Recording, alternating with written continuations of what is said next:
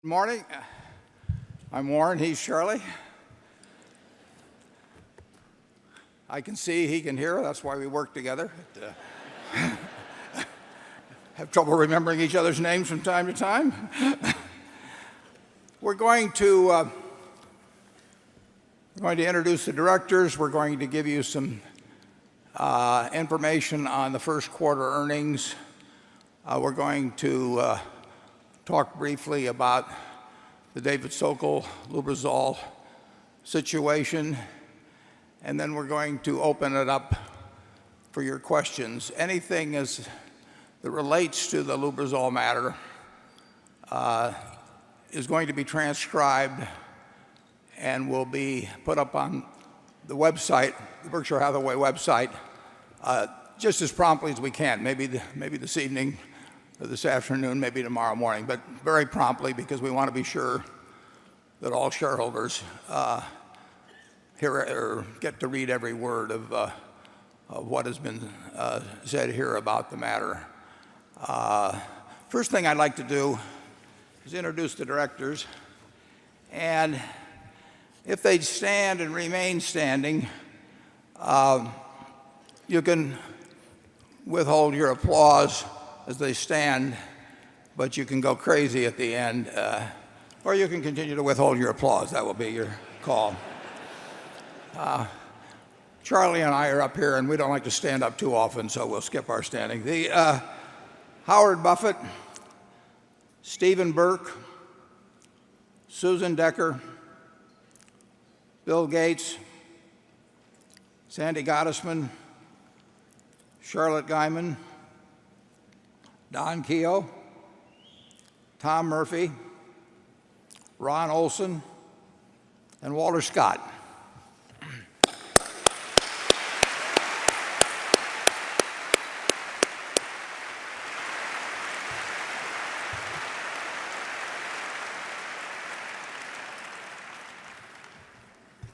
Now we have a few slides that deal with the first quarter earnings.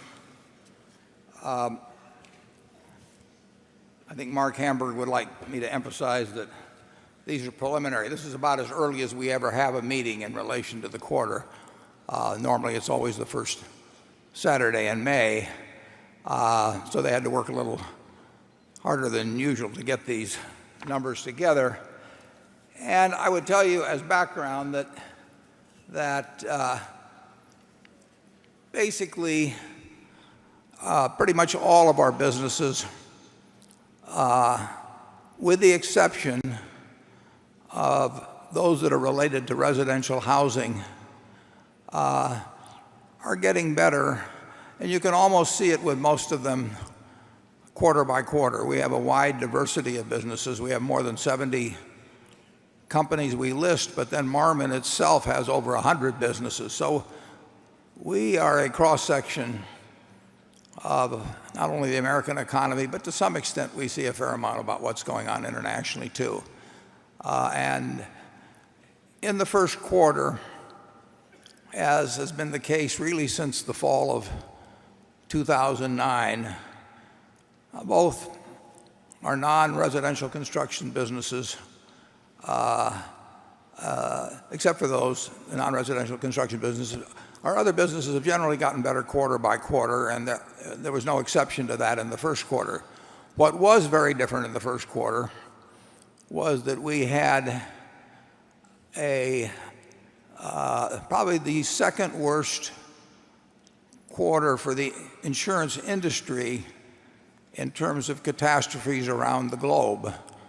Normally, the third quarter of the year is the worst period, because that's when hurricanes tend to hit the U.S., with most of them, about 50% of them occurring in September and then sort of forming a normal curve on either side of September. So the third quarter usually is the record quarter. And the third quarter was the record quarter back at the time of Katrina. But in the first quarter of this year, we had some major catastrophes in the Pacific, Asian areas, and that hit the reinsurance industry particularly hard. No one knows at this point. I mean, it's a wild guess, but probably those catastrophes cost the reinsurance industry on the order of $50 billion. And we usually participate to the extent of 3 to 5%. First of all, I'll give you our overall earnings, the way we normally present them. And if we'll put the first slide up, you can see that our insurance underwriting suffered an after-tax loss of $821 million. Now, when I wrote the annual report, I postulated normal earning power of Berkshire at about $17 billion pre-tax and about $12 billion after tax, assuming break even on insurance underwriting. Our insurance underwriting has done better than break even. In fact, it's made quite a bit of money for 8 consecutive years. But I would say with the start of these catastrophes in the first quarter, or the catastrophe experience we had in the first quarter, I would say that it's unlikely that we would have an underwriting profit for 2011. If it was remarkably catastrophe-free from this point forward, including hurricanes in the United States, it's conceivable we would break even or make a tiny profit. But that's an improbable assumption. So I think for the first time in 9 years, we will likely have an insurance underwriting loss this year.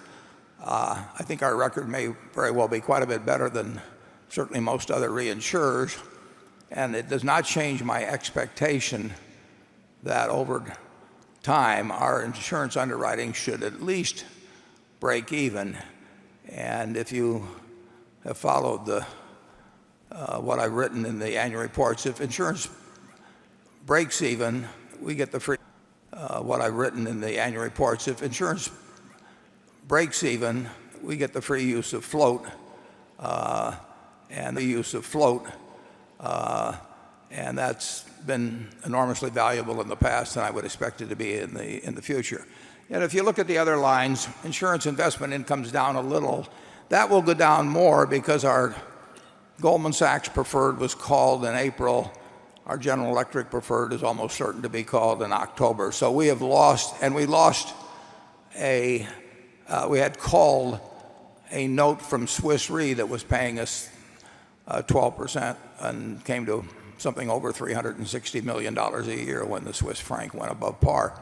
So we have lost or are losing at least 3 very high yield investments which we cannot replace with cash, and that does not count the $5.5 billion that we were going to receive in April from our Goldman Sachs preferred. So that money is earning virtually nothing now, and I would not expect that to be part of the long-term picture either. So there would, just a few percent on that would be many, many hundreds of millions of dollars. So I think over time, our insurance investment income, even though it will dip throughout this year, I would expect that if we have a similar level of investments to actually grow from the level we show here. We had the full ownership of BNSF in the quarter this year. We only had it, I think, from February 12th last year. So that in significant way accounts for the gain in that next line of railroad, utilities, and energy. But the BNSF also had a significant gain in earnings, and the railroad business looks to me like it will have a very good year this year. Not just our railroad, but all railroads. And the competitive advantage of railroads is becoming more and more evident almost by the day, particularly as fuel prices increase. And in the remaining lines, we also had gains in most of our businesses. So overall, we got hit very hard in the insurance business. And if we'll move to slide 2, we list the 3 major catastrophes that occurred, which in aggregate we estimate we have a total loss of $1,673,000,000 pre-tax. And that figure, as with all early estimates about major catastrophes, is subject to a lot of change. Nobody knows what the insured losses will be from the Japanese earthquake. But this is our best estimate now. You'll notice that over 40% of the underwriting loss comes from a contract we have with Swiss Re, where we get 20% of their business. That contract is in the fourth of its 5 years. They have indicated that they will not be interested in renewing it. I just wish they'd told us that a few months ago. But we've enjoyed the relationship with Swiss Re. It's just that we enjoy it some quarters more than others. And our estimate, we've added a little something into their estimate because on balance we feel that most catastrophe losses develop upward. It's sort of the nature of the business. But that, incidentally, the tornadoes in April, just at GEICO, we expect, and all we're talking about is automobiles here, cars, because we don't insure the homeowners. We act as agent in placing insurance for people, but we do not take the insurance risk. We estimate that 25,000 cars will get automobile claims. That's a lot of automobiles when you think about it. Our market share is about 9%, although it varies by state. But it's been an extraordinary tornado season, as you know.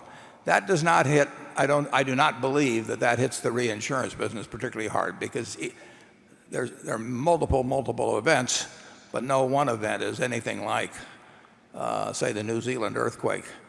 The New Zealand earthquake estimated at $12 billion of insured damage. Charlie, how many people are in New Zealand? Well, we don't practice these things, as will become evident here. What, about 3 million? 3 million? I'd guess a little more than that. 4? 5, maybe. 5, okay, 5 million people. So that's 1/60th of the population, we'll say, of the United States. And if you take 12 billion and multiply it by 60, you come up with 720 billion, which is 10 times Katrina in terms of the impact on a place like that. So there's been some really extraordinary earthquakes, and as I say, the worst part of the season is, generally speaking, for reinsurers, is yet to come. So this may be a year that the reinsurers will remember, although they might prefer to forget it. There's some good news on the insurance front. On the next slide, I show the growth in policies at GEICO month by month this year versus last year. Now, if you'll remember, in the annual report, I gave an explanation in talking about goodwill value, about how the goodwill of GEICO is carried on our books at about $1 billion. And no matter how successful the business becomes, that goodwill value has never increased on the books, but it does grow. And as I put in the annual report, I estimate its value currently, using the same sort of yardstick we used when we purchased the second half of the company back in 1995. I estimate that value has grown maybe to $14 billion. I mean, every policyholder at GEICO, on average, has a value to us, the way I calculate it, of something on the order of $1,500. And when we add 318,000, and as of yesterday it was up to 381,000, when we add that, we've added something approaching $500 million to the goodwill value. That does not count the earnings from underwriting, which were substantial for GEICO. That does not count the investment income from the float. It does not count the investment income from the net worth we have attributed to it. That is added goodwill value, the same sort of goodwill value that a Coca-Cola has or a Mars has or any company like that. And people think of it differently when they think of most consumer products. But a policyholder to Berkshire at GEICO has very, very significant value. There's a very significant percentage have been there for 10 years or more, and it's something that we do not realize on our balance sheet or income account, but it's an asset that's every bit as real as the numbers that we do put on the balance sheet. So there's good news at GEICO. We are gaining market share every day. As a matter of fact, if you think about it, we have some people in the adjacent room that will be glad to sell you GEICO policies. And if only 66 of you sign up, that's a goodwill value of about $100,000. So it will take care of some of the expenses of this meeting. Not that I care whether you do it or not. Now, there's one more item I want to go through on the earnings picture, just because it's been selling at, say, 80% of X for quite a while. Nobody knows exactly what quite a while means, and I'm sure they phrase it differently in the accounting textbooks. But anyway, if it sells there for quite a while, you're supposed to mark it down to that new valuation and have that markdown go through your income account, through your profit and loss account. Now, we mark it down in any event for the balance sheet, and the balance sheet is what gives you the number for book value and is our reference point. But only when it meets this other than temporary thing does the markdown actually get run through the profit and loss account. Now, on March 31st, as is shown, I believe, on the next slide, we owned some Wells Fargo stock, which had a cost of about $8 billion, and the market value was $11.3 billion. But some of the Wells Fargo stock we bought had been bought at higher prices than the March 31st figure, whereas, as you can see, a lot of the stock, which had a gain in it of $3.7 billion, had been bought at lower prices. Well, under the rules, we were required to mark down the stock we bought at a higher price by $337 million, whereas we ignored in the income account the $3.7 billion of gain. Now, interestingly enough, there's two ways you can account for securities, as I understand it, both fully meeting GAAP accounting requirements. And if we had used the average cost method, we would not have had to mark down, but we use what they call the specific identification method. Now, the specific identification method is actually useful to us from a tax standpoint, because it means whenever we sell a security, we can pick out the highest priced security and attribute the sale to that. So it actually saves us money, or the time use of money, to get into specific identification.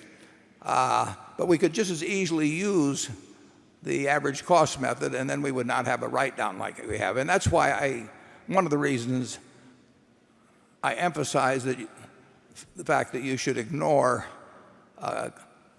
gains or losses in securities or derivatives on a quarterly basis or even an annual basis. The important thing is what the operating earnings of our businesses are doing and what the gain in book value generally has been. And then on top of that, you have to make your own estimate for what intrinsic value is, which would include things like the value that has been developed at GEICO. I apologize for taking you through the accounting lessons, but the headlines often just say what the final net income is, as if that's the all-important figure, and sometimes it's the all-deceptive figure. I mean, it really bears, if you include gains and losses, it bears really no connection to to the reality of whether a quarter has been satisfactory from our standpoint. But it does get a lot of attention in the press, and that's why we spend perhaps an inordinate amount of time trying to explain what really takes place in our financials. Now, I think we're going to get to the questions and answers here in just a second. We'll alternate between the press group on my right and 13 stations microphones that have been placed, I think a dozen of them in this room and maybe one in one of the overflow rooms. I'd like to just comment for a few minutes, and this will be transcribed and up on the internet at our webpage. I'd like to comment for just a few minutes, and I'd like to ask Charlie then to give his thoughts on the matter of David Sokol and the purchase of Lubrizol stock. You saw in the movie a clip from the Solomon situation, and that occurred almost 20 years ago. It'll be 20 years ago this August. And at the time, that occurred almost 20 years ago. It'll be 20 years ago this August. And at the time, there was a Sunday. Charlie was there, and I was elected the chairman at about 3 o'clock in the afternoon or so, I think, that on a Sunday at Solomon. And I went down to address a press group, and almost the first, somewhere in the early questions, somebody sort of asked me, what happened? And I'd just gotten to Solomon fairly recently, so I didn't know too much about it. But the phrase that came out of my mouth then, sometimes my mind and my mouth are coordinated. The phrase that came out of my mouth then was that what had happened was inexplicable and inexcusable. Now it's 20 years later, and looking back on Solomon, I still find what happened inexplicable and inexcusable. I will never understand exactly why some of the events that transpired did transpire. And to some extent, in looking at what happened a few months ago with Dave Sokol's failure to notify me at all that he'd had any kind of contact with Citigroup. In fact, he directed my attention to the fact that they represented Lubrizol and never said a word about any contact with them. And then the purchases of stock immediately prior to recommending Lubrizol to Berkshire, I think for reasons that are laid out in the audit committee report, which I urge you to read and which is on our website, I don't think there's any question about the inexcusable part that Dave violated, in that the code of ethics. He violated our insider trading rules, and he violated the principles I lay out every 2 years in a direct personal letter to all of our managers, and which I've been doing for a long time. So you can read the audit committee report about that. The inexplicable part is somewhat, it's inexplicable, but I'd like to talk about it a little bit, because I will tell you what goes through my mind in respect to it. Certainly, one interesting point is that Dave, to my knowledge at least, made no attempt to disguise the fact that he was buying the stock. I mean, you read about insider trading cases, and people set up trusts in Luxembourg, or they use neighbors who know neighbors, or they use third cousins, or they have various ways of trying to buy the stock, so that when it's later that FINRA, as a supervising organization, looks at the trading activity in the months prior to a deal, they do not see names that jump out at them as being associated with the deal. As to my knowledge, Dave did nothing like that. So he was leaving a total record as to his purchases. Now, I think at least usually and maybe always, we are queried after any deal. We are asked who knew about it when. And we supply a list of whether it's people at the law firm or people that are in a secretarial position at our place or the law firm. We give them a list of everybody that might have known or did know about the deal prior to the public announcement. And I don't know whether they do that 100% of the time, but certainly it's my experience that you get that. And then a while later, you get a list of names of people that FINRA again has picked up as trading it, and they ask you whether any of those names ring a bell with you. So they're trying to put together whether anybody did any inside trading ahead of time. So the odds that if you're trading in your own name and you're on that list of people who know of a deal ahead of time, the odds that it's not going to get picked up seem to me that are very much against you. But to my knowledge, Dave did not disguise the trading, which, that's somewhat inexplicable that if he really felt he was engaging in insider trading and that knew the penalties that could be attached to it, that he essentially did it right out in the open. So, a second fact, which is perhaps less puzzling, but Dave obviously has a net worth in very high numbers. He made, I think, close to $24 million. He earned it from Berkshire last year, and we got our money's worth. But he did get $24 million too. So I would say that there are plenty of activities in this world that are unsavory, that are committed by people with lots of money. So I don't regard that as totally puzzling. But I will give you one instance that does make it puzzling. It makes it very puzzling to me. We bought Mid-American at the end. Berkshire Hathaway bought Mid-American at the end of 1999. Berkshire Hathaway bought about 80%. Walter Scott, who I just introduced, in his family was the second largest holder, I think something over 10%. And then two operating people, Dave Sokol, the senior one, owned or had options on a big piece, and Greg Abel, a terrific partner of Dave's, also had a piece. And Walter Scott, and I've told this story privately a few times, but I don't think I've done it publicly. Walter Scott came to me a year or two after we'd bought it, and Walter said, I think we ought to have some special compensation arrangement for Dave and Greg if they perform in a really outstanding manner. And he said, I think maybe he suggested something involving equity, and he saw me turn white. So he said, why don't you design one and let me know?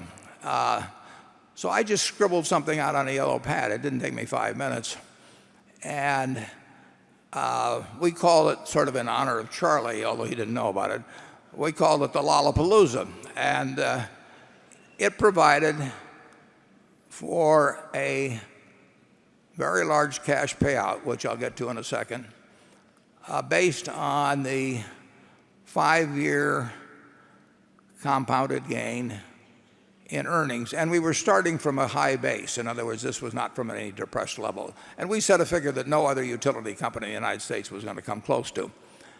But if that figure were achieved, we were going to give $50 million to Dave and $25 million to Greg Abel. And I had Dave come to the office, and I said, here's what Walter and I are thinking.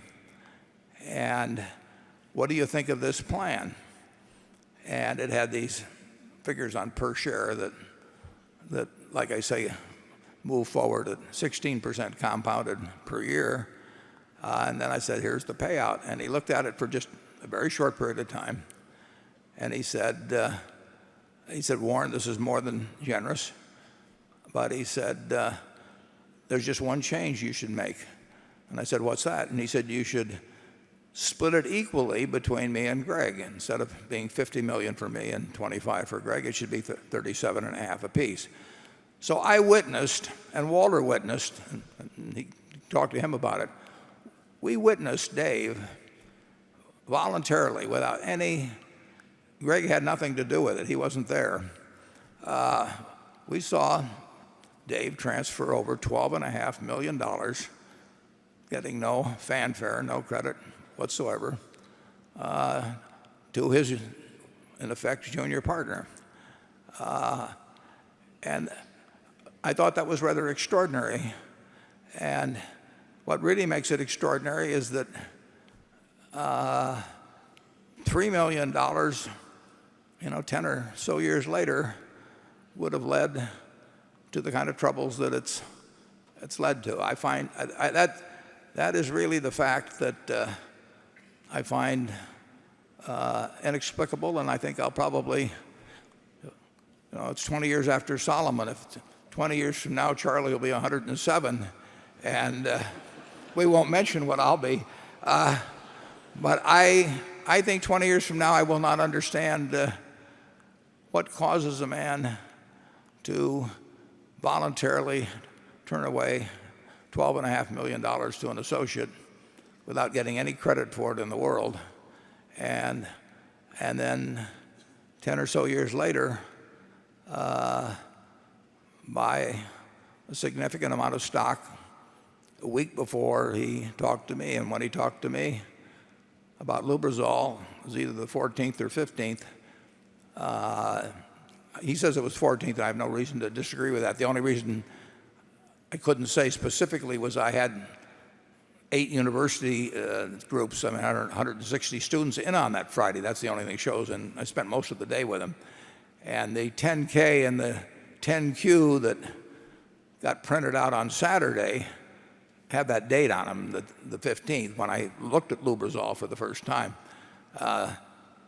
Might be interested in knowing. I've been looking up 10Ks and 10Qs for 20 or 30 years, but I don't know how to print them out. So fortunately, Tracy Britt was in the office, and I said, Tracy, would you print this damn thing out? I don't know how to do it yet. But that is why I don't know whether it was the 14th or the 15th. The 10Q says the 15th. But at that time, when Dave called me on it, he said nothing about contact with Citigroup or anything of the sort. And I said, I don't know anything really about the company. He said, well, take a look at it. It might fit Berkshire. And I said, well, how come? And he said, well, and he said, I've owned it, and it's a good company. It's a Berkshire type company. And I obviously made a big mistake by not saying, well, when did you buy it? But I think if somebody says I've owned the stock, it sounds to me like they didn't buy it the previous week. So there we are with a situation which is sad for Berkshire, sad for Dave, still inexplicable in my mind, and we will undoubtedly get more questions on it. We'll be glad to answer them. Charlie, do you have any thoughts on this? Well, I think it's generally a mistake to assume that rationality is going to be perfect, even in very able people.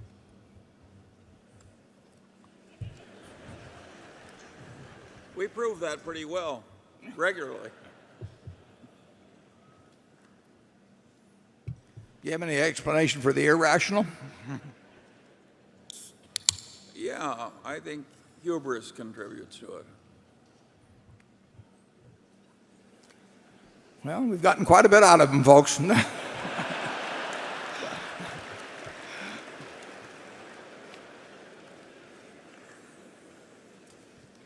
Okay, let's go to work. We'll start with Carol Loomis of Fortune magazine. I should introduce our group here. We didn't go alphabetical this time. We've got Carol, then we've got Andrew Ross Sorkin of the New York Times, and we have Becky Quick of CNBC. Now,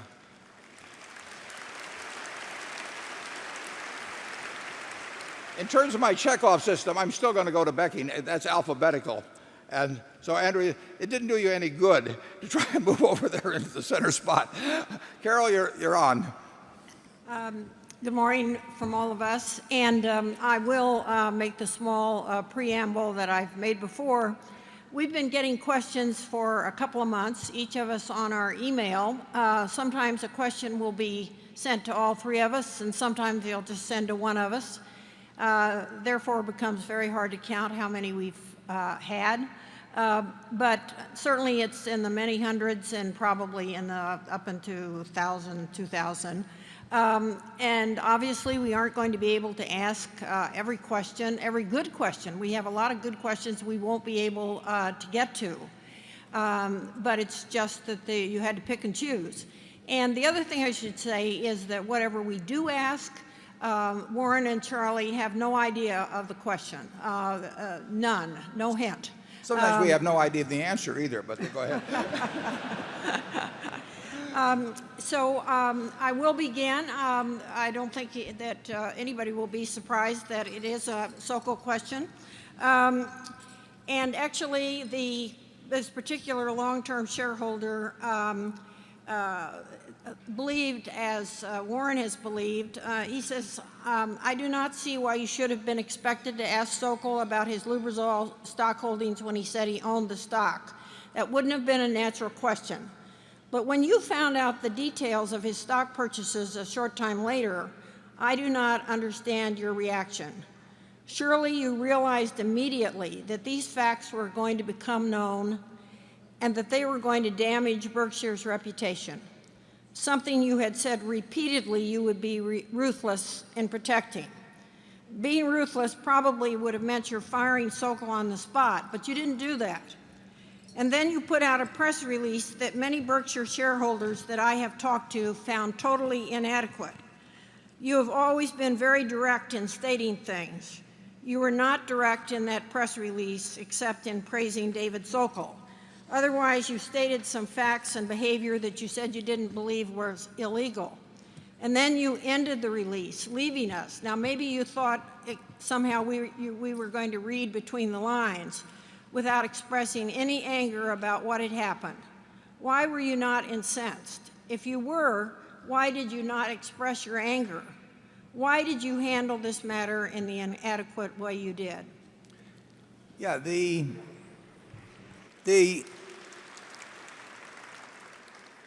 it wasn't really immediately thereafter. I learned on March 14th, which was the day we announced, and now bear in mind his first conversation when he said he owned the stock was January 14th. In between January 14th and March 14th, Dave gave no indication that he'd had any contact with Citigroup of any kind. And as we learned later, they met in maybe October or something like that, and talked about possible acquisition candidates for Berkshire. But none of that. He told me at one point, he said Evercore and Citi represent Lubrizol. One of them represents the directors and one of them represents the company, and not a word about any contact.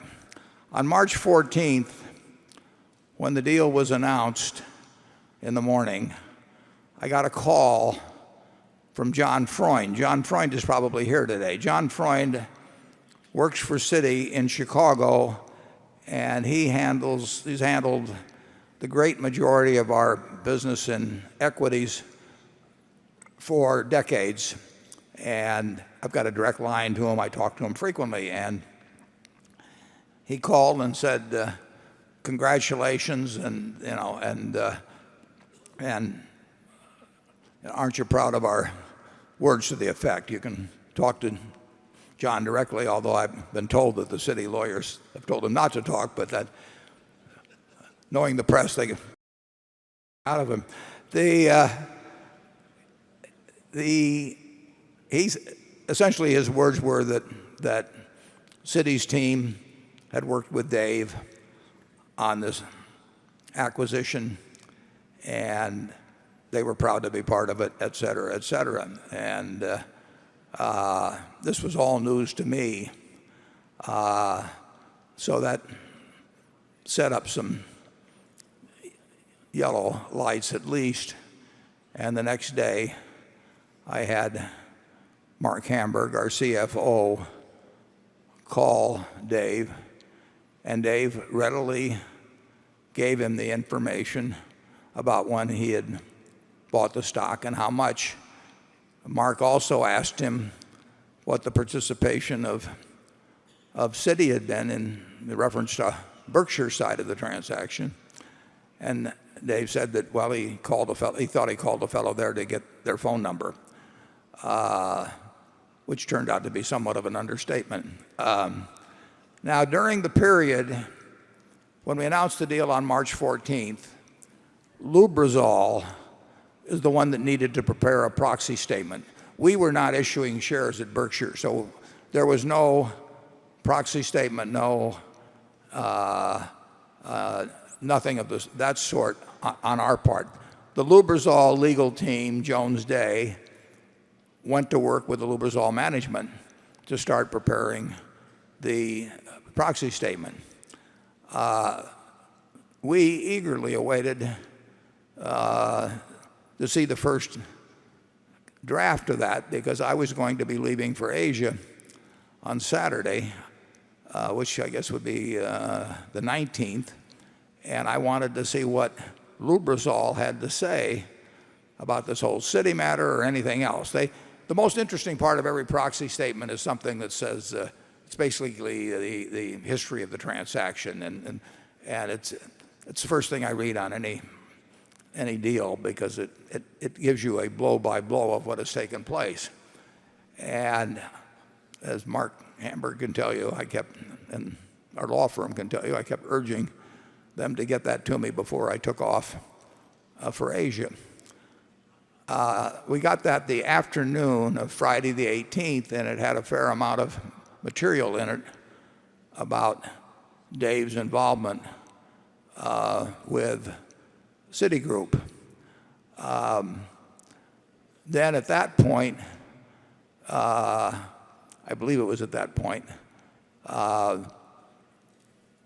our law firm got involved, Munger Tolles got involved in their input to the Lubrizol lawyers as to what we had seen that was different or what we had seen that they didn't know about that we could add.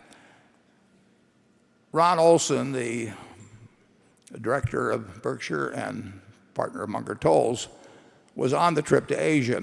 So we got on the plane on Saturday the 19th and traveled over the next week until the 26th.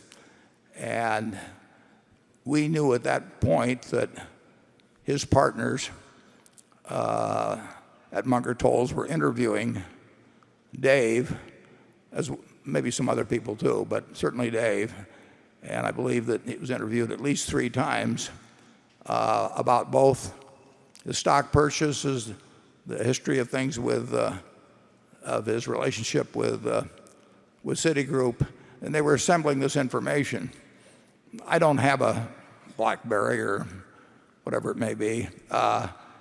Ron does, so he would get some information as we were over there, and he was getting some input, but and we decided that when we got back, we would need to have a prompt meeting of the Berkshire board about this matter, and we would also learn what the full details, at least of what Bob Denham and maybe other attorneys at Munger Tolles learned from their interviews with Dave. And we got back on, I guess it would be Saturday the 26th, and on the 28th we were going to bring Charlie into it before calling a board meeting, but there would have been a board meeting that week, and then about afternoon, a letter was delivered by Dave's assistant, which really came out of the blue, and he said to me he felt he was retiring on a high point, and he gave the reasons why he was retiring, which I laid out and so on. I don't know Whether the questioning the previous week had affected his attitude, he would say not.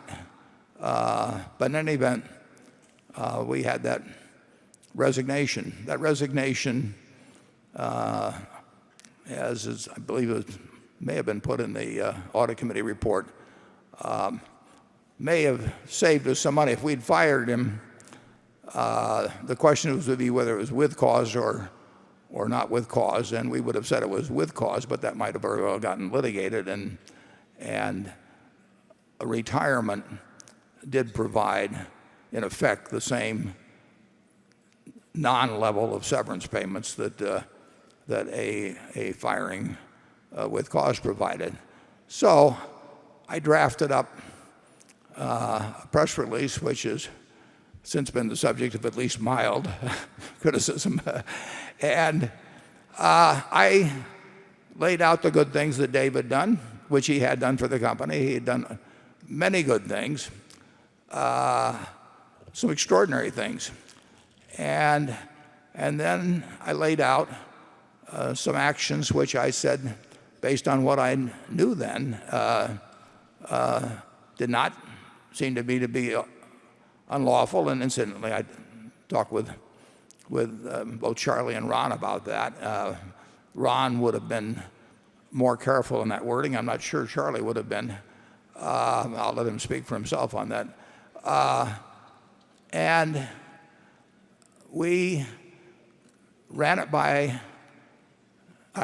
Dave on Tuesday morning, just to be sure the facts were accurate. And he said he objected very much to something that I'd put in where I said that I thought that he was, in effect, had his hopes dashed for succeeding me, and that was part of the reason. And he said that was absolutely not true, that he had no hopes ever of succeeding me, and that I, basically, he was telling me what was in his mind, and I shouldn't be trying to second guess what it was in his mind. So I took that part out. But he affirmed all of the other facts in that letter, and then I took it out. I sent it to him a second time to make sure that he was okay with the facts, and he said they were accurate. Now, in there was included the fact that Dave had no indication that Lubrizol had any interest in an approach from Berkshire, and that, at least according to the final Lubrizol proxy, is not the case. I have not talked to anybody except John Freund at Citigroup, so I have no idea what took place with the investment bankers at Citigroup, except for what I read in the Lubrizol proxy. But the Lubrizol proxy now says that Dave did know that Lubrizol had an interest on December 17th. But both in the two chances he had to review it, and then when he went on CNBC on a Thursday and talked for half an hour, he made no attempt to correct any of the facts in it. Now on Wednesday, when we put out the report, we had to have a board meeting first. It was news to the board. They got the release a little bit ahead of time, and then we had a board meeting. We also delivered, through our law firm, we phoned the head of the enforcement division of the Securities and Exchange Commission and told them exactly the facts regarding the stock purchases and anything else that they might have cared to know. So I think we acted in that case very, very promptly to make sure the Securities Exchange Commission and the top of the enforcement division was well versed on what had taken place to our knowledge up to that point. So from our standpoint, my standpoint, Dave gave him chances for lawsuits about compensation due him, and we had turned over some very damning evidence, in my view, to both the public and to the SEC. What I think bothers people is that there wasn't some big sense of outrage or something in the release. And I plead guilty to that. This fellow had done a lot of good things for us over 10 or 11 years, and I felt that if I'm laying out a whole bunch of facts that are going to create lots of problems for him for years to come, that I also list his side of the equation in terms of what he'd done for Berkshire. And as I said a little bit earlier, one thing I didn't even lay out was this extraordinary act where, in effect, he turned over $12.5 million to a fellow employee. So that's the history of my thinking on it. Charlie, you want to add anything?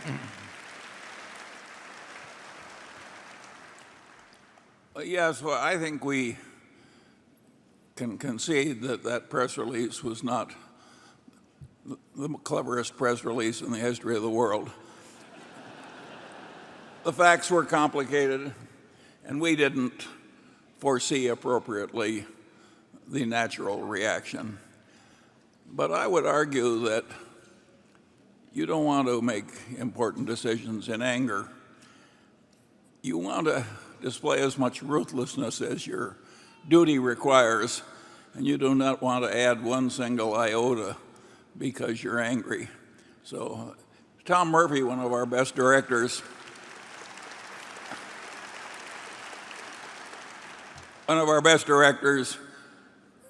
always told the people at Cap Cities, you can always tell a man to go to hell tomorrow if it's such a good idea. And so the anger part of it, and I don't think it was wrong to remember the man's virtues as well as his error.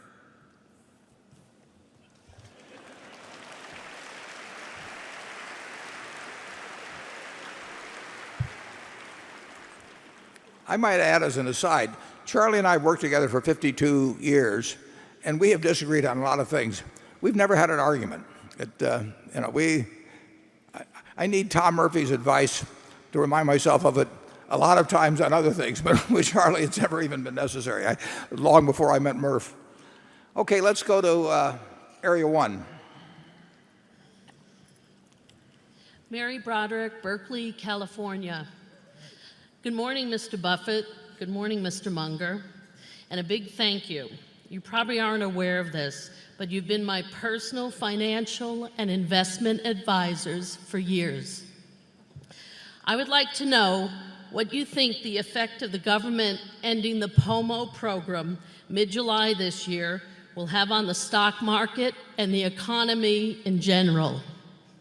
The government ending the, are you talking about QE2 or? Permanent open market operation. Well, you're one acronym ahead of me.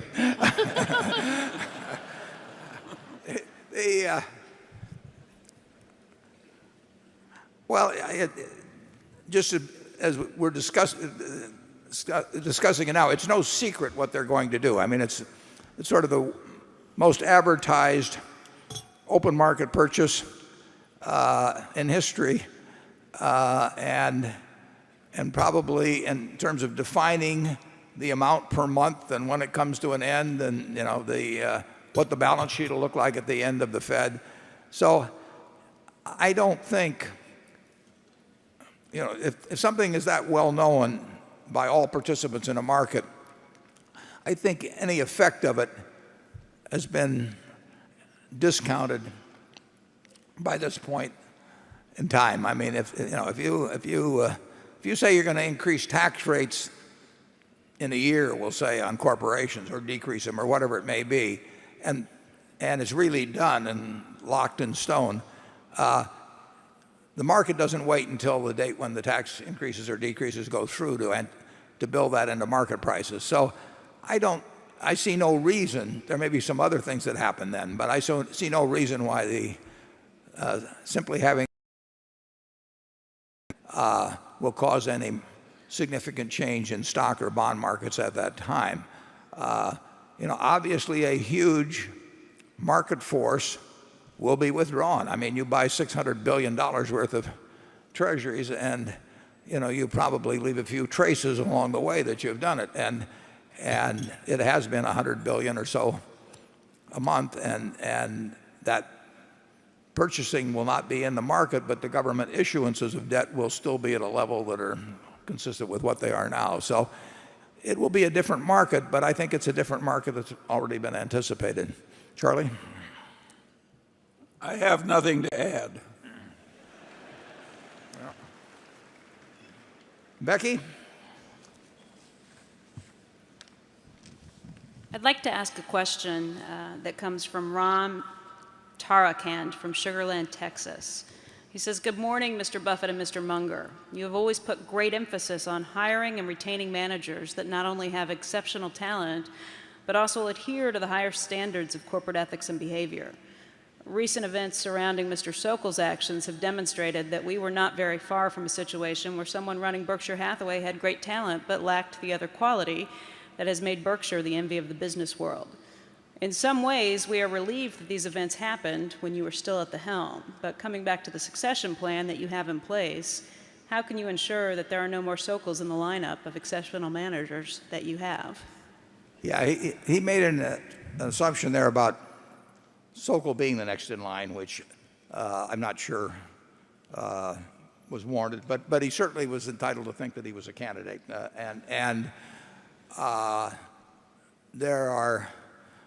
That is one of the reasons that I think it's a good idea if my son Howard Buffett, who would get paid nothing and have no activities in the company, be the chairman after I'm not around, because you can make a mistake in selecting a CEO. I mean, I think the odds of us making a mistake are very, very low. Certainly the candidate that I think is the leading candidate now, I would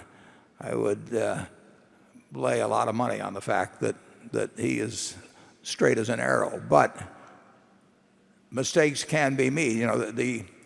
The Bible says the meek shall inherit the earth. But the question is, will they stay meek? And the idea of having an independent chairman who would be voting a lot of stock, because even at my death, because of the concentration of A stock and so on, the executors would have a very significant block of stock. And if some mistake were made, it would be easier to change if not only a very large block of stock were available to express an opinion, but also if the chairmanship was not locked in with the CEO. It's gotten less tough to change CEOs at companies where either their moral or their intellectual qualities are found lacking. But it's still difficult. It's particularly difficult if they turn out to be a mediocre CEO. If the person's really bad, people will rise up sometimes, and particularly if they have meetings without the CEO present. But it's not an easy job to displace a sitting CEO who also holds the chairman's position and controls the agenda and all of that. So I think an independent chairman, particularly one that represents a very large block of stock and has no designs himself on taking over the place, is a safety measure for the possibility, however remote, that the wrong decision is made. But I will tell you that the directors of Berkshire will be thinking every bit as much about the quality of the person as a human being as they will be thinking about their managerial skills, because it's vital that you have somebody at Berkshire, in my view, that is running the place that really cares more about Berkshire than he does about himself in terms of advancement. And I think we have multiple candidates that fulfill that, and the idea of an independent chairmanship is part of the belt and suspenders. Charlie? Well, your idea about the Buffett family has a precedent. The Rockefellers left the management of Standard Oil many, many decades ago, but they did intervene once, and that was to throw out, what was it, the head of Standard of Indiana, and it was on moral grounds. So that sort of thing can happen, and you have put another string in our bow. Okay, we'll go to area 2. Caroline Tall, Boston, Massachusetts. Mr. Buffett and Mr. Munger, if you were going to live another 50 years, and we sincerely hope you do, and could add one additional sector or asset class to your circle of competence, which sector would it be and why? Well, that's a very good question, and I particularly like the preamble.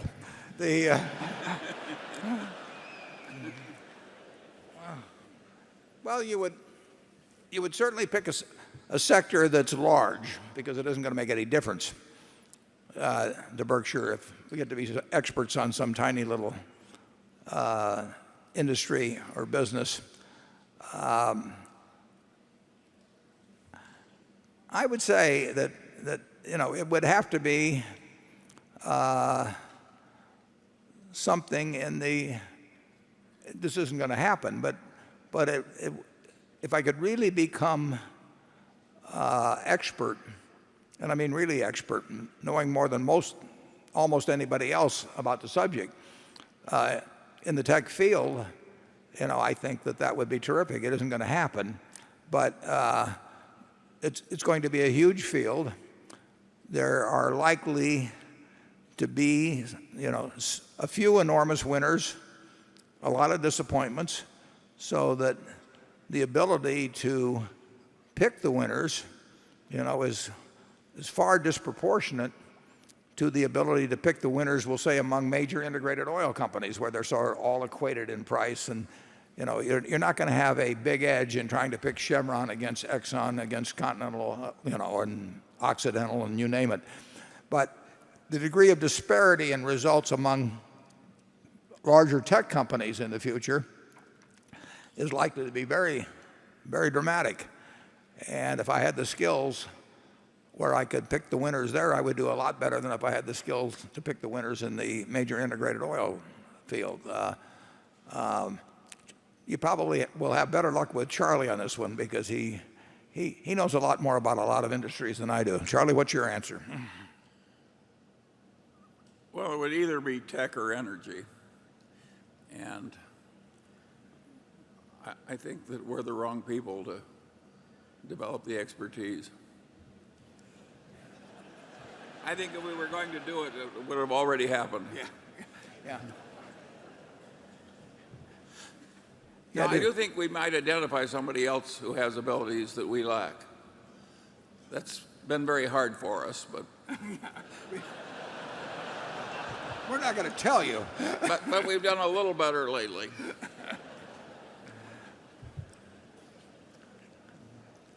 It's a good question. Andrew?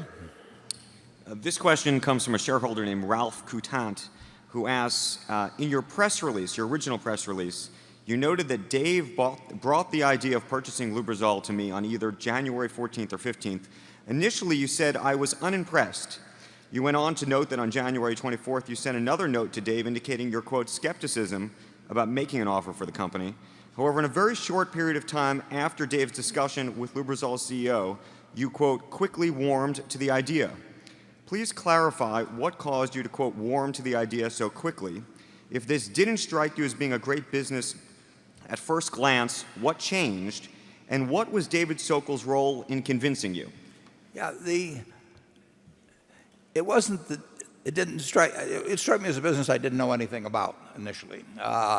You're talking about petroleum additives. I never would understand the chemistry of it, but that's not necessarily vital. What is important is that I understand the economic dynamics of the industry. Are there competitive moats? Is there ease of entry? All of that sort of thing. I did not have any understanding of that at all initially.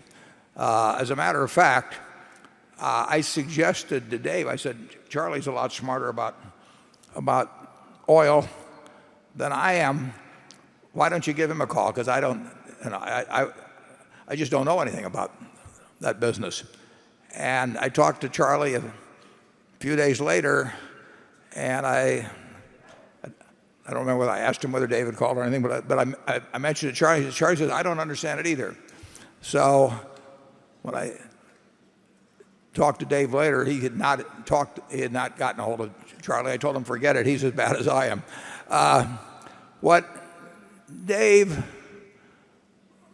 passed along to me after having that dinner with James Hambrecht, and which I later confirmed in a lunch when James Hambrecht came out here on February 8th. But it was the same thing. I thought and I still feel, I thought I got a good understanding of industry dynamics and how the business had developed over time, what the role of oil companies was and would be in relation to a chemicals additive. The oil companies are the biggest customers. They sell base oil to a Lubrizol, but they are the big customers, and they have gotten out of the business to quite a degree, although there's two of them left in it. So this industry had consolidated over time. I looked at the question of ease of entry. Every time I look at a business, when we bought See's Candy in 1972, I said to myself, if I had $100 million and I wanted to go in and take on See's Candy, could I do it? And I came to the conclusion, no, so we bought See's Candy. If the answer had been yes, we wouldn't have done it. I asked myself that same question, can I start a soft drink company and take on Coca-Cola if I have $100 billion? Richard Branson tried it some years ago in something called Virgin Cola. The brand is supposed to be a promise. I'm not sure that that's exactly the promise you want to get if you buy a soft drink, but in any event, I felt after my conversation with Dave, subject to a second conversation with James Hambrecht, but covering the same ground, that it's not impossible at all for people to enter this business, but in terms of the service that and the relatively low cost of what Lubrizol brings to the party, and in terms of people trying to break into a market and take them on, and it's not a huge market, it's probably only a $10 billion market overall. I decided that there was a pretty good sized motor on this business. They got lots and lots of patents, but more than that, they have a connection with customers. They work with customers when new engines come along to develop the right kind of additive. And so I felt that I had an understanding, didn't understand one thing more about chemistry than when I started, but I felt that I had an understanding of the economics of the business the same way I felt that when the ISCAR people talked to me. I mean, who would think that you could have, take some tungsten out of the ground in China and put it in the little carbide tools and that you could have some durable competitive advantage? But I decided ISCAR had a durable competitive advantage after looking at it for a while. That's the conclusion I have come to the conclusion that, and Charlie as well, that the Lubrizol position as the dominant, or the number one company, not dominant, but the number one company in terms of market share in that business is sustainable, and that it's a very good business over time. It helps, they are helping engines run longer, run smoother. When metal is acting on metal, that lubricants are important, and they're always going to be around. And I think Lubrizol will be the leading company for a very, very long time. And that's the conclusion I came to. And I did not have a fix on that, nor did Charlie, prior to Dave relaying on to me what he had learned at that dinner, which incidentally, Lubrizol had been telling the world. I mean, they made investor presentations and all that quite extensively over the years. I simply hadn't paid any real attention to it, and when it was explained to me, I thought I understood it, and I still think I understand it. I think Lubrizol will be a very, very good addition to Berkshire, and I saw James Hamburg just yesterday, and despite the turmoil around this, they are very enthused about becoming part of Berkshire, that they regard it as the ideal home. Charlie? Yeah, ISCAR and Lubrizol to some extent are sisters under the skin. You got very small markets that aren't really too attractive to anybody with any sense to enter, and fanaticism's in service. So if you have any more like that, why, please give Warren a call. Okay, Area 3. This is Sean Shaochu from Ottawa, Ontario. Warren, Charlie, I admire you guys tremendously. I want to ask a question about the valuation of your company. You said price is what you pay and value is what you get.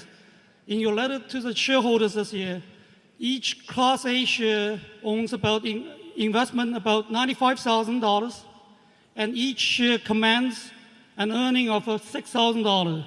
So in my simplistic way of calculation, each share is worth $95,000 of investment plus the earnings discounted at 7%. That's another about $90,000. So it adds up to about $185,000. Is that correct? Does that mean the complexity of your empire is a value trap? We give those figures because we think they're important, both the investments per share and the operating earnings per share, excluding the earnings that come from the investments, and leaving out insurance underwriting profits or losses because we think at worst they'll break even, but they do bounce around from year to year. Those figures are pre-tax on the operating earnings, so I'm not sure whether you're applying your discount factor to pre-tax or after-tax, but we think they're important. And I would expect that, well, the operating earnings, are almost certain to increase. How much, who knows? But that number is likely to go up. The investments are still about the same as at year end, but that they could go up or down based on whether we're able to buy more operating businesses. Our goal is to build both numbers to some extent, but our primary goal is to build the operating earnings figures.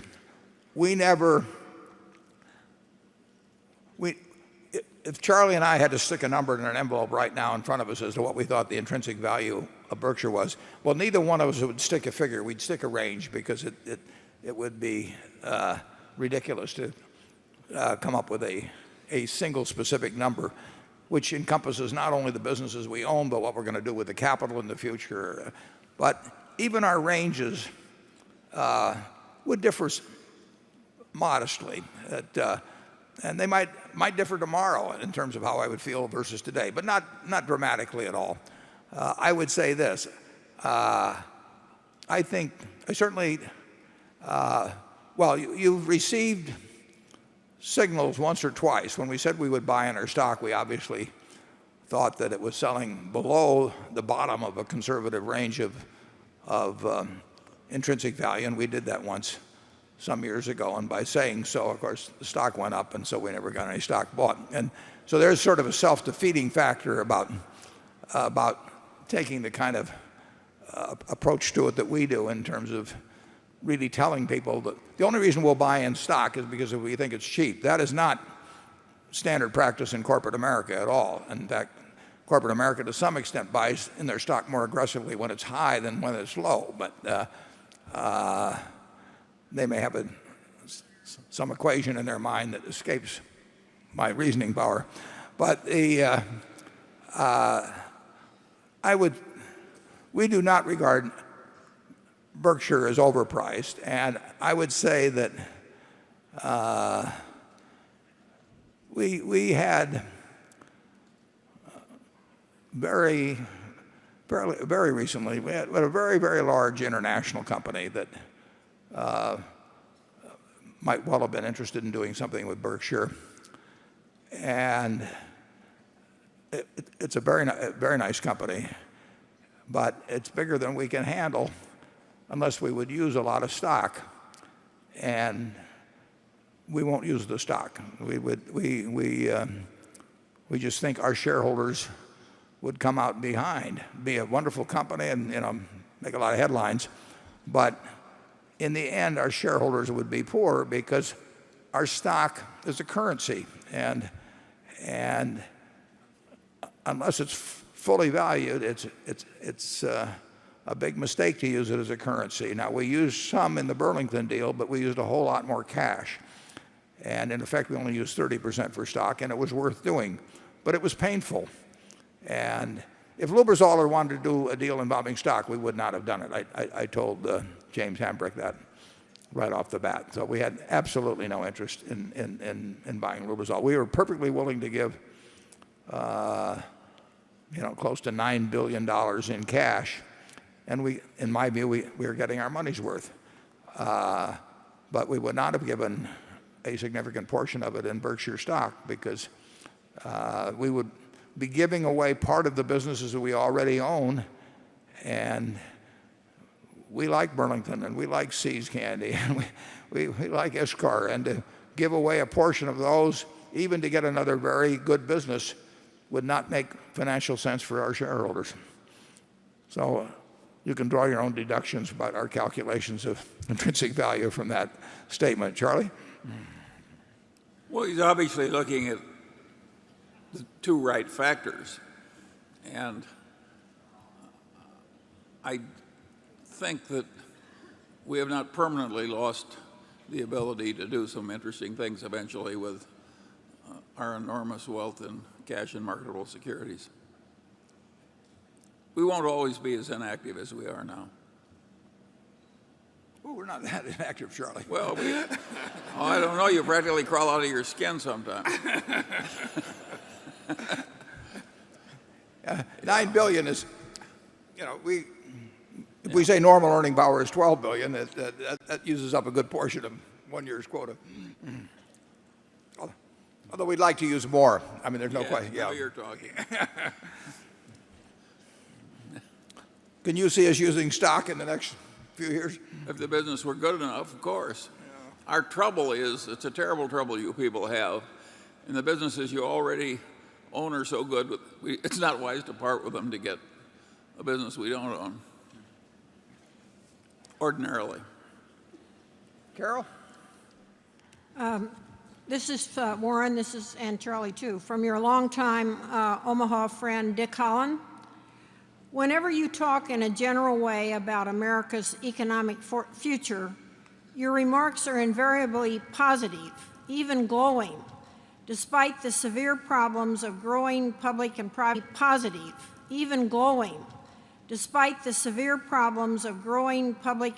debt, the huge budget imbalances that result, and no real policies to solve these problems. Some experts believe that we may reach the point where future bond offerings to cover the rising debt might fail. Many wonder if we are not entering a time of national decline. How can a lousy long-term U.S. economy make you so happy?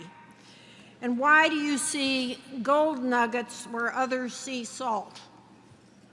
That's from Charlie's good friend as well, Dick Holland, who we both have known for 60 plus years. I don't see how anybody can be other than enthused about this country. If you look back to 1776 or 1789, whichever one you want to date it from, it has been the most extraordinary economic period in the history of the world. In fact, if you go back, I was born on August 30th, 1930. Now, if somebody had come to me in the womb and said, let me tell you what it's like outside now. Yeah, the stock market has just crashed, but you haven't seen anything yet. 4,000 banks are going to fail. The Dow Jones average is going to go down to 42. It was 381 back just a little bit before you were conceived. And it's going to go to 42. They're going to close the banks for a while. We're going to have 25% unemployment. We're going to have the Dust Bowl in the Midwest. The grasshoppers are going to take over. It would be like in that Woody Allen movie where he says, go back, go back. All that's happened since August 30th, 1930 is that the standard of living of the average American has increased 6 for 1. 6 for 1. That's absolutely incredible. I mean, if you look at centuries where nothing happened for the average person, I mean, century after century. So we have a system that works magnificently. It gets gummed up periodically, and it always has troubles. I mean, my father was very anti-New Deal. So my sisters and I sat around a dinner table from the first we can remember hearing how things were going to go to hell. Matter of fact, my father-in-law told my wife-to-be and her mother that he wanted to have a talk with me before we got married. And he was very much on my side, so I was not in a panic about this or anything. But I went down to his house shortly before the marriage, and this wonderful man, Doc Thompson, sat in a chair for a couple of hours. And he said, Warren, he said, I just want to tell you that you're going to fail, but it's not your fault. And he said, you and Susie, my daughter, if you starve, she would have starved anyway. I mean, it is not your fault. It's because, it's because the Democrats are in, and they're going to take the country down the road to communism, and just don't worry about the fact you're going to fail. And this went on for quite a while. And then he blessed me and we got married. It was a happy ending. But ever since, when I got out of school in 1951, the two people I admired the most in the world, my dad and Ben Graham, both said, you've got a good future, but don't start in stocks now, because there's never been a year when the Dow Jones average has not ended up below 200, and it's above 200 now. It's much too high, and if you start now selling stocks to people, they're going to have bad experiences. And so why don't you go wait a while and go work in the Omaha National Bank or do something, park yourself on the sidelines. There's always negatives. The country always faces problems. I mean, this country went through, it went through a civil war. It's gone through all kinds of things. But what happens? We have a few lousy years from time to time. I mean, we've had probably 15 recessions since the country started. And we will always have a list of 10 or 15 things at the start of the year that will tell you why, this country can't possibly work well. But all I can tell you is that it doesn't do it in a straight line. But the power of capitalism is incredible. I mean, that's what is bringing us out of this recession. I mean, monetary and fiscal policy have some utility, and certainly in the fall of 2008, the government was needed in a huge, huge way. It was the only one that could do what was needed.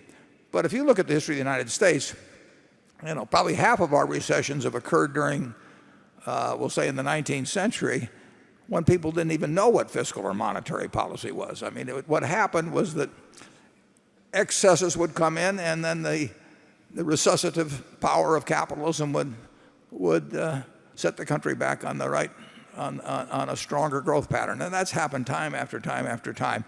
And the game isn't over. I mean, it is not like the potential of America has been used. What has happened is the rest of the world has caught on to some extent. So you're seeing, some state capitalism in places like China, and they're they're turning economies loose that have been dormant for centuries. But it's not because the people are smarter. It's not because they work harder. It's just because they have tapped into a system that works marvelously over time. And I will tell you, in the next 100 years, you're going to have probably 15, maybe as many as 20 lousy years, but we will be so far ahead of where we are now that, that will be unrecognizable. Charlie?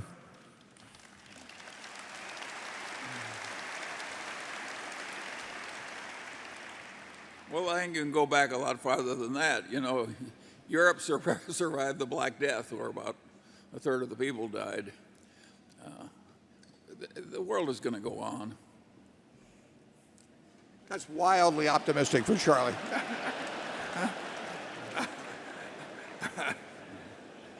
Have you got anything more encouraging than that to say, Charlie? Well, I don't know. I understand a little bit of Dick Holland's point of view. And by the way, I've known him a long time. He aced me out of any hope of being the chief candle snuffer at the Unitarian Church. He was so damn good at it. Anyway, what was it? Can you bring yourself to say anything optimistic? Well, I have a little bit of a twist on that. And so I would say that you can be cheerful even if things are slightly deteriorating. And that's a very good quality to have. I have a personal saying that has always amused me. I say the politicians are never so bad you don't live to want them back.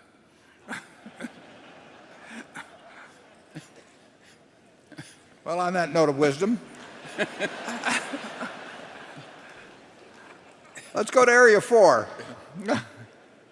Good morning, Angie Jansen of Cambridge, Massachusetts. My question is, aside from the need to put huge amounts of capital to work, do you still believe that a high return on tangible capital business like Seas or Coke is the best asset to hold in an inflationary environment?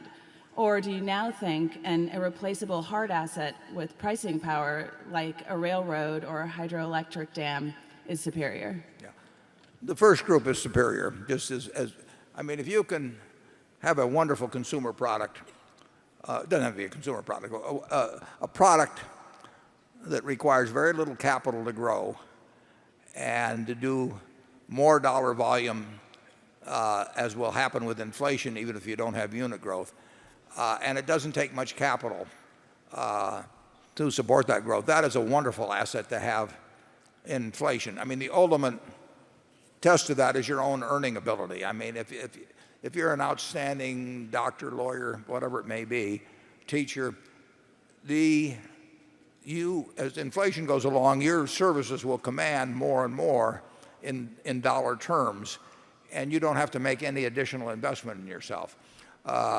People think of that, with a very long-lived real estate asset or something of the sort, or a farm or anything where additional capital is not required to finance inflationary growth. The worst kind of businesses are the businesses with tons of receivables and inventories and all of that. And in dollar terms, if their volume stays flat but the price level doubles and they need to come up with double the amount of money to do that same volume of business, that can be a very bad asset. Now, normally, we are not enthused about businesses that require heavy capital investment, just like utilities and the railroad. We think that, on the other hand, that particularly with the railroad, that where you do not have any guaranteed lower rate of return, that you should be entitled to earn returns on assets that are becoming more and more valuable to the economy, as whether it's because of inflationary factors or because of just natural growth factors, or in the case of the United States, I think it'll be both. But the ideal business, See's Candy is doing, it was doing $25 million of volume when we bought it. And it sold 16 million pounds of candy at a little more than It retails $1.90, and we had some quantity discount. So we were doing close to $30 million worth of business. Now we're doing well over $300 million worth of business. It took $9 million of tangible assets to run it when it was doing 30, and it takes about 40 million of tangible assets at 300 and something. So we've only had to plow back $30 million into a business, which will make us, well, it's made us probably $1.5 billion pre-tax during that period. And if the price of candy doubles, we don't have any receivables to speak of. Our inventory turns fast. We don't store it or anything like that. We gear up seasonally, and the fixed assets aren't big. So that is a much better business to own than a utility business if you're going to have a lot of inflation. Charlie? Yeah, and what's interesting about it is that we didn't always know this. And sometimes we forget it. That's true too.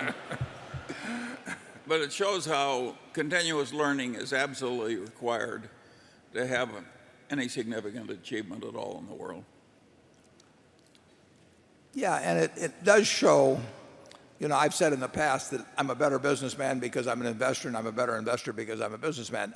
There's nothing like actually experiencing the necessity, particularly in the 1970s when inflation was gathering strength in the early 80s.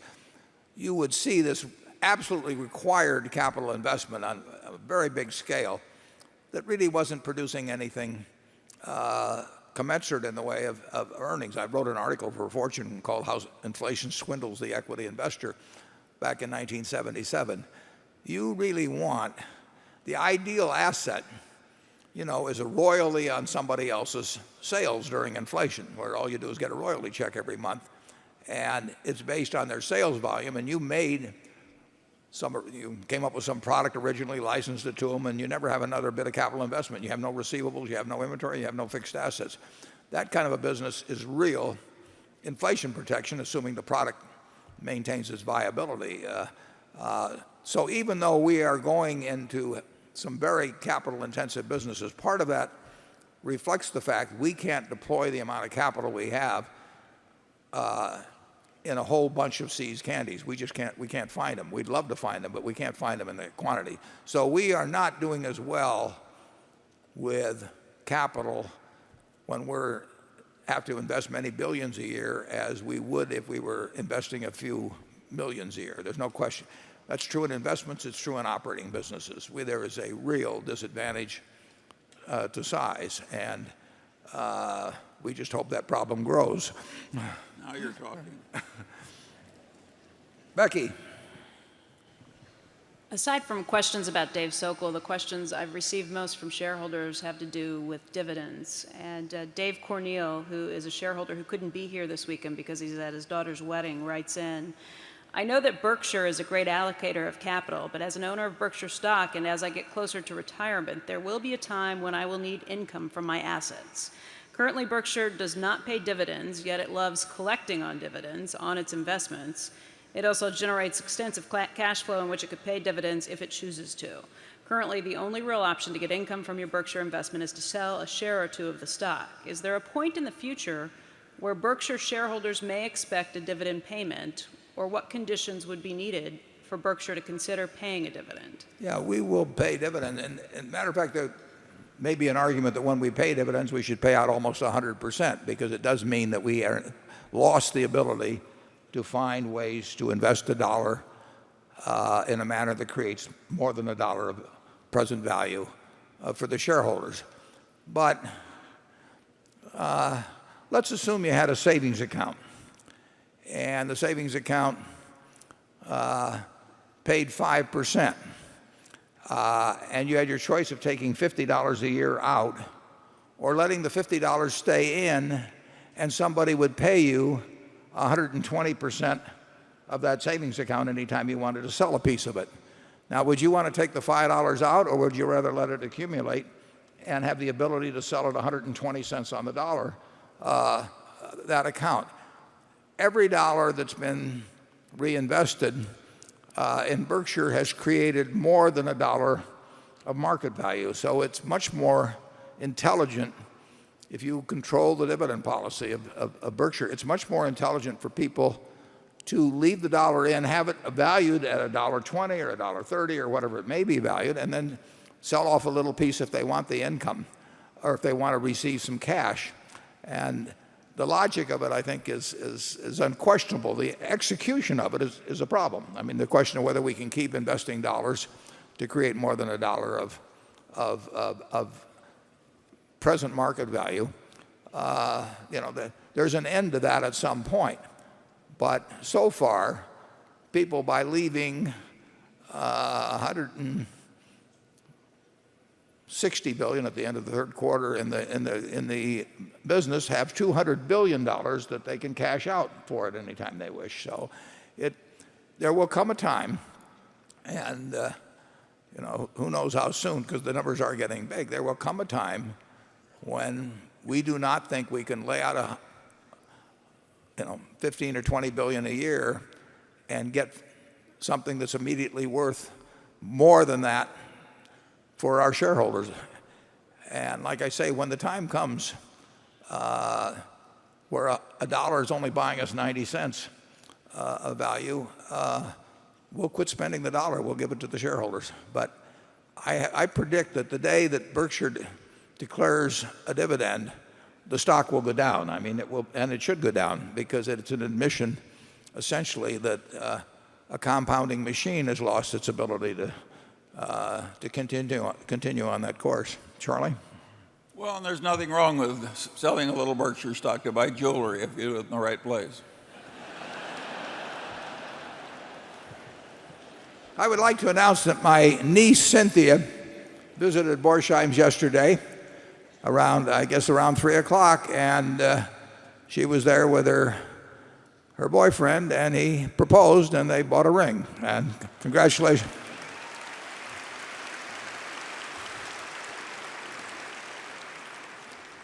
Her mother did the same thing a few years ago, and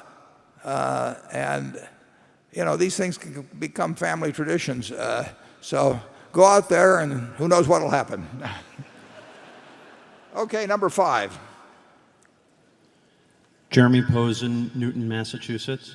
Mr. Buffett and Mr. Munger, Berkshire Hathaway has had large investments in Wells Fargo and U.S. Bank. What are the revenue outlooks and business prospects for these two banks, given the backdrop of slow U.S. growth, an extended U.S. consumer, a tepid rebound in the U.S. housing market, with foreclosures and write-downs lessening but still at historically high levels, and the potential for greater than expected inflation, or worse, possibly deflation, similar to Japan? Thank you for your time and consideration. Yeah, Wells Fargo and U.S. Bancorp are both among the best large banks, if not the best, in the country, and they're different than what you think of in terms of some money center banks, but they're very large. Wells is 4 times as large as USB. Banking as a whole, U.S. banking profitability will be considerably less, in my view, in the period ahead than it was, say, in the early part of this century.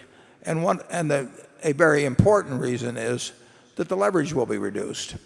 And that's probably a good thing for society.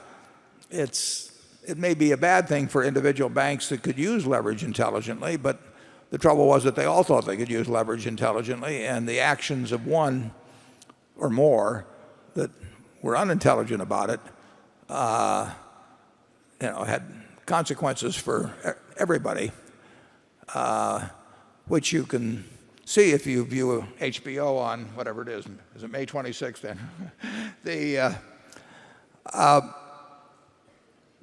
So I would say that return on assets, even if return on assets were as good as it was some years ago, there will be less assets per dollar of common equity than before, which means return on common equity will be less. We still think that Wells Fargo and U.S. Bank are very good operations, We think they're very decent businesses. They're not as attractive as when leverage ratios could be higher. In terms of the troubles in banking, I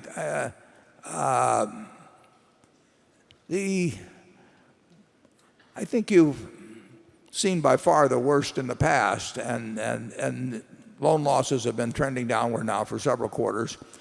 And I think the expectation is that will continue. And I think banking is a very fundamental business. But as John Stump said a few years ago at Wells Fargo, he said, I don't know why we keep thinking of new ways to lose money when the old ones were working so well.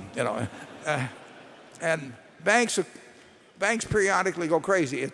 It's always on the asset side. I mean, here you've got cheap money. You've got the federal government behind, although the federal government has never had to pay out anything in terms of the FDIC. The FDIC has handled 3,800 since it was established in January 1st, 1934. The FDIC has paid out probably 3,800, 3,900 by now institutions, 250 of them or so in the last couple of years. And that has not cost the U.S. taxpayer a penny. I mean, that has all come from FDIC assessments on other banks. It's been a mutual insurance company.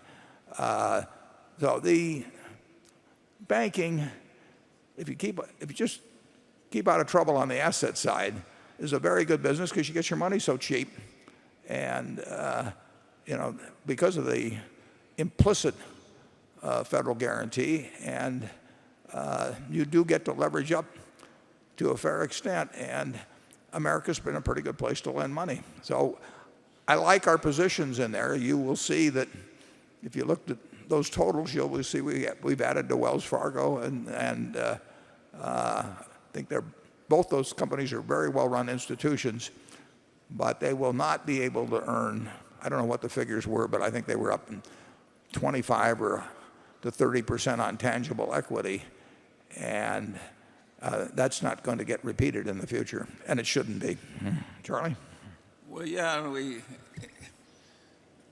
might add that M&T Bank, which most people never talk about, is headed by a really sensible fellow. And it's been a wonderful investment for us. Yeah, as a matter of fact, if you'll get the M&T annual report, it's written by Bob Wilmers, the letter. The first part of it's about M&T specifically, but the second part is about particularly the American financial economy. And I would really recommend you read that. Bob is a very smart guy, and he has a lot of good observations. And frankly, the other one I'd recommend you read is Jamie Dimon's letter at J.P. Morgan is a tour de force in terms of describing the banking scene, the economic scene. He has some real insights in there about some very important subjects. We don't own that stock, but it's a letter that I think everybody could learn a lot from reading, as they could from reading Bob Wilmer's letter at M&T. Yeah, and those people who like an element of morality in business, Wilmer sounds like an Old Testament prophet. I mean, he really doesn't like it that all the really big banks are making so much money out of trading, because he says, you're really trying to outsmart your own customers, and he'd rather serve them in a culture of deserved trust in both directions. It's hard to think he's totally wrong. He also expresses quite a dislike for the fact that a market system creates a reward system where money sort of disproportionately flows to people who work with money, and that tends to attract a disproportionate number of people that of lots of ability that he thinks might be, at least some of them might be better deployed elsewhere. It's an interesting read. Yeah, it's one of the best annual reports that's ever come out of banking, right out of Buffalo. Okay, Andrew? This question comes from Neil Steinhoff, who writes, the commodity market, and particularly gold, have appreciated astronomically over the last few years. My Berkshire Hathaway stock is only slightly better, or doing better, than it was in 2006. It's barely kept up with inflation, he says. Please explain why you have not invested more heavily in commodities. As long as Ben Bernanke continues to print money, and there's no indication that he's going to stop anytime soon, Isn't it right that commodities, and particularly gold, will continue to appreciate? Well, I would point out that when we started with Berkshire, it was about 3/4 of an ounce of gold.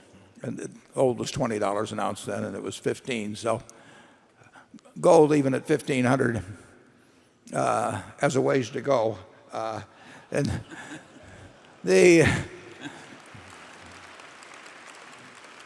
I think he's right about inflation. But if you think about it, there are three major categories of investment.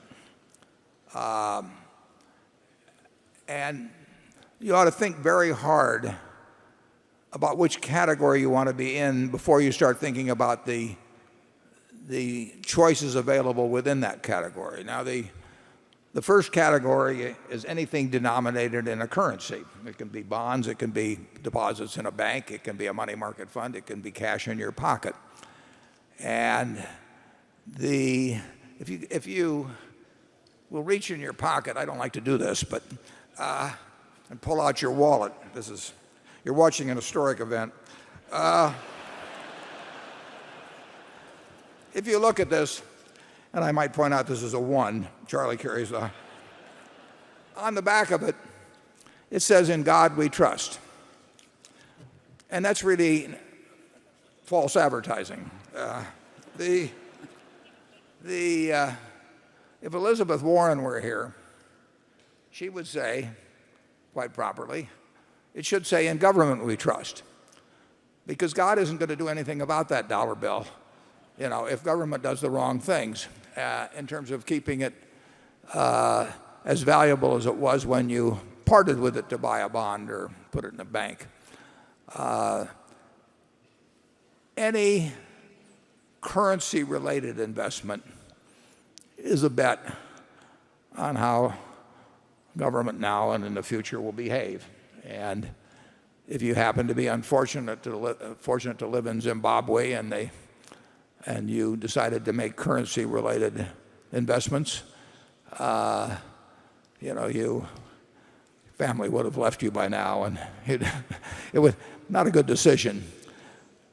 Almost all currencies have declined in value over time. I mean, it may be built into almost any economic system that it will be easier to work with a currency that declines in value than a currency that appreciates in value. And the Japanese might reaffirm that here with their experience. So as a class, currency-related investments, whether they're in the UK or the United States or any place else, unless we're getting paid extremely well for having them, we do not think make much sense. The second category of investments regard items that you buy that don't produce anything, but that you hope someone will pay you more for later on. And the classic case of that is gold. And I've used this illustration before, but if you take all of the gold in the world, don't get too excited now, and put it into a cube, it will be a cube that's about 67 feet on a side. That'd be 165,000 or 170,000 metric tons. So you could have a cube, if you owned all the gold in the world, you could have a cube that would be 67 or 68 feet on a side. And you could get a ladder and you could climb up on top of it and you could say, I'm sitting on top of the world, and think you're king of the world. You could fondle it, you could polish it, you could do all these things with it, stare at it. But it isn't going to do anything. All you are doing when you buy that is that you're hoping that somebody else a year from now or 5 years from now will pay you more to own something that, again, can't do anything. The person then thinks that somebody else will buy something 5 years later from him. In other words, you're betting on not just how scared people are now of paper money, you're betting on how much they think a year from now people will be scared 2 years from then on.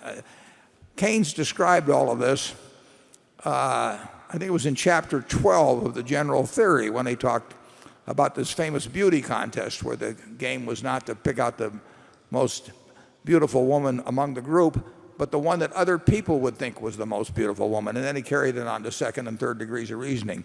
Anytime you buy an asset that can't do anything, produce anything, you're simply betting on whether somebody else will pay more for, again, an asset that can't do anything. And actually, we did that with silver, but silver had an industrial use. And about 13 years ago, I bought a whole lot of silver. And if you'll notice, silver's moved recently. So my timing was only about 13 years off, but who's perfect? The third category of asset is something that you value based on its what it will produce, what it will deliver. You buy a farm because you expect a certain amount of corn or soybeans or cotton or whatever it may be to come your way every year. And you decide how much you pay based on how much you think the asset itself will deliver over time. And those are the assets that appeal to me and Charlie. Now, there's some logical follow-on to that. If you buy that farm and you really think about how many bushels of corn, how many bushels of soybeans will it produce, how much do I have to pay the tenant farmer, how much do I have to pay in taxes and so on, you can make a rational calculation. And the success of that investment will be determined in your own mind by whether it meets your expectations as to what it delivers. Logically, you should not care whether you get a quote on that farm a day later or a week later or a month later or a year later. We feel the same way about businesses.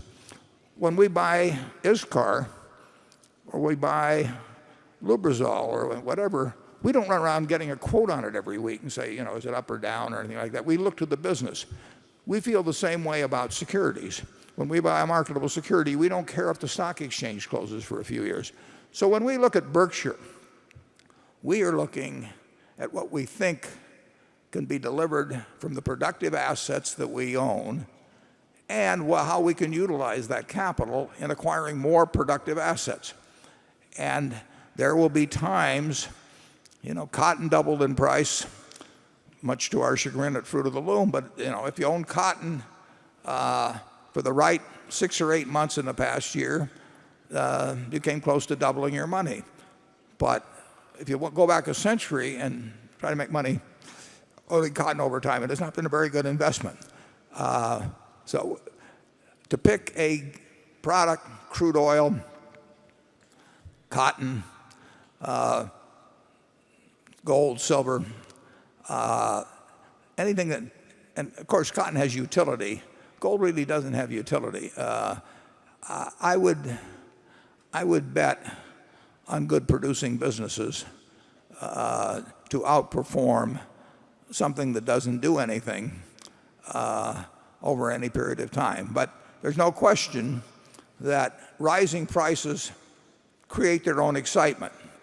So when people see gold go up a lot, if your neighbor owns some gold and you think you're smarter than he is and you didn't own any, and your wife says to you, how come that jerk next door is making money, and you're just sitting here, it can start affecting behavior. And people like to get in on things that have been rising in price and all of that. But over time, that has not been the way to get rich. Charlie? Well, I certainly agree with that. And besides, it's something peculiar to buy an asset which only will really go up if the world really goes to hell. It doesn't strike me as a terribly rational thing to do. I think you ever figure on leaving the country because the country is going to kill you. And if you assume all the other countries you might go to will also be thoroughly screwed up. I think all those people should buy a little gold. But I think the rest of us would be better off with Berkshire Hathaway stock.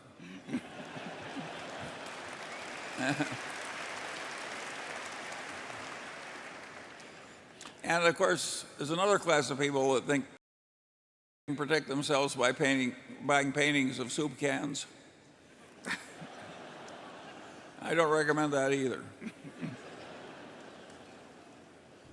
One thing about gold also is that in addition to this 67-foot cube, more gold is being produced every year. So you have to have buyers not only to offset sellers in the natural course of events, but you have to absorb something like $100 billion worth of added items of no utility. I mean, it's really interesting. I mean, they dig it up out of the ground in South Africa and they ship it to the Federal Reserve in New York and they put it back in the ground. I mean, if you were watching this from Mars, you might think it was a little peculiar, but think of how many people it makes happy. I might mention that the value of that cube, all the gold in the world, is now about valued at 1,500 plus. It's about $8 trillion. And there are 1 billion acres roughly of farmland in the United States. That's a little over 1.5 million square miles. And that's valued at something over 2 trillion. And if you take 10 Exxon Mobils, you get up maybe another 4 trillion. And maybe not that much even. And so you could own all of the farmland in the United States, every bit of it. And you could own 10 Exxon Mobils and you could stick $1 trillion or so in your pocket for walking around money. And you could have your choice of that or this 67-foot piece of gold that you could fondle. And that may seem like a close choice to some people, but not to me. Well, you would also need an army to defend the gold. It's really not a very good spot. Okay, number 6. Yeah. Bill Miller, Dallas, Texas. Mr. Buffett, Mr. Munger, when you were raising your first investment funds, how did you go about attracting investors? And once you had your first funds and your first investors, how did you go about growing them? Sounds to me like a man that's about ready to start a hedge fund.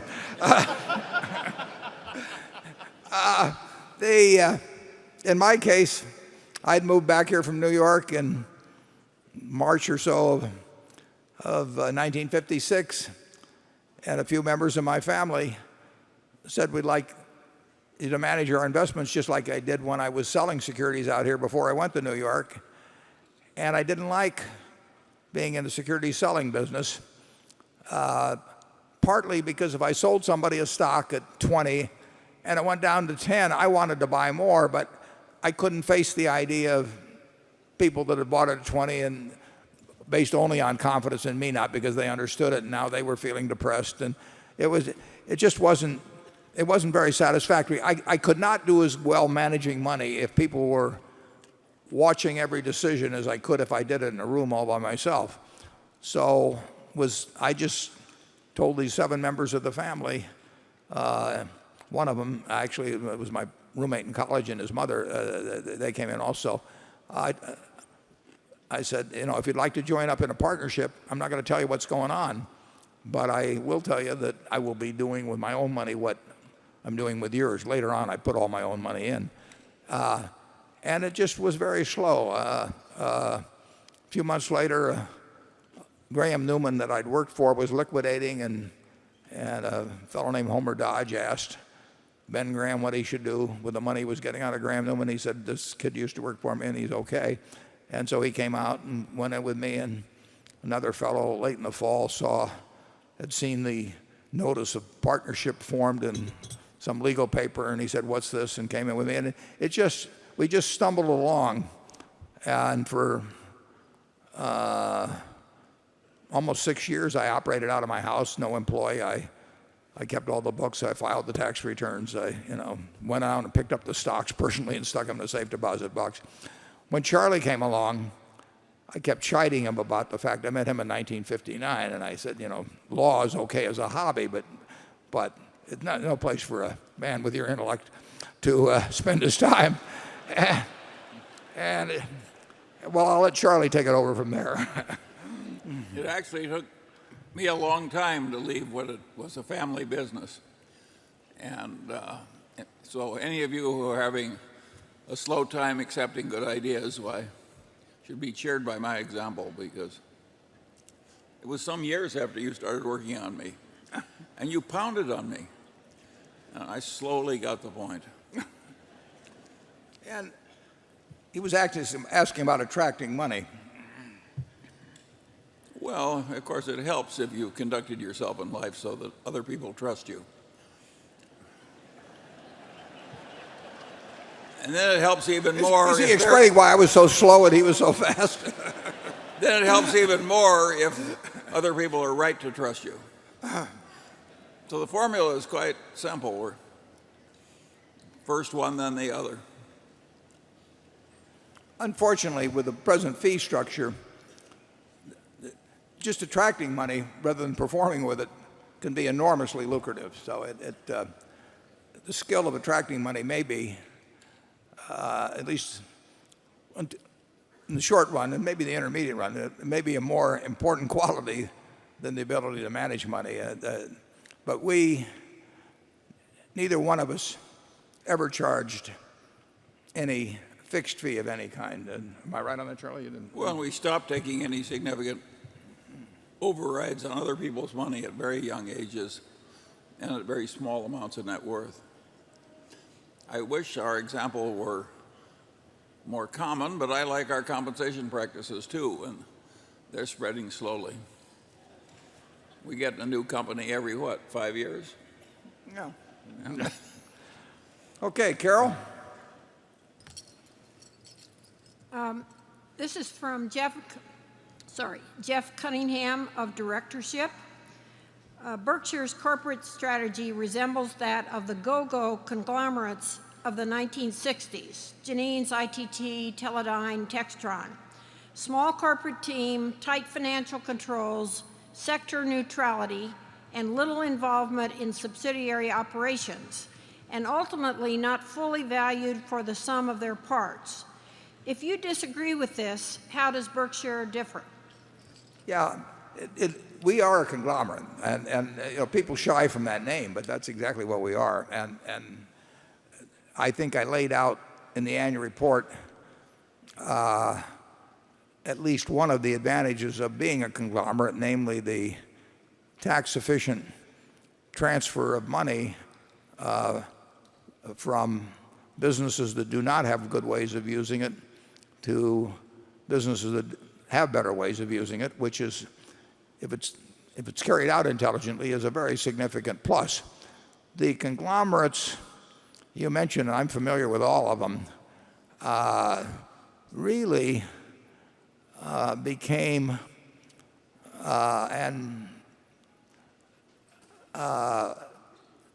sort of stock issuance machines where the idea was to get your stock to sell at a very high multiple and then trade it for something else that was selling at a lower multiple, and voila, earnings per share went up, and then people said, you'll do it again. So it was really accepted and endorsed by Wall Street that if you had this sort of semi-Ponzi scheme of issuing shares constantly for things that had lower PE ratios, everybody knew what the game was, but they thought the game would continue to succeed. And for a while it did. And the Gulf and Westerns of the world and the Littons of the world, and there were numbers of them, it was almost like an unspoken conspiracy that nobody will point out that this is kind of a perpetual motion machine, and if they don't, it'll keep working. But if somebody says anything about it, somebody says the emperor has no clothes, it'll all collapse. The interesting thing, of course, you mentioned Teledyne in there. Teledyne played that game, and then it ended, and all of this stuff came back to earth, but then Teledyne went into reverse and bought in stock like crazy when their stock got underpriced. So they issued stock like crazy when it was overpriced, and they bought it in to an extraordinary degree when it was underpriced, and it created a sensational record. Most of those companies, though, I think had very little relationship to Berkshire. It's true that I think some of them are pretty decentralized, although I remember, didn't Harold Janine have some famous room that he brought in everybody and Yes. chewed them out, monthly for not making their projections, so they learned to make them whether they were actually really making them or not. And the managers were, if you took Charlie Bludorn at Gulf and Western, or take the group, they were primarily thinking about how Jimmy Ling at Ling Temp LTV, and they were primarily thinking about how they could pump the stock up to a level where they could buy big established businesses that were selling at lower PE ratios and sort of have this perpetual motion game going. And it came to an end. I don't think there's at Berkshire, we are not in that game. We are in the game of trying to buy very good businesses that we're going to keep forever, and having them grow their earnings and have them to also throw off cash that we can use to buy more similar businesses. It is a conglomerate. Conglomerates generally are unpopular, and I don't disagree with why they are, but I think it's a very rational way of running the business, as long as you keep it focused on running businesses and not as a stock issuance machine. Charlie? Well, yes, and some of those companies got into really pretty heavy manipulation of the numbers. One of them said, "I know what I'm going to report, I just don't know how I'm going to do it." That's not the attitude around this place. Yeah, we don't know what we're going to report. No. And sometimes we don't know how to do it either. Okay, number 7. Good morning, Warren and Charlie. John Norwood from West Des Moines, Iowa. I have a question on legacy. 100 years from now, Warren and Charlie, what would each of you like to be remembered for? Old age. Yeah, I've heard Warren say that what he once said at his funeral is, "That's the oldest looking corpse I ever saw." I have a different saying that came down from one of my great-grandfathers, and I think he wanted to be remembered for a fortune fairly won and wisely used. That's a pretty good system. Yeah, I would, if you really ask me, I'd probably like teacher. I enjoy teaching a lot. And some people think I do a little too much of the didactic stuff, but I like students coming, and I benefited by some fabulous teachers, starting with my dad, but going on to Ben Graham, going on to Tom Murphy. I mean, there are lots of great teachers. So I would say that. I might point out that on Wilt Chamberlain's gravestone, I think it says, "At last I sleep alone," which. Yeah. Well, we have some people from Kansas here anyway. Okay, Becky. This question comes from Pierre Sorrell. He's a portfolio manager at Fidelity, and he says that the U.S. dollar has been depreciating against major currencies. The Federal Reserve continues to run a zero interest rate policy in contrast to other major economies that are raising rates or have stepped back from quantitative easing. A few years ago, Berkshire had a short U.S. dollar position to preserve the company's value from the devaluating dollar. So what's the company's management doing about the risk of further U.S. dollar weakness, given that most of the company's assets and operating businesses are denominated in the U.S. dollar? Yeah, we had a significant short position some years ago. Last year we had a small short position in 2 currencies, and we made about $100 million in them. But we have not been really active in the foreign exchange market. We think, shouldn't speak for Charlie here on this, but I think that there's no question that the purchasing power of the U.S. dollar will decline over time. The only question is at what rate. But I also think that the purchasing power of most currencies around the world, almost all currencies around the world, will decline. And of course, a short position is just a bet on which one declines at the faster rate.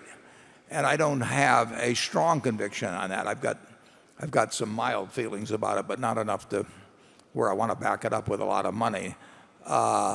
We do own some businesses. Let me take Coca-Cola. Coca-Cola, I don't have the exact figures, but my guess is that 80% or thereabouts of the earnings will be non-dollar. And we've got exposure in various other ways, but we're unlikely to make another big currency bet, although I do think that the purchasing power of the US dollar is destined to decrease, and I have fears, but I've long had some unwarranted fears of it declining at a rapid rate. Now, Charlie has pointed out to me that the dollar of 1930, when I was born, is worth 6 cents now, 16 to 1 in terms of depreciation. And as he points out, we've both done pretty well. So inflation has not destroyed us. If somebody had said to me in 1930, in addition to this Great Depression you're facing in a world war where it looks like we're even losing for a little while and all of these terrible things, on top of that dollar that your grandfather's going to hand you when you're born is only going to be worth 6 cents in purchasing power, that might have been discouraging, but overall we've still done pretty well. So I hate inflation, but we've adapted pretty well to it over the years, and we have not had the total runaway type inflation that really can be upsetting to a society yet, but I think it's something you always have to guard against. Charlie? No, but God knows where the world is headed. I just think that one way or another the world muddles through. Take a really god-awful culture, which is Greece, modern Greece. I don't mean there's anything wrong with the Greeks, but in their family life, but the way they manage their money and pay their taxes. And the main industry in Greece, or one of the main industries, is tourist attractions. And they're closed most of the time during the tourist season. It's a pretty dysfunctional government. And of course, people don't want to pay any taxes or do much work. And yet, there it is. The people of Greece are surviving. It's lasted a long time. Yeah. Adam Smith said it very well. He said, a great civilization has a lot of ruin in it. It takes a long time, and there's a lot left after you've been through a good deal of ruin. In fact, it's an easier game than the ordinary process of living and then dying. Well, I think we'll see a lot of inflation, but if I had a choice, I would rather be born in the United States today than any other place, any other time in history.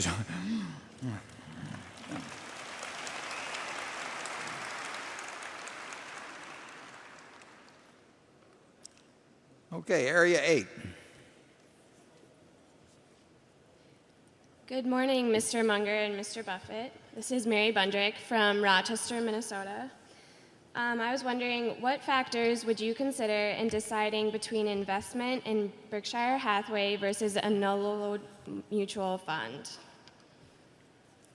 Well, I advise people to buy index funds, actually, if they're not going to be active in investments. I mean, if you just are going, if you've got a day job and you want to just put money aside over time, I think the average individual will do better buying an index fund consistently over time than almost anything else available to them. I think it'll be a perfectly satisfactory investment.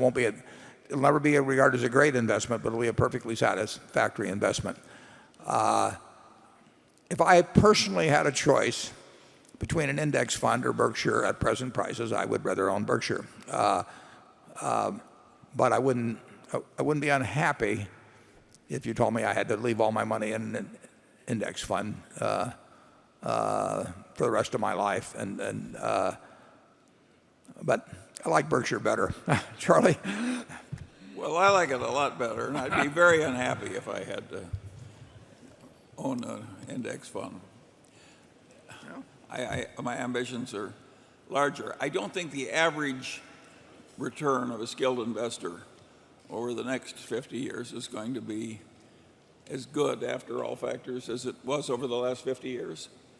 So I think reduced expectations are the best defense any investor has. And after that, I think Berkshire's a pretty good bet. Charlie's big on lowering expectations. Absolutely. That's the way I got married. My wife lowered her expectations.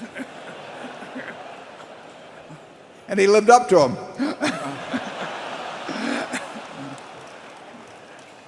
Okay, Andrew. The question is, can you explain the company's policy for your own personal investing outside of Berkshire and that of your other managers? And why aren't all trades and investments first cleared through a compliance department like that at most other companies? Well, I don't think it is true of most other companies. We have 260,000 employees, and we have one company that's a subsidiary of General Re called New England Asset Management, but that's the only company that advises other people on investments or operates in the investment field. At Berkshire, there are presently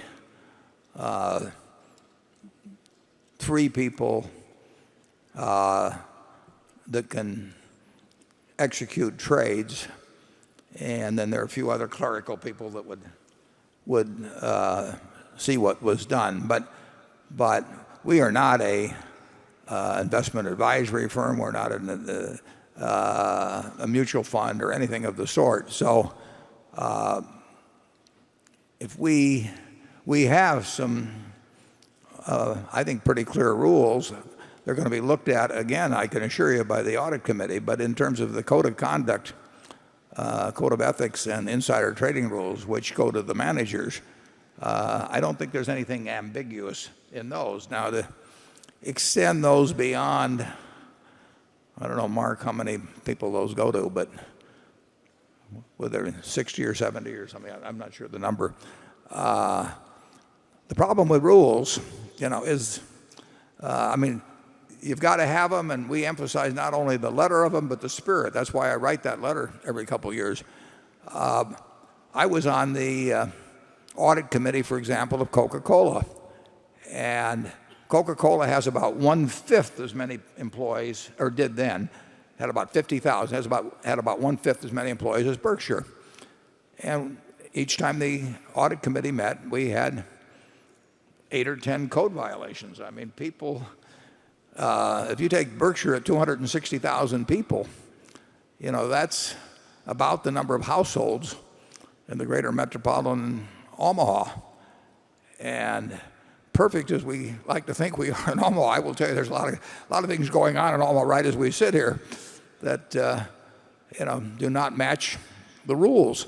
So it's a real problem. Now the problem, obviously, with the Sokol thing is that it hit very, very high up, but we had a case some time back where a fellow that was a friend of mine, vice president of one of our subsidiaries, and like I say, a personal friend, and we supplied the evidence that sent him to jail. It has happened. We had as I remember, some years ago, I think it was in Woodbury, New York, we may have had a woman arrested in the offices just because we want to make very clear, that we mean business. And as the audit committee said, that this is not public relations, this is reality. Here's a letter that went out from Johns Manville. I didn't know anything about it till Todd Rava gave it to me the other day, but it describes dated April 27th. And it said, the audit committee clearly found that Mr. Sokol compromised the integrity-related values of both Berkshire and JM, have worked so hard to ingrain in the fabric of both companies. This should serve as a tragic lesson learned for every employee in JM. And then in bold face, there are no gray areas when it comes to integrity. and it goes on. So we hope to get some value out of this experience that will help us reinforce with not only the 60 or 70 managers, but with 260,000 people that we do mean business on this, and we've showed them we mean business when we have sent more than one person to jail. But there will be, if we can have all the records in the world, and if somebody wants to trade outside them or something, they're not going to tell us they're trading in their cousin's name. I mean, it just doesn't work that way. And we will have occasions in the future when people do wrong things. Usually they get handled at the subsidiary level. I mean, it's somebody doing something, whether it's getting a kickback from a vendor or stealing out of a cash register or whatever it may be. And then, we get the occasional mega one, which is very painful. But we will, if there's anything we can do in the rules that will make it even more explicit or get across further the idea that rules are not made to be danced around, but rather that the spirit of them extends beyond them, we want to be sure we do it. Charlie? Yeah, all that said, if you look at the greatest institutions in the world, they select very trustworthy people, and they trust them a lot. And it's so much fun to be trusted, and there's so much self-respect you get from it when you are trusted and are worthy of the trust, that I think your best compliance cultures are the ones which have this attitude of trust. And some of the ones with the biggest compliance departments, like Wall Street, have the most scandals. So it's not so simple that you can make your behavior better automatically just by making the compliance department bigger and bigger and bigger. This general culture of trust is what works. And Berkshire hasn't had that many scandals of consequence. And I don't think we're going to get huge numbers either. Okay, number 9. Hi, Charlie and Warren. I'm Michelle from Decatur, Illinois. Half the U.S. economy seems to be in a sluggish recovery while most foreign economies are showing solid growth numbers. Are there any significant changes you think could be made to either current U.S. economic policy or Federal Reserve policy or tax laws to get the economy healthy and growing in the U.S.?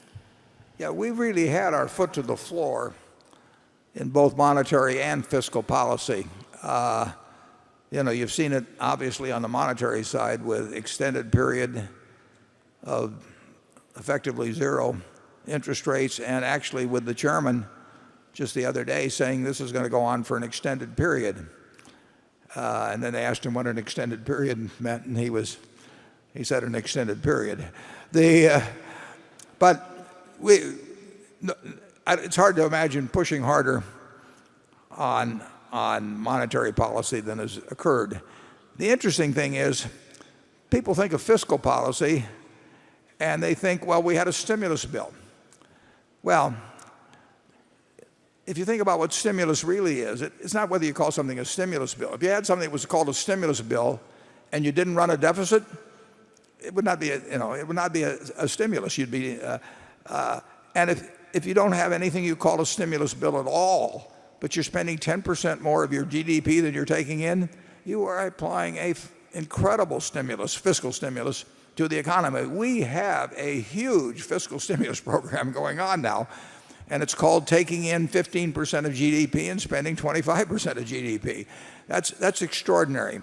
So I think that we have used those levers in a way that's almost unprecedented. And I think it's been wise in general to do what's done. And I think it was particularly wise what was done in the fall of 2008. But I think generally we have followed the right policies. I think they're less important than most people think they are. I think if you did the wrong policies, it could really screw things up. But I think the natural resuscitative powers of capitalism will be the biggest factor in taking us out. And I think you've seen that over the last 2 years, and we're seeing it month by month. I would say this: residential construction is flatlined at 500,000 or so units per year. I think when it comes back, and it will, but it takes working off a crazy excess inventory we had, and there's no way to do that except through creating fewer residential units than you create households. That's how you reduce the oversupply. When that part comes back, I think you're going to see much more of a pickup in employment than you might think just by looking at construction workers. I mean, we have Shaw Carpets, I'm sure they're not counted as construction jobs, but we have thousands fewer people working there because residential construction is where it is. And we have people at the Furniture Mart, and how much carpet they're selling, or houses. So I think there's a lot of indirect as well as direct reservoir of jobs that will be drawn upon or utilized when residential construction comes back. I don't think I'd measure it just by the number of construction workers that are being employed currently versus, say, 4 or 5 years ago. And I think it will come back. I don't know. I don't know when. I said in the annual report I thought you'd be seeing it by the end of the year. I may or may not be right on that, but that would be my best guess. Still, we are creating households faster than we're creating housing units, and we lose housing units. Just you can look at the tornadoes recently, and so that problem will get cured. And I don't think, when you mention we're progressing more slowly than other places, certainly in terms of Asia, there's no question about it, or Brazil, but actually I think our pace of coming out of this, while it's been slow compared to the hit we took in 2008, the American economy was paralyzed.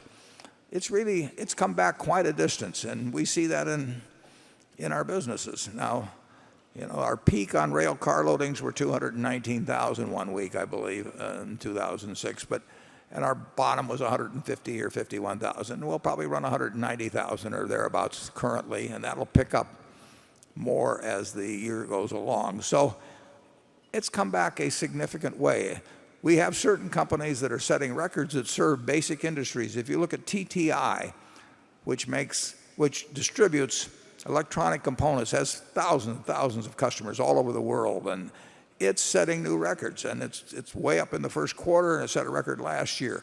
If you look at ISCAR, which supplies nothing but basic industry, I mean, nobody buys little carbon cutting tools, to put in their recreation room or anything. This stuff is used, for making big things, and their business is going up and up and up, month by month. So the economy is coming back, and when residential construction finally gets this huge overhang largely eliminated, I think you'll see a lot of improvement in the employment picture. Charlie? Yeah, the one place that I feel we're making a huge mistake is not learning enough from the big mess that came from wretched excess in our financial system. I don't think we throttled the sin and folly out of that aspect of the economy nearly enough. And I think if you look at all the panics and depressions of the United States, they all came from financial collapses, usually preceded by perfectly asinine and greedy behavior. And I think there would be a lot to be said for taking an axe to our financial sector and whittling it down to a more constructive size. Well, tell us more about how you use that axe. Well, Warren, I'll make myself ridiculous, but I guess I'm so old I'm entitled to do that. I would have the tax system discourage trading. I would have various kinds of Tobin taxes. I would have securities trading more with the frequency of real estate than the trading by computer algorithms where one person's computers outwit another person's computers in what amounts to sort of legalized front running. I don't think we need any of that stuff. And I think making heroes out of the people who succeed at it is not good for the fiber of the country either. I hate the idea that 25% of our best engineers are going into the financial sector. So I think it's crazy what we've allowed. And I think the lack of contrition in our financial sector after the disgraceful stuff they got us into is perfectly awesome. It makes Dave Sokol look like a hero.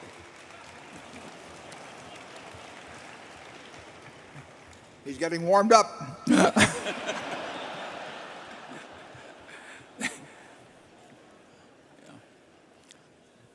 Just as a sidelight, how many of you know that if you trade an S&P future contract, 500 S&P 500 contract, and you hold it for 10 seconds, and you have a profit that 60% of the gain is long-term gain and 40% is short-term gain. So essentially, our Congress has said that this activity should be more lightly taxed, than cleaning washrooms or doing all the things that you people do every day. That you get a special tax treatment. Now, that illustrates one of the problems with the tax code, in that there's a few people that care intensely about having that in there, and the cost of it in terms of less revenue for the U.S. government is diffused among a large group, none of whom have enough interest to want to go out and write their congressman or hire a lobbyist to fight the other way. But it's pretty extraordinary that we have decided that that particular form of activity should get 60% taxed at a 15% maximum rate, even though it may only take 10 or 20 seconds and be just a little flicker on a screen.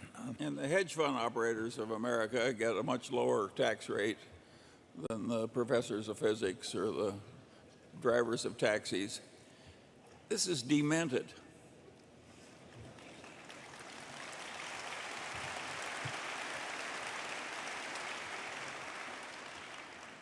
Well, with that, we're getting to our break at noon, and I made a bet 3 years ago with some fellows that run a fund of funds, and I promised to put the figures up every year as to how we're doing. It's a 10-year deal, and if we can put up the slide, what number would that be?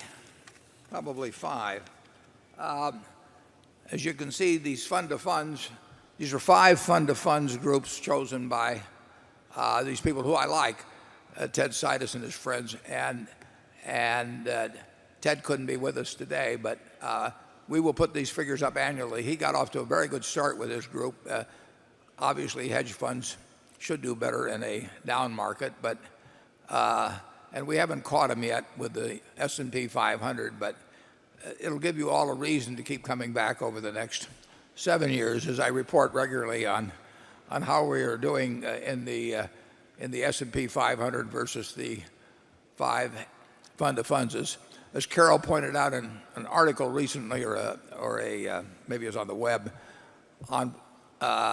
in reporting on this, she looked at the bottom line where the investors in the S&P 500 are behind for the 3 years, and the investors in the fund of funds are behind, and the only people that are ahead so far are the investment managers. They're doing very well at this point. So we'll keep you up to date on that. We're going to take a break. We're close to an hour for lunch. We'll be back here, and we'll take up the questioning where we left off. Thank you. Okay, you'll all be seated. I can't see whether Ron Olson is in the front row or not. Ron, are you here? Okay. Ron wanted to, well, we'll get you a mic. Because we're transferring, we want to get it all corrected. Ron has 1 point or 2 points that he wants to correct in terms of dates that I used. So we're going to give the microphone to him. Not that they're all that telling, but I thought since we are creating a record, I wanted to clarify 2 points. The Berkshire law firm, namely Munger, Tolles & Olson, worked with the Lubrizol counsel in pulling together what Warren described as Lubrisol's proxy, describing the background of the transaction. We, as counsel for Berkshire, started to work on that, gathering the facts pertaining to Berkshire's involvement, essentially David Sokol's and Warren's, during the week of March 15. Warren, in speaking to you about the facts this morning, I believe, placed the beginning of that work in the subsequent week. So I simply wanted to clarify that as we gathered the facts, and though gathering included several interviews of David Sokol during that week. Secondly, in describing internal policies at Berkshire to protect against misbehavior or negligent behavior, Berkshire maintains something that those in the trading business describe as restricted lists, and down that restricted list are any securities in which Berkshire is buying, selling, has a peculiar interest, and that prohibits any of the corporate officers or the top officers of the subsidiaries of Berkshire from participating in trades in those securities without the consent of the CFO, Mark Hamburg. That is what I wanted to clarify, Warren. Thanks, Ron. Yeah. Okay, we'll move right along, and we're going to go till 3:30, and then we'll adjourn for a couple of minutes, and then we'll go to the regular meeting. And Carol again leads off. Warren and Charlie, both of you expressed a very positive view of BYD and its chairman, Wang Changfu, when Mid-American bought its stake in 2008. Does BYD remain as attractive a long-term investment now as it was when you acquired your stake? If so, why? Has BYD's recent pattern of unexplained product launch delays affected your confidence in the operation? Charlie's the BYD expert, so I'm going to let him start on that one. Well, of course, the price is still way higher than the price Berkshire paid, and so almost by definition, it's not quite as cheap as it was then. Any company that tries to move as fast as BYD does, and on as many fronts, is going to have various delays and glitches. But I would say I'm quite encouraged by what's going on, and I expect delays and glitches. They got in trouble in the auto distribution, but they tried to double auto sales every year for 6 years, and it worked the first 5 times. Yeah. I have nothing to add.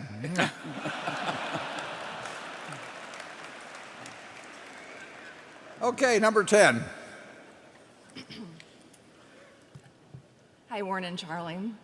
My name is Catherine Borud. I'm from Los Angeles, California. I invest primarily in commodities and commodity equities. I started out back in 2007 buying oil. In the summer of 2008, we reached the peak of the oil bubble. And that's when I reversed my holdings and started shorting oil. I made a nice profit. In 2009, I started buying oil again and oil equities, and I've been doing pretty well. But given the status of the world today and the price of oil, I'm questioning my investments. Is this another oil bubble? Has oil reached its peak? Should I keep my holdings? Should I short oil? Should I exit oil altogether and move into other commodities or other investments? So my question to you is, what are your sentiments regarding oil? Well, I would say you've done a whole lot better than we have. So I think the crowd would rather hear from you. We actually did take a position in oil, I don't know how many years ago. A long time ago. Long time ago. It was $10 a barrel. And it wasn't that long ago, though, incidentally. No, I mean, I know. that was in the 1990s.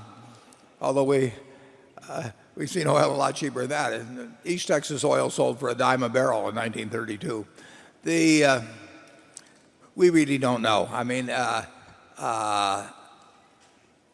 obviously, you're dealing with a finite resource. I don't know whether the world's up to 88 million barrels, or it was down around 85 million barrels, but there's got to be some comeback. So I wouldn't be surprised if the current figure's getting pretty close to 88 million barrels a day. That's a lot of oil to take out of the ground every day. And of course, there are new frontiers have been found, but you've stuck a lot of straws into the earth, and it is a finite number. So the one thing I can almost promise you, is that oil will sell for a lot more someday. Interestingly enough, how many producing oil wells do you think there are in the United States? Well, the answer is something like 500,000. Now, there's these stripper wells. There's wells out near Charlie that have been going for 100 years. Yeah. But we have looked in a lot of places now. And what's happening, of course, from the standpoint of the United States companies, is that the smaller countries where oil is being found now are quite a bit smarter about how they grant their concessions than people were 50 or 75 or 100 years ago, so that they drive much more intelligent deals than was originally the case when we went exploring around the world. But I have no idea. We traditionally, BNSF had hedged a certain amount of oil, and because they obviously use huge quantities of diesel, and I suggested to them, although how they run the BNSF is up to them, but I really didn't think we could guess the price of oil. And I thought if we could guess the price of oil, we didn't need to run the railroad. I mean, took a lot of effort, time to run that railroad. And if we knew how to make money just sitting in a room trading oil, why not do that instead? So we don't hedge.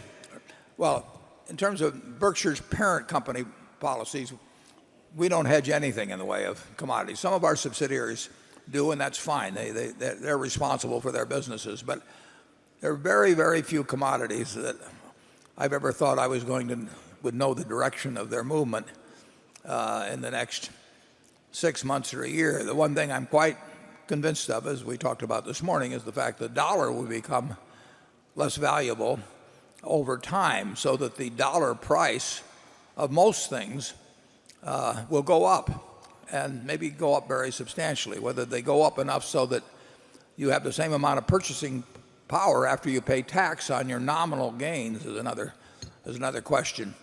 I really think that an intelligent person can make more money over time thinking about productive assets, rather than speculating in commodities or when, for that matter, fixed dollar investments. But that's maybe my own bias. Charlie? Well, if we'd done nothing but oil from the very beginning, I am confident that we would not have done nearly as well as we have. To me, that's perfectly obvious. So I think what we've done is much easier than what you're trying to do. And we like easy. Yeah, we're not trying to make it any more difficult than we have to. I really don't know any way to have an edge in that sort of activity. I mean, if you are going to try and figure out when to be long or short oil or natural gas or copper or cotton or whatever, I don't know. I don't know of people who I feel would have an edge in trying to do that over the next 10 years, but I do know people where I think they'd have a very significant edge in investing in common stocks and maybe distressed bonds for that matter too. Yeah, trading oil worked best of all for the people who bribed Nigeria. That's not our milieu. Well, that's an insight I hadn't heard before. Becky? Oh, got Ron here. I wanted to clarify my clarification. Sounds like a lawyer, doesn't it? It sounds like a lawyer. Mark Hamburg was concerned that when I spoke of our insider trading policy and mentioned that we had a restricted list, that somebody may interpret that as suggesting that Lubrizol was on that restricted list. It was not. What goes on our restricted list are securities that we have a position in that we publicly reported. So I just simply wanted to clarify that point. Lubrizol was not on the restricted list. Yeah. Okay, Becky? Charlie, I got several variations of this question, but this one comes from Peter Kerr in Waterloo, Canada. He says, could you please let us know a couple of the most important things you learned during the last year? I'll let Charlie go first. Well, I hate to admit this because I've ignored high tech all my life, but I actually read that book In the Plex about Google, and I found it a very interesting book. And so here I am at my advanced age, and I find it interesting the way people have created these engineering cultures, which are quite peculiar and different from most of what we have at Berkshire. And will I ever make any use of this? I doubt it, but I certainly enjoyed learning it. And if I enjoy learning it, I regard it as important because I think that's what you're here for, is to go to bed every night a little wiser than you were when you got up. I'm just trying to hold my own, actually. No, what I learned in the last year is that I'm going to have Charlie write the next press release.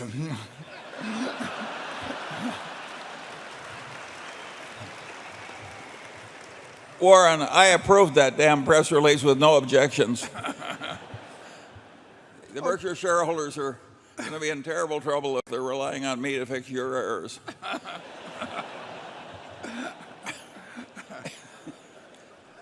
Okay, let's go to number 11. Yeah. Getting too close to confession time up here. Good afternoon, Warren and Charlie. My name's Phil Drew, and I'm here with my wife Tina and our good friends Grummies and the Hendricksons.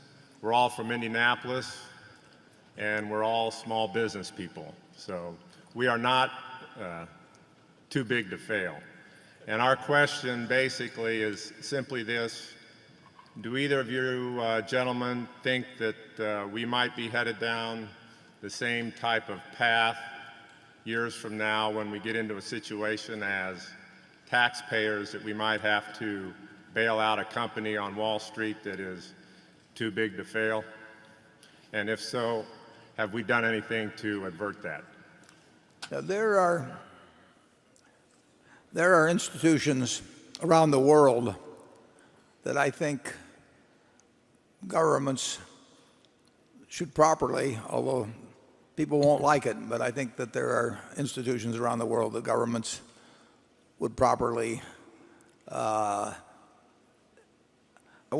think bail out has got a little bit of a pejorative term on it in the sense that stockholders should not be saved, managers should not be saved, but certainly the institutions in some cases should not be allowed to collapse immediately. I mean, right now we're continuing to follow that policy, for example, with Freddie Mac and Fannie Mae. I mean, they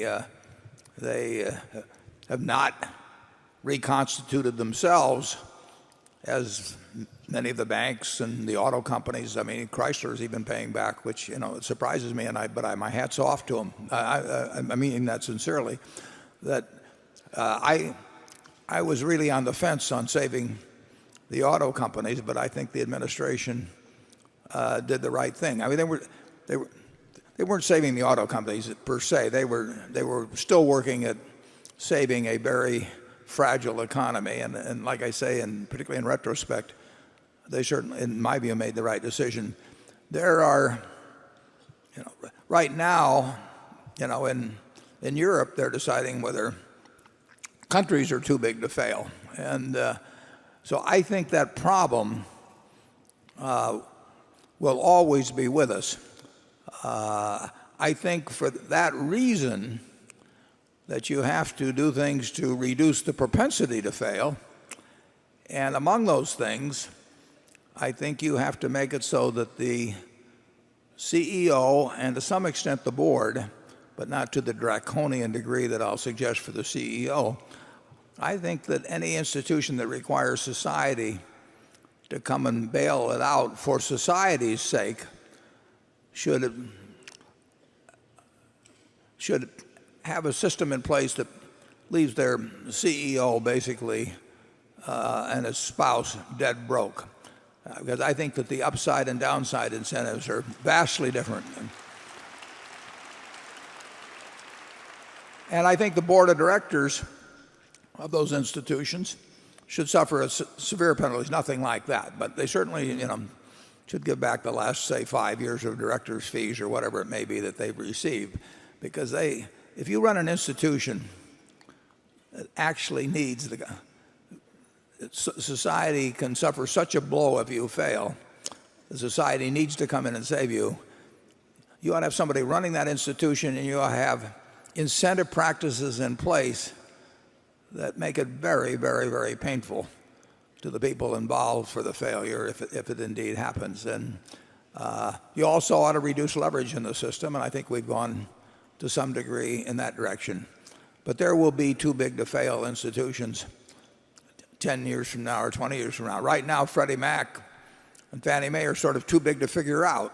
We just sit there and incidentally, there's nothing wrong with that. It's more important to come up with the right solution than it is to come up with an immediate solution on those. But particularly, I would say in Europe, there are banking institutions in countries that people are facing the question of whether they are too big to fail. Charlie? Well, my answer is that the past panics and depressions, by and large, started on Wall Street or in stock brokerage. They tended to involve great waves of excessive speculation and bad behavior in the people who were profiting from those waves as salesmen or market makers or promoters or what have you. And I think that this last mess, which created so much danger, should have caused something like happened in the aftermath of the 30s, where we prevented a new mess for a long, long time. But of course, it hasn't done that. And so I think you can confidently expect a new mess or two before your career is over. And I think it is really stupid for our country to have allowed this. Partly the failure is not one of evil, it's one of stupidity. And part of the stupidity is in our great academic institutions, who believe a whole lot of things that aren't true. And that is a really hard problem to solve.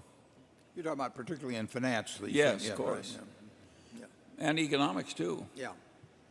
No, those are not hard sciences. finance and economics. And finance really attracts people who should have gone into snake charming or. If there's anybody we've forgotten to insult, just pass a note up and we'll get to you. Yeah. Okay, Andrew? This question comes from a shareholder based in Washington, D.C., who's asked to remain anonymous. This person says, Warren, in the past year, you and Melinda Gates resigned from the board of the Washington Post. What does this say about Berkshire's intention to hold the Washington Post stock over the long term? And is this related to the problems at its for-profit education business, Kaplan? No, I made the statement actually publicly, and they may have only run it in the Post. I'm not sure about elsewhere, but I made the statement that we would not be selling any stock, and it had nothing to do with that. That I'm a phone call away from Don Graham or anybody else at the Post, and they can just save a lot of director's fees, and I can save a lot of travel. If at age 80 I decide that I'd rather spend a few more days at Berkshire and less on the road, we will not be selling any Post shares. Normally I won't comment about what we'll do on marketable securities, but I'll be unequivocal about that. And my enthusiasm for the Post itself and the management is 100% what it's always been, and I am just available a lot cheaper than before if the Post management wants any advice.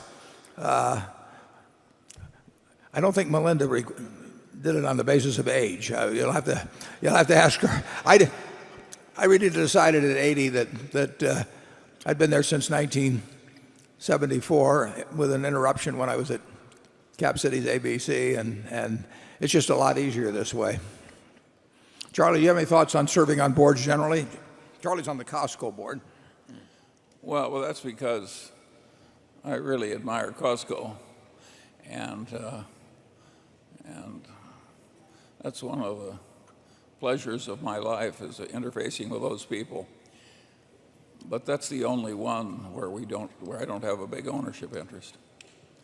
I think generally speaking, serving on a whole lot of different boards is for the birds. No, I agree. Okay, area 12. Good afternoon, Mr. Buffett and Mr. Munger. I'm Mark Rabinov from Melbourne, Australia. As an investor from the Asian region, I am concerned that a weaker dollar will erode the value of my Berkshire stock. However, Berkshire is highly productive with real pricing power. So can I be confident that over the long term, any fall in the dollar will be offset by a rise in the value of my Berkshire stock?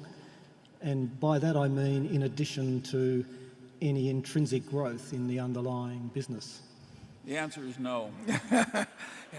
It'd be a lot easier if you just had the Australian dollar go down.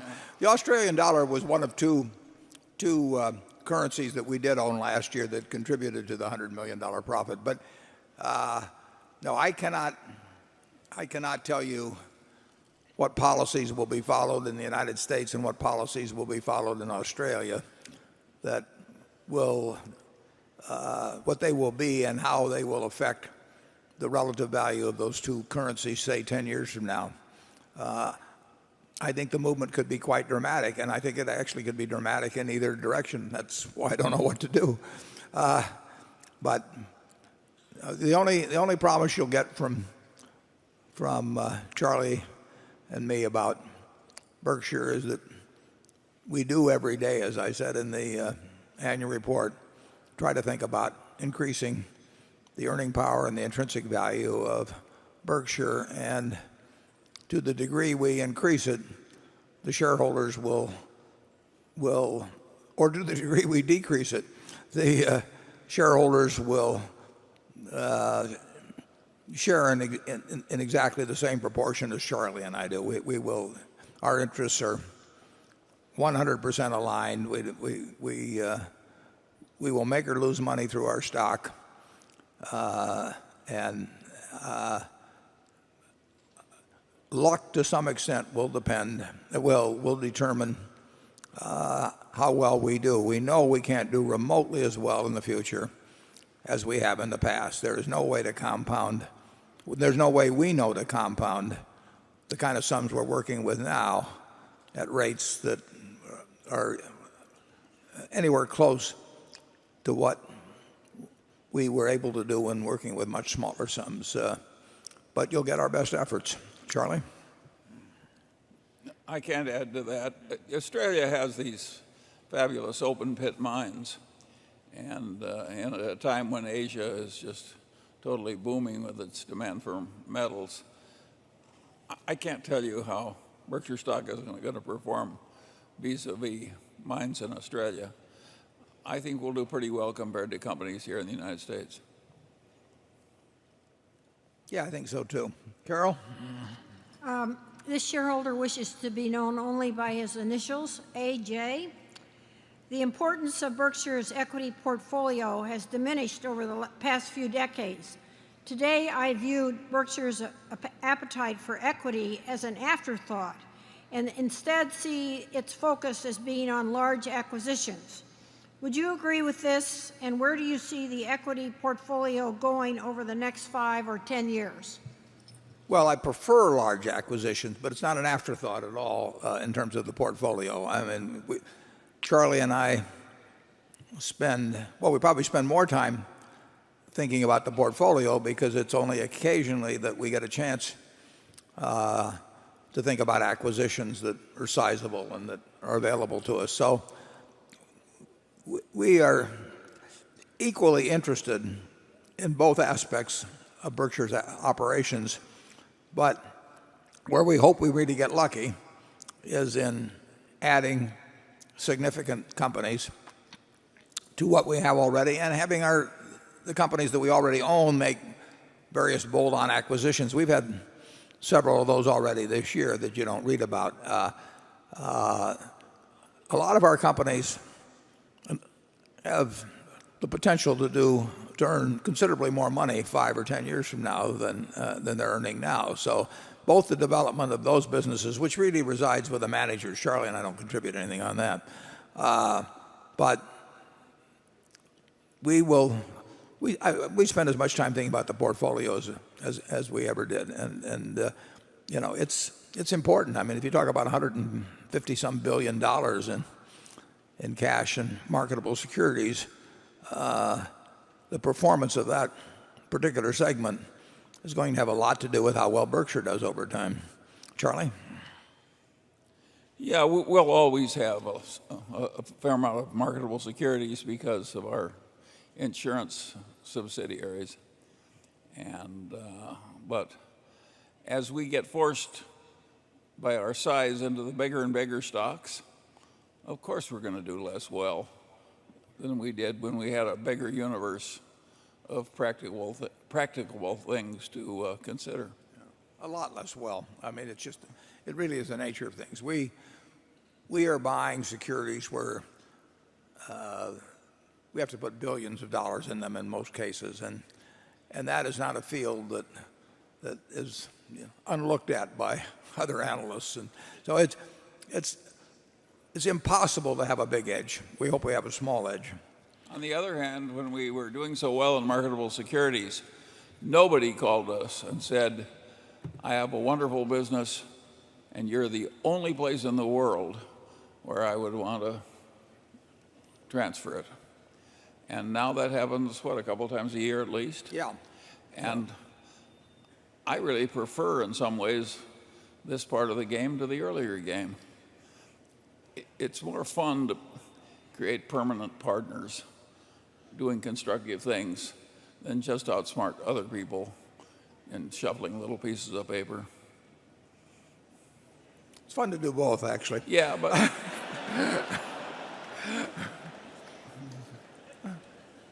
well, I don't see you holding back. Okay, let's go to the other room, 13.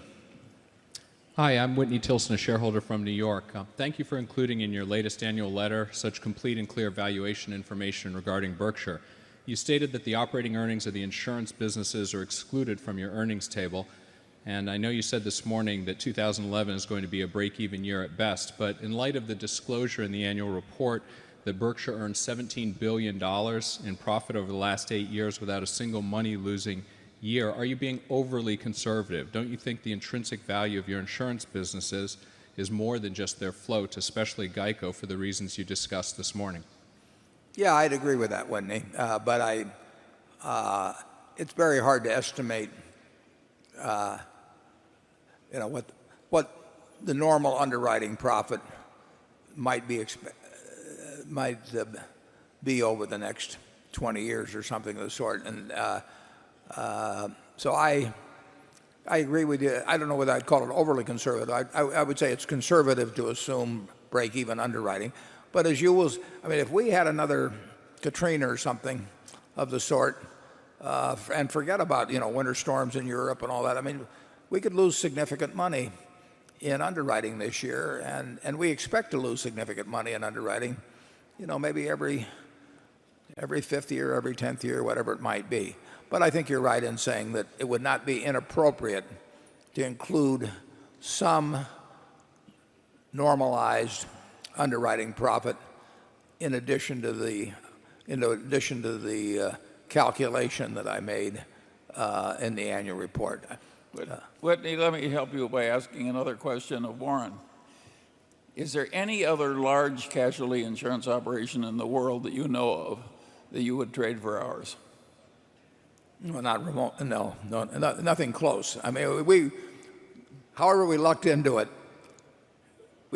we have an unbelievable insurance operation, and I mean, GEICO, is fabulous, and if you think about since 1936, the idea has been out there, but with all the strength that all the other companies had and the agency plants and everything else, GEICO has now moved to where it's the third largest in the United States and gaining ground every day on the two ahead of them, and doing it very profitably. GEICO's combined ratio, GEICO had an underwriting profit of close to 8 points, as I remembered, in the first quarter. Now that's going to be probably the best quarter of the year, I should add, but it's a marvelous business. Ajit has built a business from scratch in the reinsurance business that in many respects, he operates all alone. He may not see a lot of transactions in any given period of time, but there are certain things where if somebody wants huge amounts of insurance and a quick answer, or even a slow answer sometimes, we'll give them a quick one, there's really nobody else to call. It's a little like Charlie mentioned on acquisition opportunities. So he's done it. I mean, it didn't exist when he got there. Tad Montross has got a magnificent operation at Gen Re. I mean, it had to get shaken out to quite a degree, but Tad has got a very, very disciplined business there. And then we have a group of smaller companies that some of them have some very unusual franchises. So they're really, I didn't have anything to do with it, so I can brag about these people, but they have really done a job in building an insurance company that I don't think there's anything like it. Yeah, some of you people that have been around a long time, you invested with an Omaha boy, and you ended up owning part of the best in casualty insurance business in the world. Yeah, if you go to 30th and Harney, you'll see a building there of National Indemnities. We paid $7 million for National Indemnity, $1.4 million for its sister company, National Fire and Marine, and that's the same building that we operated out of in 1967. We're operating out of it today. The only difference is that today it's got more net worth than any insurance company in the world. Yeah, so it's not that great a business as a business, casualty insurance. It's a tough game. There are temptations to be stupid in it. It's like banking.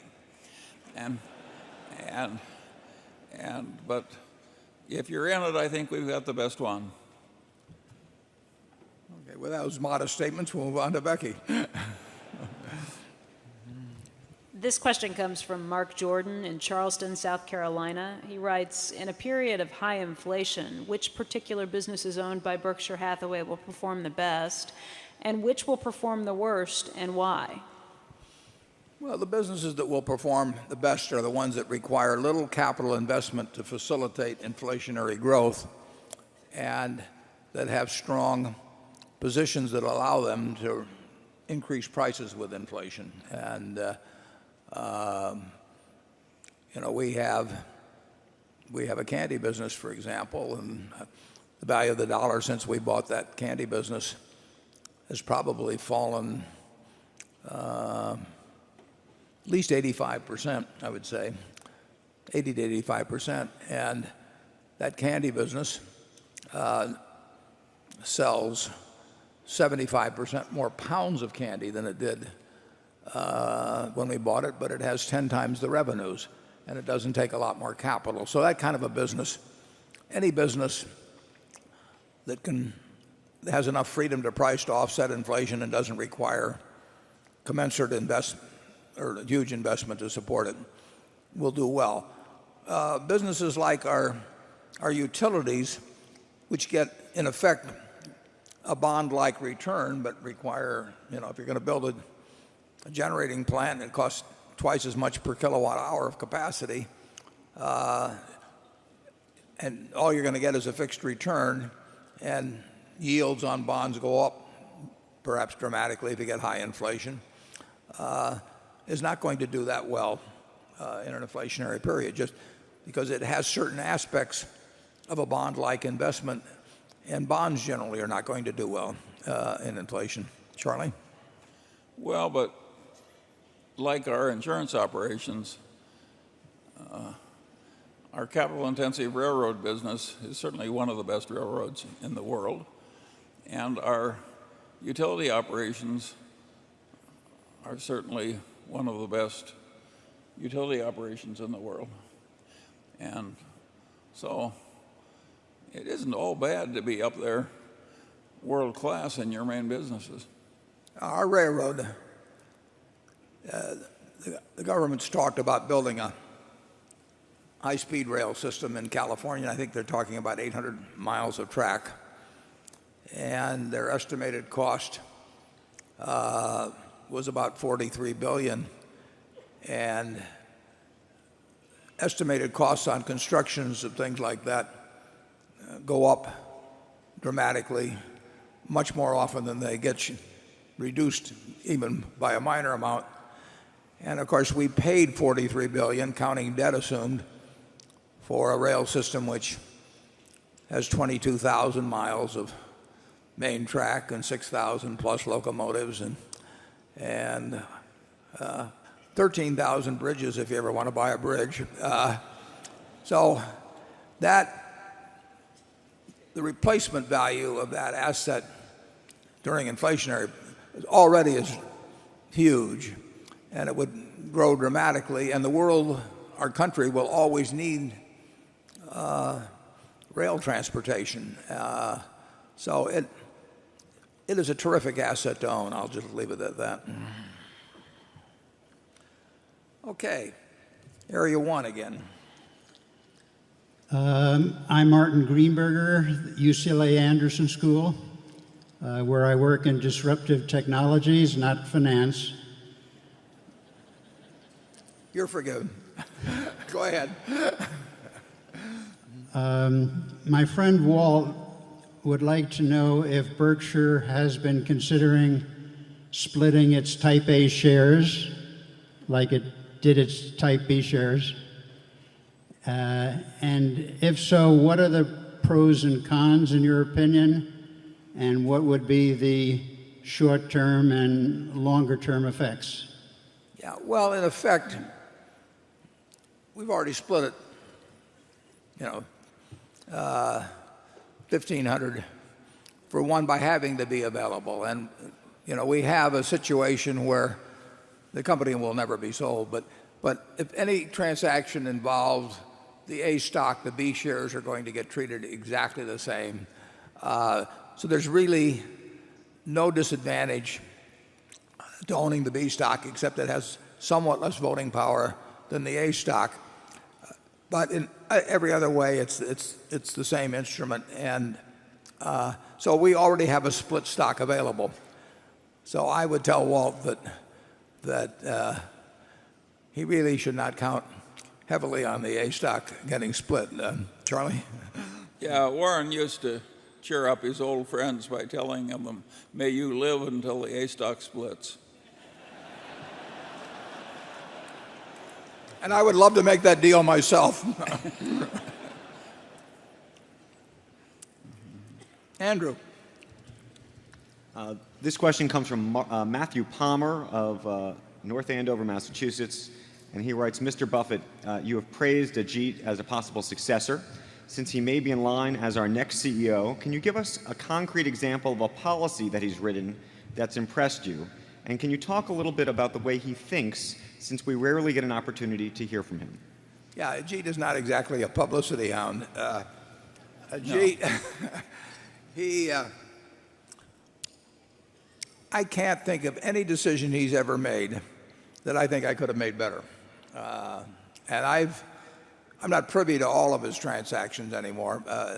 There are lots of them that are not of huge size or of great interest. But he tells me about all the interesting things that come along and all the very big things that come along. And I would say this: you'd be better off voting with him than with me after listening to any proposition he brings up. He is as rational a thinker as Charlie is, as anybody I've met. He loves what he does. He's creative. He's very creative. We have moved into one area after another in reinsurance when people came in copying us in one area of business that we would be operating in. Ajit comes up with something else. Lately, we've been much more active in life reinsurance. But who knows what tomorrow brings? I mean, if there happens to be a huge cat in the third quarter of this year or something of the sort, that might open up all kinds of opportunities in writing covers if capacity got strained. But who knows what will happen? All I know is that Ajit's mind works like a machine, day after day, and he does love what he does, which is an important part of doing well in any activity. And I don't know what his best deal was. I know what my best deal was, which was hiring him. Charlie? Yeah. Sir William Osler, who created a model medical school for the world, used to say that the secret of success in a field was getting very interested in it. Well, Ajit is really interested in what he does. Many of you don't know this, but every Thanksgiving, Ajit flies to London because they don't have a Thanksgiving holiday. We give him Christmas off, though. Ajit, we just, I say how invaluable he is, and I'm not exaggerating when we talk about him. And he is, to an extraordinary degree, he thinks of Berkshire first. Ajit, at various periods when insurance companies became popular for one reason or another, there was the big thing about Bermuda companies some years ago. Ajit could have monetized himself to an incredible degree. He still could do it. I mean, people would hand him a significant percentage of any company being formed with lots of money, so that immediately he could create, I would guess, in the hundreds of millions of wealth without lifting a finger, just by somebody putting up, a couple $1 billion and saying you've got 20% of it or whatever it may be. And I mean, and listen, he's smart. He knows that, and it doesn't cross his mind to do anything like that. I mean, we have in comp, he always thanks me for what I do at the end of the year, and I feel I've left off a zero, when I get all through. He's just a remarkable human being, and we are very, very lucky that I think he has a lot of fun in what he does at Berkshire. He's got a cadre of about 30 people that work with him. There's many more that are settling claims and doing that sort of thing on runoff business, but you won't find anything like it, in my view, not only in the insurance world, but really in almost any part of the business world.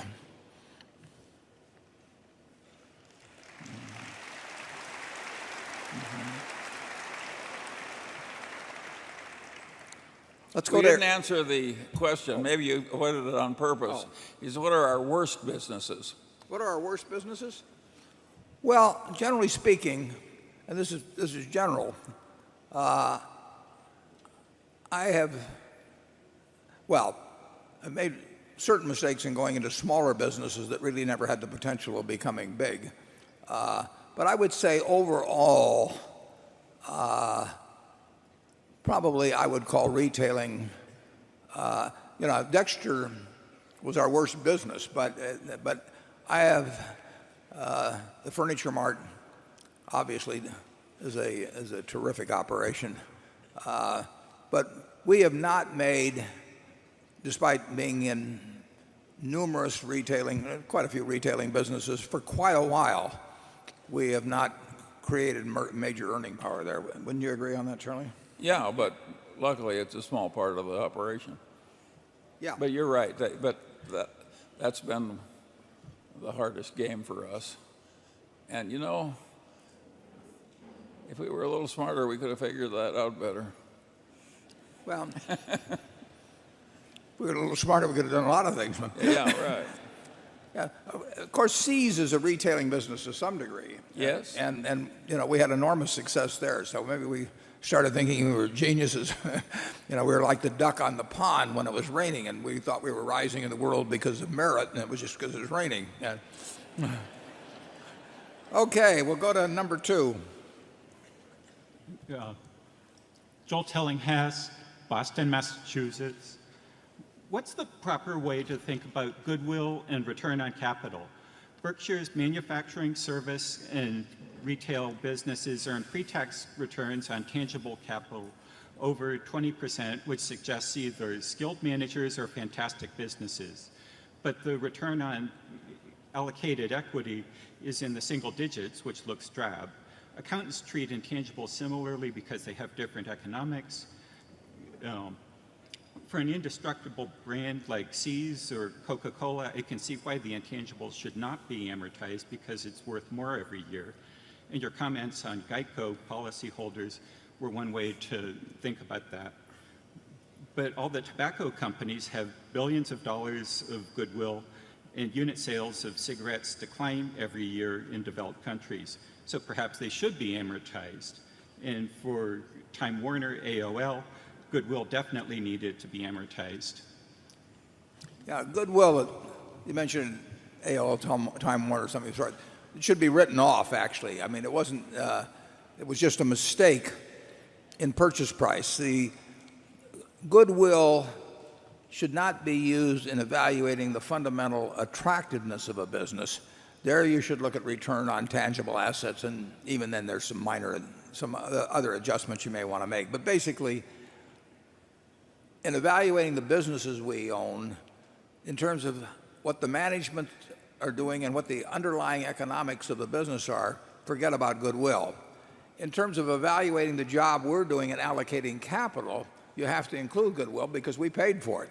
So if we buy, Coca-Cola goes back to 1886 and John Pemberton at Jacobs Pharmacy in Atlanta, and there was not a whole lot of goodwill put on the books when he sold that first Coca-Cola. If you were to buy the company now, the whole company, you would be putting a figure, of $100 billion or something like that on it. You shouldn't amortize that. And you shouldn't, in judging the economics of the business, look at that. But in terms of judging the economics of the business that purchased it, we'll call it Berkshire, then you have to allow for the goodwill because we are allocating capital and paying a lot for it. I don't think the amortization of goodwill makes any sense. I think write-offs of it, when you find out you've made the wrong purchase and the business doesn't earn commensurate with the tangible assets employed and plus the goodwill, I think write-offs of it make sense. But when looking at businesses as to whether they're good businesses, mediocre businesses, poor businesses, look at the return on net tangible assets. Charlie? Well, I think that's right. But as the gentleman says, when we buy a business, a whole business, we never get a huge bargain. And of course, we may get down toward 10% pre-tax earnings on what we pay. That isn't so awful as you think when a lot of the money comes from insurance float that costs you nothing. In other words, if you have $60 billion afloat and God gives you $6 billion a year of earnings, it's not all bad. Well, on Lubrizol, we're paying close to $9 billion for the equity, and it earns. And you should make adjustments for debt, but it's not an important factor there. And current rate of earnings is probably $1 billion pre-tax. And now Lubrizol itself is employing they're employing, call it, $2.5 billion of equity to earn that billion of pre-tax. So it's a very good business in terms of the assets that are employed. But when we end up paying the premium we pay to buy into it, it becomes $1 billion pre-tax on something close to $9 billion. You have to judge us based on close to a $9 billion investment. You have to judge James Hambrick in running the business based on the much lower capital that he has been employed. It can turn out to be a very good business, and we can turn out to have made at least a minor mistake if it isn't as good a business as we think it is now, but still is a very satisfactory business based on the tangible capital employed. Charlie, can you make that clearer? Well, it's just we are not going to buy, in the climate we're in now, operating businesses that are all decent for low prices. It's just not going to happen. Carol? In the book about Charlie, Damn Right, by Janet Lowe, Charlie talks about his view on teaching finance. He says that he would use the histories of 100 or so companies that did something right or wrong as a basis for teaching the course. Could each of you, and since this concerns Charlie, we'll start with Charlie, give us an example or two from either category, right moves or wrong moves? I predict Charlie's going to talk about Costco. Go ahead, Charlie. Well, Costco, of course, is a business that became the best in the world in its category. And it did it with an extreme meritocracy and an extreme ethical duty, self-imposed, to take all its cost advantages as fast as it could accumulate them and pass them on to the customers. And of course that created ferocious customer loyalty. And it's been a wonderful business to watch. And of course strange things happen when you do that and do that long enough. Costco has one store in Korea that will do over 400 million in sales this year. These are figures that can't exist in retailing, but of course they do. And so that's an example of somebody having the right managerial system, the right personnel selection system, the right ethics, the right diligence, and et cetera, et cetera. That is quite rare.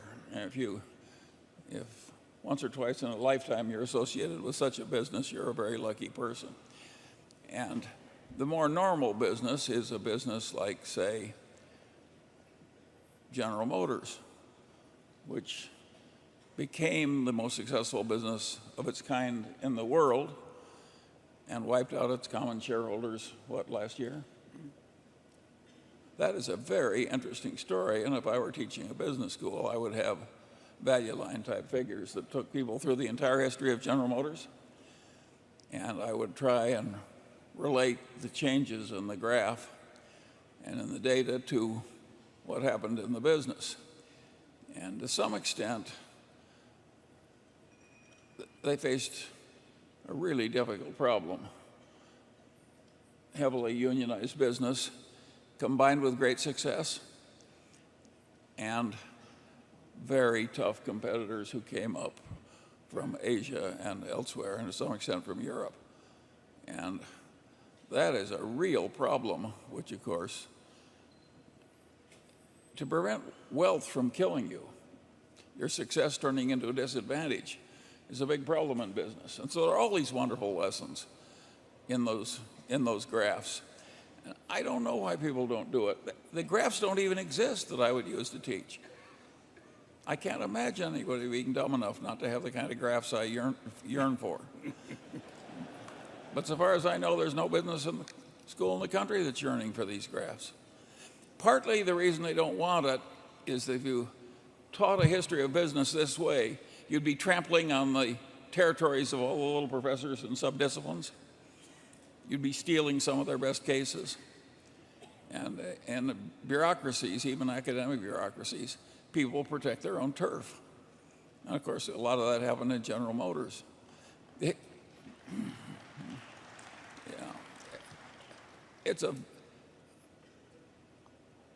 I really think the world, that's the way it should be taught. Harvard Business School once taught it much that way, and they stopped. And I'd like to make a case study as to why they stopped. I think I can successfully guess. It's a course in history of business trampled on the territory of barons of other disciplines, like the baron of marketing, the baron of finance, the baron of whatever. And this IBM is an interesting case. I mean, there's just one after another that are utterly fascinating. And I don't think they're properly taught at all because nobody wants to do the full sweep. Charlie and I were on a plane recently that was hijacked. With what? It was hijacked. I'm telling about our experience on that hijacked plane when the hijackers picked us out as the two dirty capitalists that they really had to execute. But they were a little abashed about it. They didn't really have anything against us. So they said that each of us would be given one request before they shot us. And they turned to Charlie and they said, "What would you like as your request?" Charlie said, "I would like to give once more my speech on the virtues of Costco with illustrations." And the hijacker said, "Well, that sounds pretty reasonable to me." And he turned to me and said, "And what would you like, Mr. Buffett?" And I said, "Shoot me first."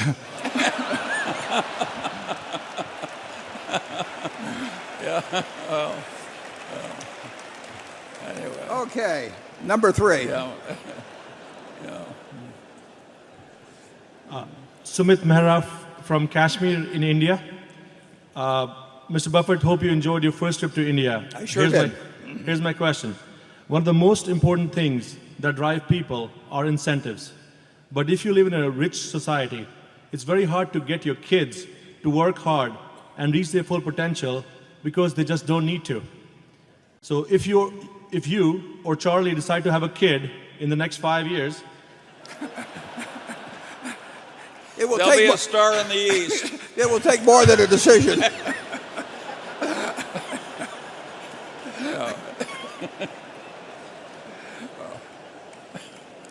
how would you incentivize him or her? I thought you were going to say, "How would you?"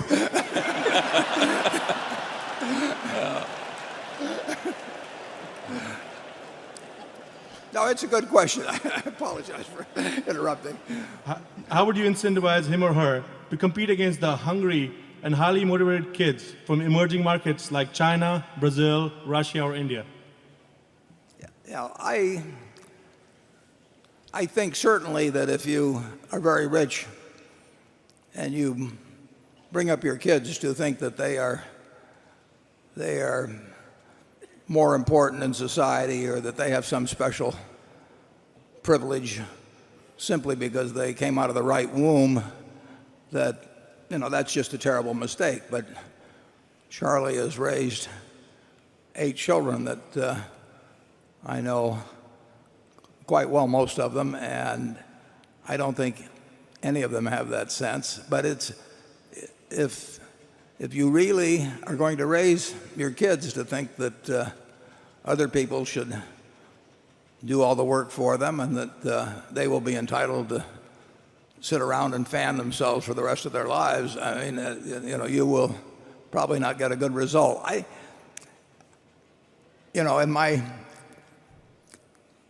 Charlie's been rich most of the time when many of his kids were growing up. Some of his kids were growing up. I've been rich while my kids were certainly when they got into high school and college. But I certainly didn't want to give them the idea that they were special just because their parents were rich. And I don't think you necessarily have to get a bad result or have children that don't have any incentives simply because their parents are rich. The one thing I don't think you want to give them an incentive to do is try and outdo their parents at what their parents happen to be good at. I don't think that makes sense, whether you're a professional athlete or a rich person or whatever it may be, a great novelist, or you name it. But I really think if you're rich and your kids turn out to have no incentives, I don't think you should point at them. I think you should probably point at yourself. Charlie? Well, I don't think you can raise children in an affluent family and have them love working 60 hours a week in the hot sun digging fence post holes or something. That's not going to work. So to some extent you are destroying certain kinds of incentives. And my advice to you is to lose your fight as gracefully as you can.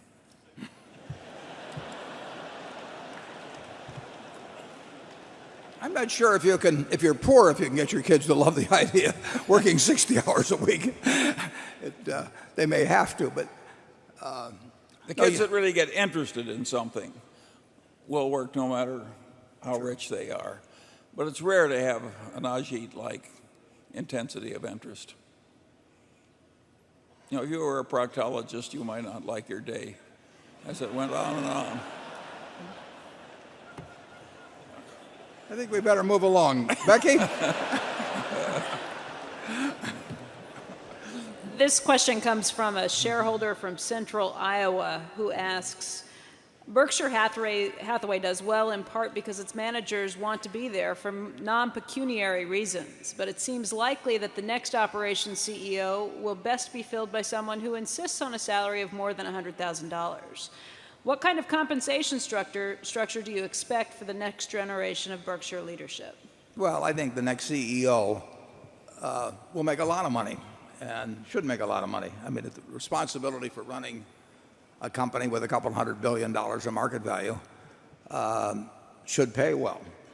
I think that whatever the level the board decides then in terms of a base salary should be supplemented by probably an option system that incorporates a couple of things that are perhaps unusual. I don't think the option price, the original strike price, should be less than if the company were for sale, the assets would bring. So the idea of giving somebody an option during some depressed part of the stock market at the market price, I think, is crazy, because you wouldn't sell your business at that price, and why sell part of it on that basis? So I think the base price should be what the business is worth at the time you start, and then I think if because of the compounding feature of leaving money there,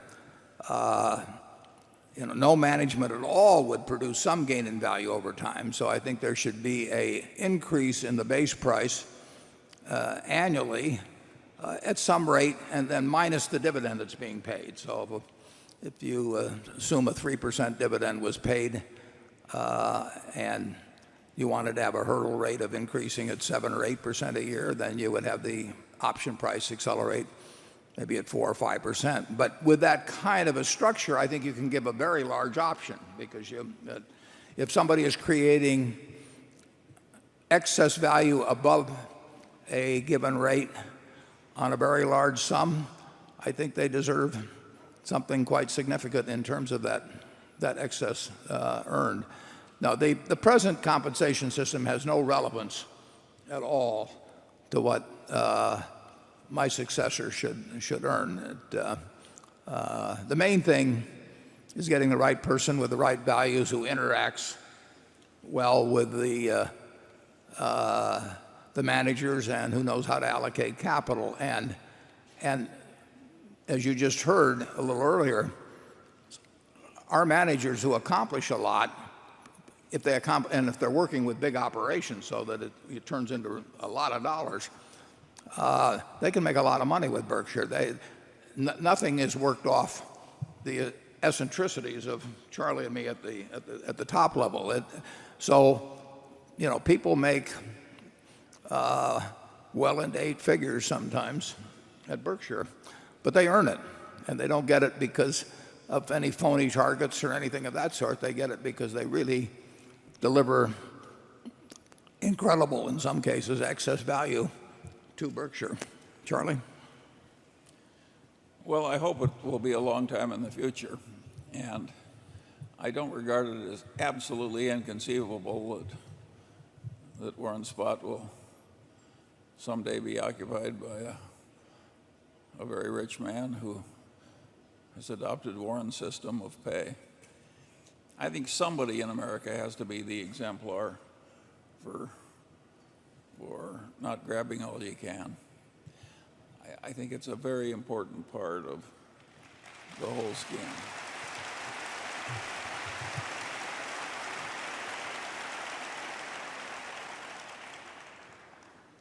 I don't think you better run an ad, though, after I go that says CEO wanted $100,000 pay plus pleasant surroundings.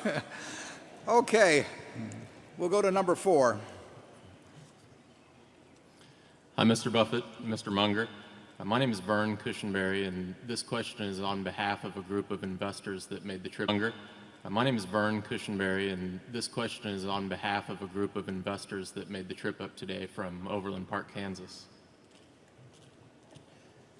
Given your interest in renewable energy and natural resources, I wonder if you'd be willing to share your thoughts on how a world of limited and depleting clean water supplies and declining food stocks affects your investment strategies and thinking on the future. Yeah, I would say it's an important subject, but it doesn't affect our investment strategy to any real degree. In other words, we would love to buy another Geico. We would love to buy another BNSF. We'd love to buy another Mid-American. And we look at those businesses over a long time frame, but we are looking at what we expect their earning power to be 3, 5, 10, 15 years down the road compared to what we are paying. So I would say that there are a number of societal issues that really do not enter into our investment or purchase of business type decisions. Charlie? Well, I would advise not paying too much attention to the clean water issue. If there's enough energy, you can always get enough clean water. Israel sometimes goes month after month making half its water from seawater. With enough energy, well, you have the water problem goes away, and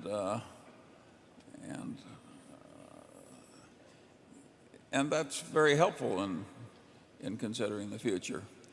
And regarding the agricultural productivity, I think one of the main reasons for being restrained in the use of hydrocarbons is that modern agriculture won't work without them. So I'm a great believer in being conservative in terms of blowing all the hydrocarbons on heating houses and running cars. I think of how happy we'd be if we'd taken a bunch of that dollar oil in the Middle East and just carted it here and put it in salt caverns. I mean, you can argue we really screwed up the past, and you could argue all the people who think that our main solution is to drill, drill, drill. They're all nuts. It's probably quite wise to use up the other fellow's hydrocarbons while preserving our own. It's not going away because we're not drilling it now. But you can see that this will lead into unproductive discussion.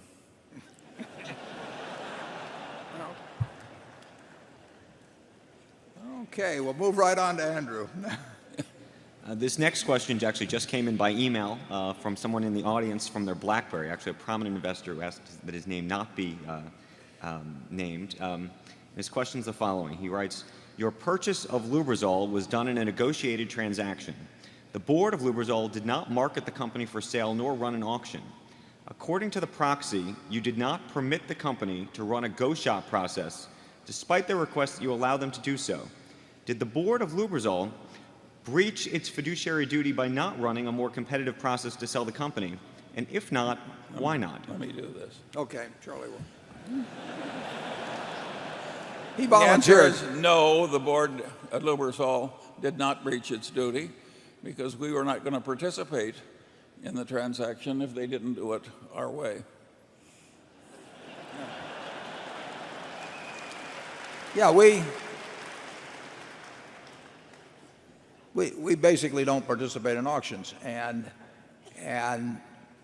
actually just very, very recently we were asked to participate in one, and we're just not interested. They may end up getting less money than they would have gotten from us, but if they want to auction it, the one thing I can guarantee them, is that when they get all through, we will not pay them what we would have paid them originally if they stepped up. So they get a very certain deal. They got a very significant price, in my view, and in the view of two advisors. And if they had said we want to conduct an auction, we would have said good luck, and we'd have looked at something else. Has anybody else got an easy question? Okay, number 5. Hi, Charlie. I think I have an easy question. Give it to me then. My name is Stuart Kay from Materan Capital Management in Stamford, Connecticut. And Warren, you have often described a big part of your job as allocating capital. Going forward, by just looking at Berkshire's financial statements, how can we determine how good of a job you have done at allocating capital? Well, the real test will be whether the earnings progress at a rate that's commensurate with the amount of capital that's being retained. And over time, a market value test, but markets can be very volatile and capricious. But over time, obviously, unless the market value of Berkshire is significantly greater than the amount of capital that we have kept from you, retained, and used to buy businesses, the verdict is against us if we ever start selling at a discount to that factor. But you just have to, it is not a perfect measurement, and certainly is not on any 3-month or 6 months or even 1-year basis.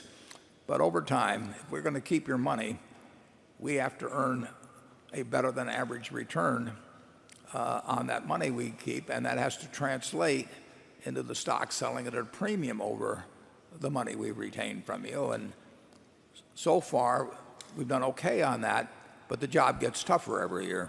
Charlie? Yeah, we have continued to beat the market averages. We just aren't beating our own past record. And I guarantee that will continue. At least the last half of it. Yeah, I guarantee only the last half of it, right? Yeah. Okay, Carol? This question is from Mike Rifkin. He wants to ask about 5 transactions you made in recent years with very different terms. Goldman, $5 billion at 10% plus warrants. GE, $5 billion at 10% plus warrants. Dow Chemical, $3 billion at 8.5% convertible to common. Wrigley, M&M Mars, $4.4 billion at 11.45. Swiss Re, $2.7 billion at 12%. Now, why the different interest rates, he said, and how about why the warrants in some cases, and why did the rich Mars family need $4.4 billion to do a deal and at 11.45%? Well, we'll let the Mars family speak for themselves, but in terms of comparing those 5 deals, it was $3 billion with GE, and the Mars deal actually involved a $2.1 million preferred stock, which has some unusual characteristics, so you have to look at it as a package. But the important thing is that every one of those deals was done at a different time, although the Goldman and the GE deals were done in close proximity with each other. And market conditions, you heard Charlie in the movie talk about opportunity costs. Our opportunity costs were different in every single one of those 5 transactions. And incidentally, we could have done a much better, I could have done a much better job of allocating our money, in terms of the post panic period. I was early on Goldman and GE compared to the situation 5 months later. But we not only don't have perfect foresight, sometimes it's pretty bad. But each deal, when I did the Swiss Re deal, I was not thinking about the Dow Chemical deal, which was committed to maybe a year plus earlier. I was thinking about what else I could do with $2.7 billion. And that's the way all the decisions are made. So they are not related. They're not related to each other. They go through a mind that is looking at everything available that day, including the amount of cash we have, the likelihood of being able to do something else next week or next month, what else we can do that day. And past deals we've made don't really make any difference. In fact, one of the errors people make in business, and sometimes it can be a huge error, is that they try and measure every deal against the best deal that they've ever made. So they say, I'd made this wonderful deal for maybe an insurance policy written, it might be a company bought, it might be a stock bought, and they're determined that they're never going to make a deal that isn't that attractive in the future. And so they, in effect, sometimes they take themselves out of the game.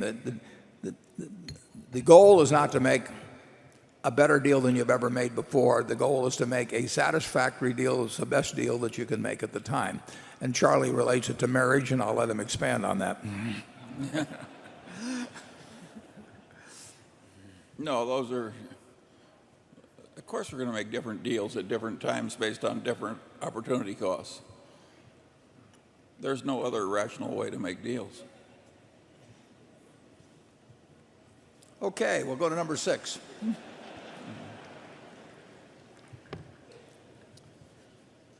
Keith McGowan, Norfolk, Massachusetts. Thank you, Mr. Buffett and Mr. Munger. Thank you for being a role model. Your ethics, frugality, sense of humor, honesty, sharing your ideas on investing, sharing your ideas on business, make this world a better place for everyone.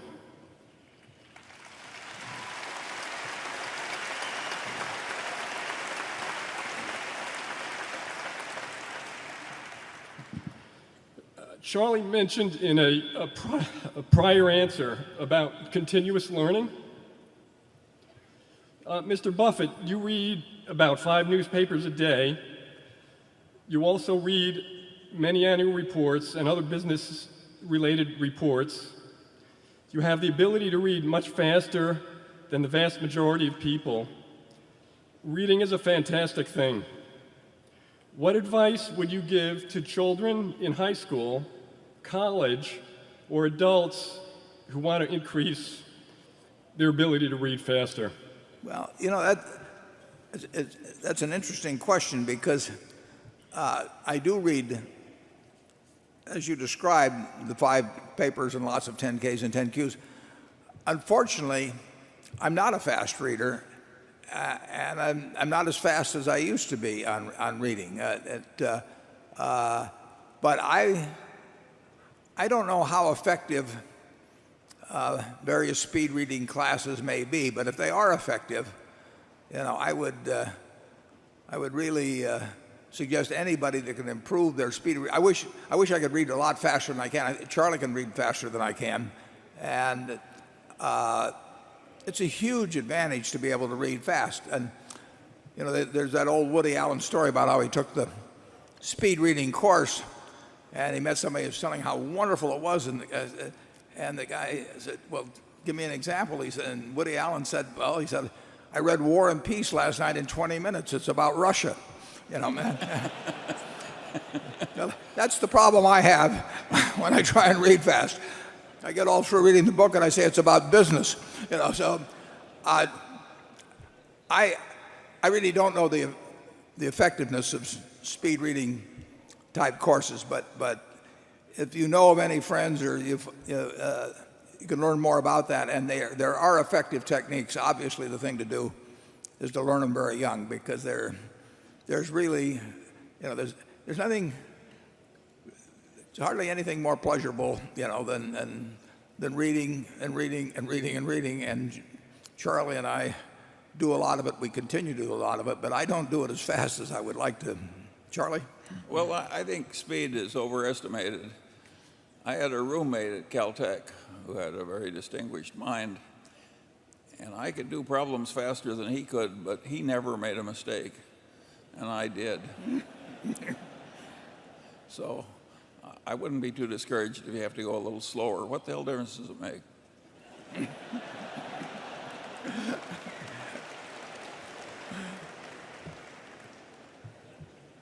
I'll pass that peanut brittle for him. Yeah. Thank you. Thank you. You may have noticed we have a 15-pound box out for sale in the other room, but Charlie was looking for a 25-pound box. Becky? This question comes from Eric Weissman, who asks, are you worried about Congress playing politics with the raising of the debt ceiling? What would this do to Berkshire Hathaway stock and to the overall economy? You mean if they didn't raise it? If they didn't raise it. Yeah. Right. Well, it would probably be the most asinine, act that Congress which ever performed. At one time in Indiana, back in the 1890s, I think they passed a bill. I know it was introduced. You can look it up on a search engine. They passed a bill to change the value of pi, the mathematical term pi, to an even 3, because they said it would be easier for the school children to work with. Well, that's the only bill I can think of that would give competition to a refusal to raise the debt ceiling. I mean, it's extraordinary. I mean, it really is extraordinary that with our deficit running, well over $100 billion a month, and all kinds of items that can be changed. I mean, having a debt ceiling to start with is a mistake. I mean, it doesn't. The United States of 2011 has a different debt capacity than the United States of 1911, and it's going to be a growing country, and we're going to have a growing debt capacity. That doesn't mean I think it's a great idea at all to have debt growing as a percentage of GDP, but to stick debt ceilings on so that these games get played and all the time that gets wasted and everything, and the amount of number of silly statements that you hear, and it just seems such a waste of time for a country that's got a lot of things to do. But in the end, they won't, in my view. There's no chance that they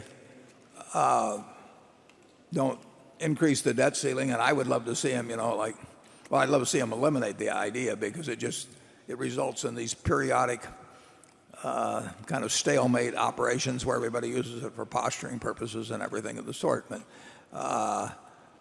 the United States is not going to have a debt crisis of any kind as long as we keep issuing our notes in our own currency. The difference between being able to borrow in your own currency and having to borrow in another currency is night and day. The only thing we have to worry about is the printing press and inflation.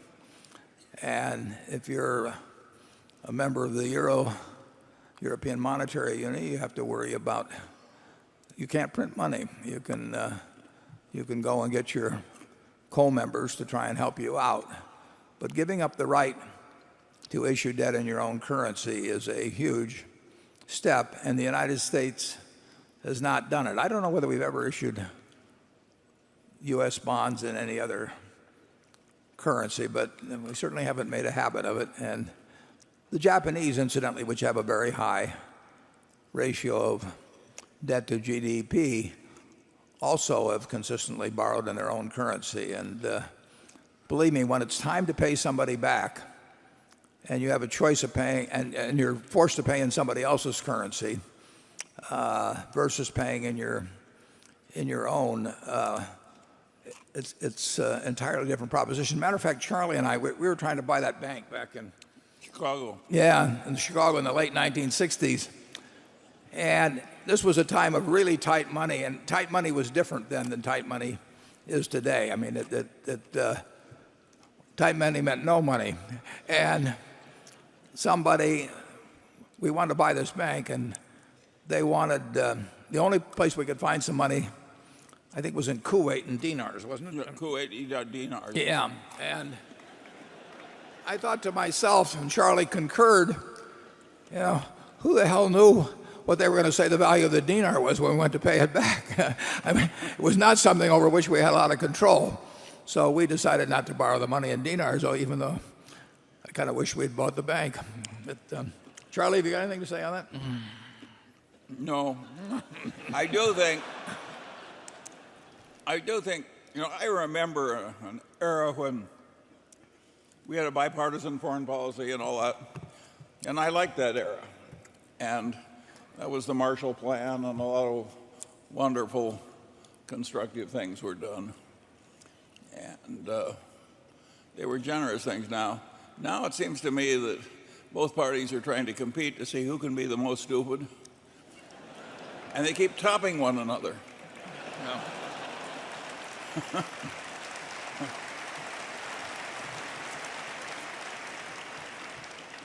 You can tell Charlie is a fellow who's always filed an accurate income tax form.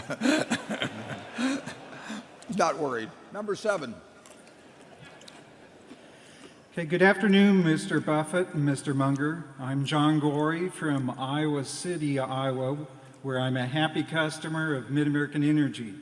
Around 2004, Mr. Buffett, you told us about a great attention you had given to limiting Berkshire's exposure to mega catastrophes so that one could not break Berkshire.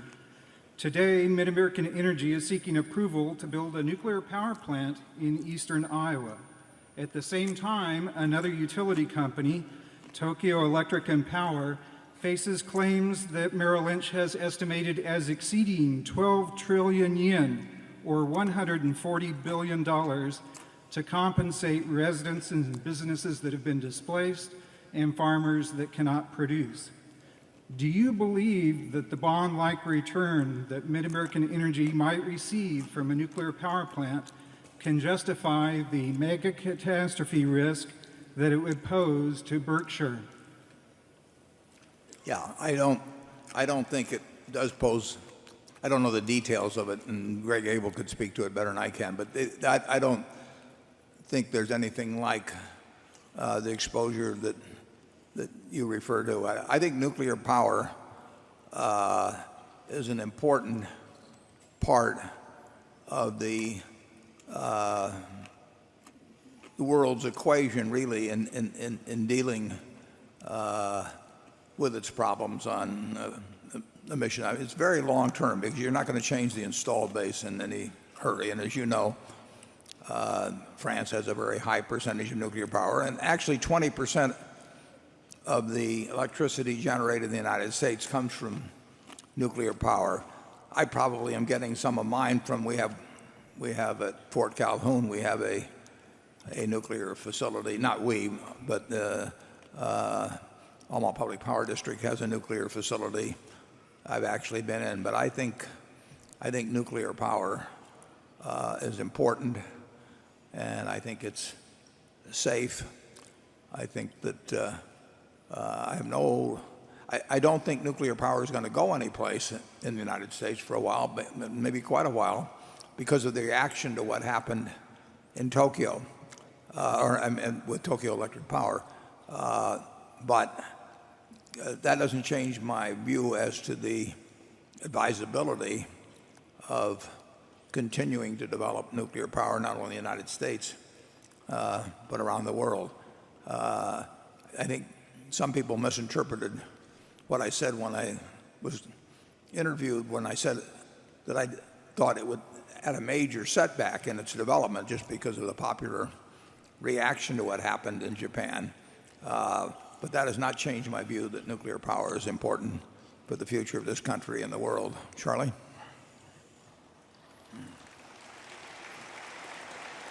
Yeah, we can't be so risk averse that things that have a very tiny chance of making a big dent in one subsidiary are unendurable for us. We have to have a certain reasonable amount of courage in operating this company. Yeah. We have pipeline. We have gas pipeline. You can dream of all kinds of worst case situations. We have to carry toxic materials on. We're required by law to carry those on the railroad, and you can picture the wrong place, the wrong time, the wrong everything. But we are not bearing any risks, in my view, ever, that threaten the enterprise. I mean, that is one thing I think about all of the time. I regard myself as the chief risk officer of Berkshire, and that is not something to be delegated to a committee, in my view, at all. So I think about whether I think about derivative positions, whether I think about leverage, whether I'm thinking about nuclear power plants or anything. I mean, we are not doing anything that I know of that pressing my imagination as far as I can threatens me losing a night's sleep over Berkshire's well-being.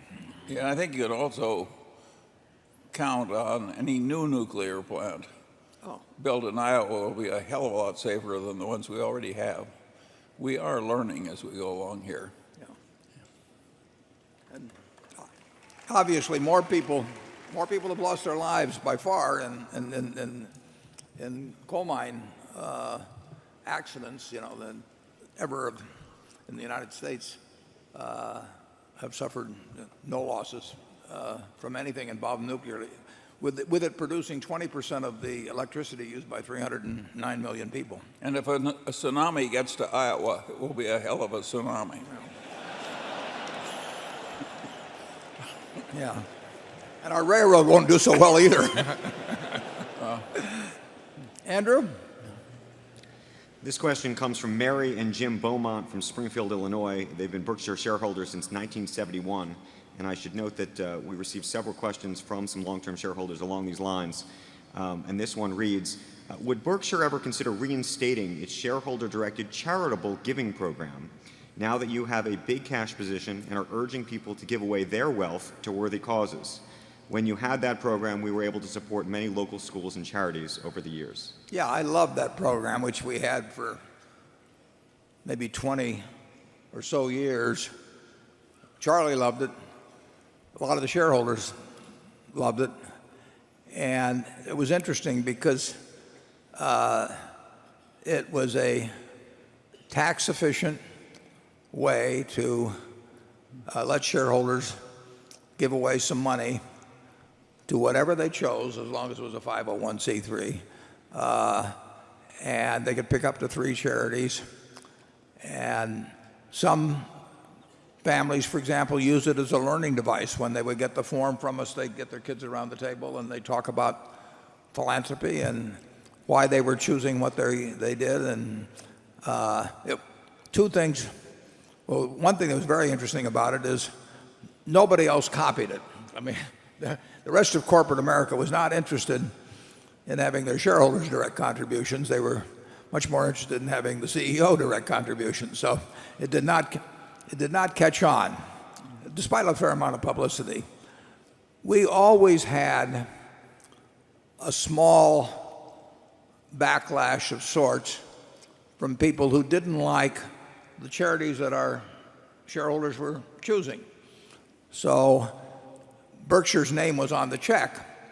The shareholders would tell us, we want $20 a share, let's say, and they own 10 shares so they can direct $200. They'd say, we want our $200 to go to more churches, and synagogues actually were number one, but there were schools and there were all kinds of things. And we would always get some letters where Berkshire would be contributed to, say, Planned Parenthood of California, and people would say, well, we're not going to buy See's candy because Berkshire is supporting Planned Parenthood in California. And sometimes I would write the people a letter and tell them that when See's bought almonds or milk or anything like that, we didn't get into the charitable preferences of the person who supplied us, but it never really amounted to anything. Then we bought the Pampered Chef, and that was a different situation because with the Pampered Chef we operated through 50,000 plus independent contractors. These are women, largely women, who sometimes to supplement their income. We have at least one in the office, a woman that sells Pampered Chef's products. Sometimes as a main source of income were these 50,000 were independent contractors, and a campaign developed where people said that because Berkshire Hathaway gives money, probably primarily to pro-choice organizations, and that was at the direction. We had other people giving them to pro-life organizations. I mean, these were reflected the views of our shareholders, not of Berkshire management, but that they were going to boycott these independent contractors. And these were people who depended on the income, who had nothing to do with Berkshire's policies, and they were being hurt in terms of their livelihood. And in some cities, it became a radio campaign, and in some cities, people regularly started interfering with the parties arranged for our Pampered Chef consultants. And it was hurting a whole lot of innocent people who had nothing to do with Berkshire's policies, who had nothing to do with Berkshire. And at that time, reluctantly, we decided to end the program. I didn't mind at all losing some See's candy business or whatever to some people, but when we start affecting individuals, most of these people are not high-income individuals, and we're cutting off their livelihood because of something Berkshire is doing. It just became apparent to me that it was unfair to continue it, and reluctantly we stopped it, and I think it's too bad. We don't want the parent company involved in distracting arguments about the social issues of the times. Well, we certainly don't want it where it affects people who are just bystanders, basically, who have counted on us over the years to work with them. And it was literally affecting the income of thousands, primarily women, concentrated in certain communities around the country. Okay. But a lot of Berkshire stock is given away every year. It isn't like we've lost the flow of charity totally. No, a huge amount is given away. Partly that's because Charlie and I started our partnerships back in the 50s and 60s, and we've got a number of partners that are now in their 80s, and some of them have given away some exceptional amounts of money. You had a question earlier from Dick Holland, for example, and Dick Holland, as a matter of think it's a matter of record as the exact numbers, but he's given away huge amounts of money over the years and continues to. And we've got dozens like that I would say are going to end up giving back 90% or more of all the money they've made in Berkshire. Okay.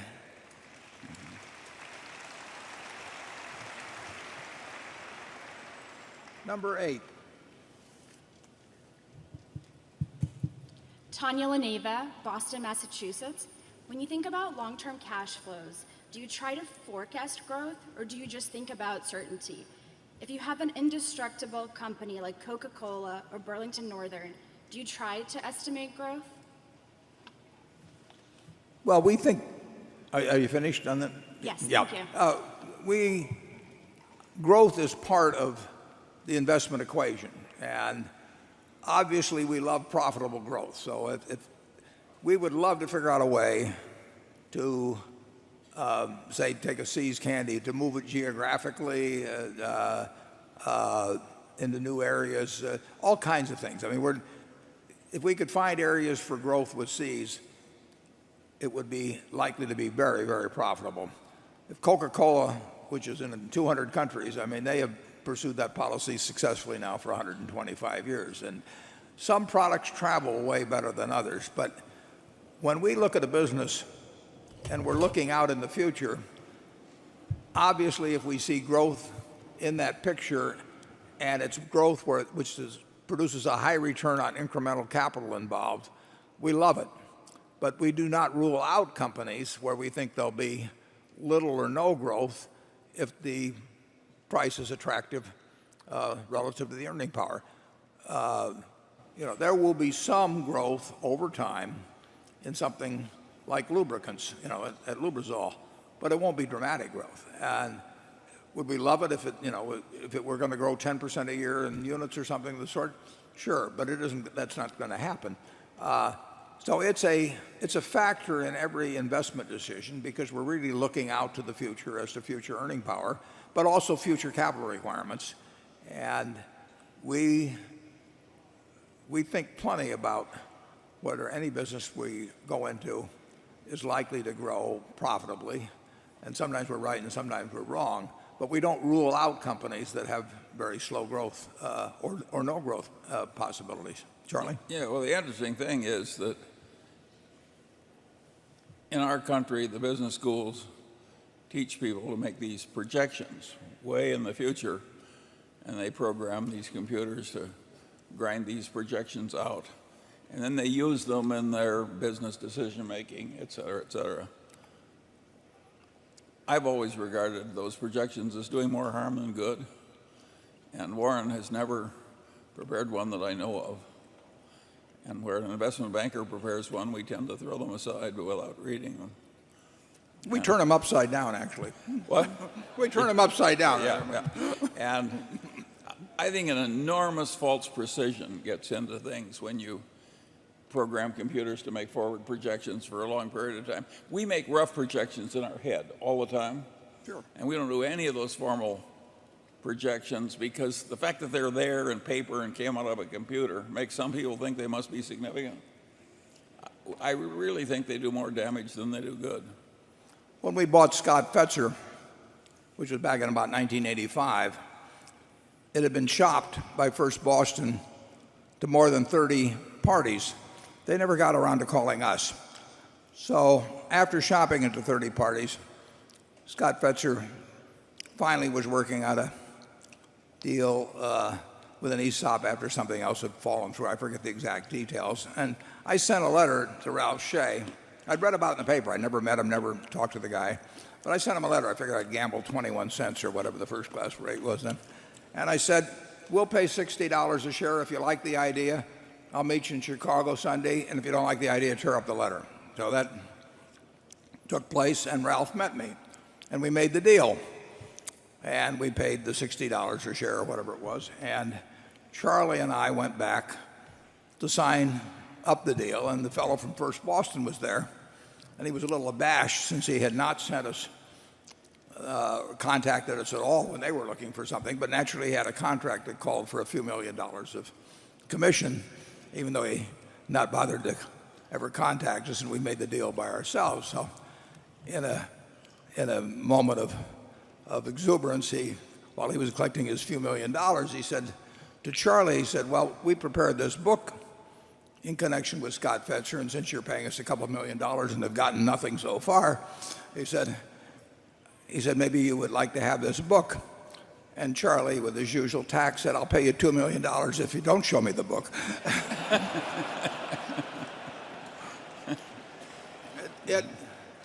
And I should mention, in connection with Lubrizol, Dave Sokol met James Hambrick, I think on whatever it was, January 25th or whatever the date, and Lubrizol had already made projections publicly out to 2013, and Dave told me that that James had also given him some projections, I guess, out to 2015 or something, and did I want to see him? And I told him no. I mean, I don't want to look at the other fellow's projections. I've never seen a projection from an investment banker that didn't show the earnings going up over time. And believe me, the earnings don't always go up over time. So it just, it's the old story. Don't ask the barber whether you need a haircut. I mean, you do not want to ask an investment banker what he thinks the earnings are going to be in 5 years of something he's trying to sell. So I pay no attention to that sort of thing. But we do, as Charlie says, we are doing projections in our head, obviously, when we look at a business. I mean, when we look at any company to buy or any stock to buy, we are thinking in our mind. We've got a model in our mind of what that place is likely to look like over some period of years. And then we also have some model in our mind of how far off we can be. I mean, there's some things we can be way off on. There's other things we're likely to be in a fairly narrow range on. So all that is taking place. But we sure don't want to listen to anybody else's projections. But those of you who are about to enter business school or who are there, I recommend you learn to do it our way, but at least until you're out of school, you have to pretend to do it their way.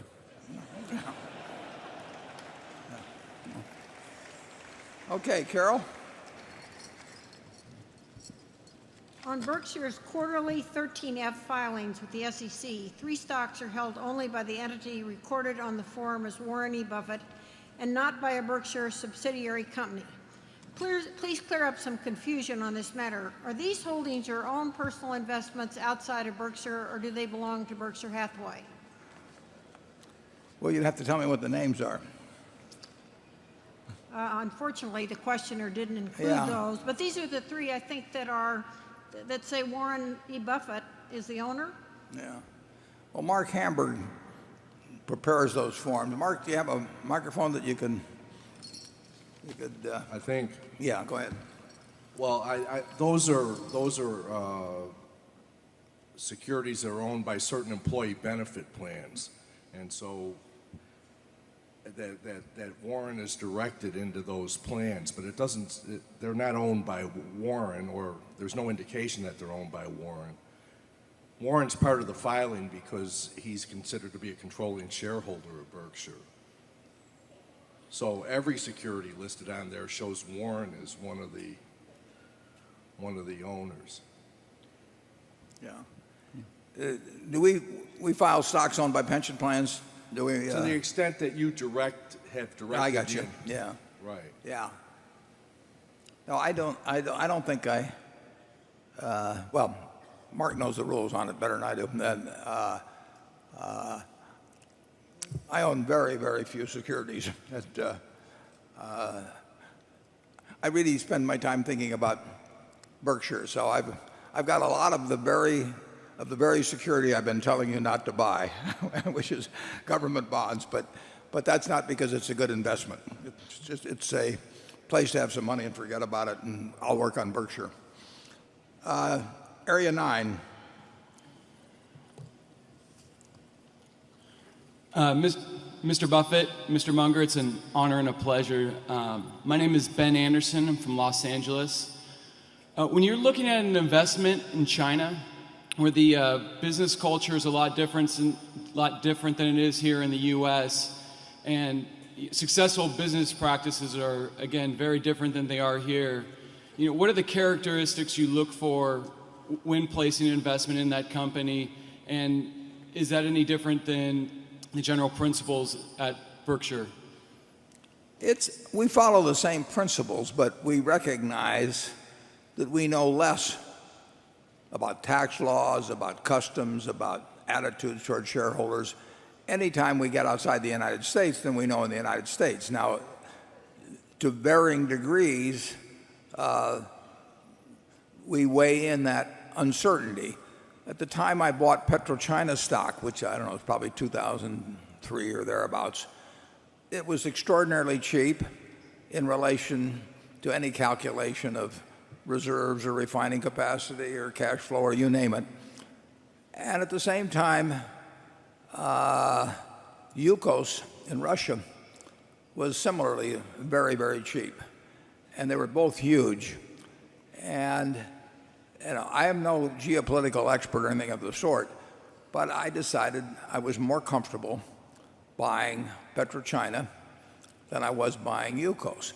Now, was I as comfortable buying PetroChina as I would have been buying some domestic company of similar size?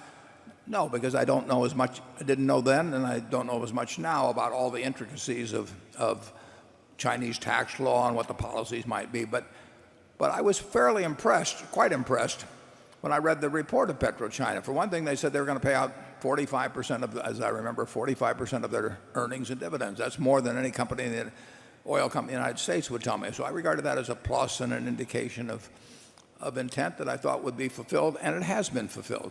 So we do make allowances for our lack of understanding as well as we might in the United States, various key factors.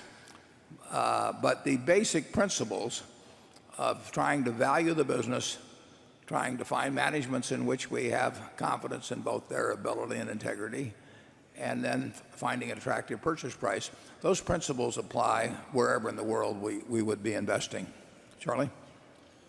Well, we make so few investments in China that trying to draw general lessons from us would be hard.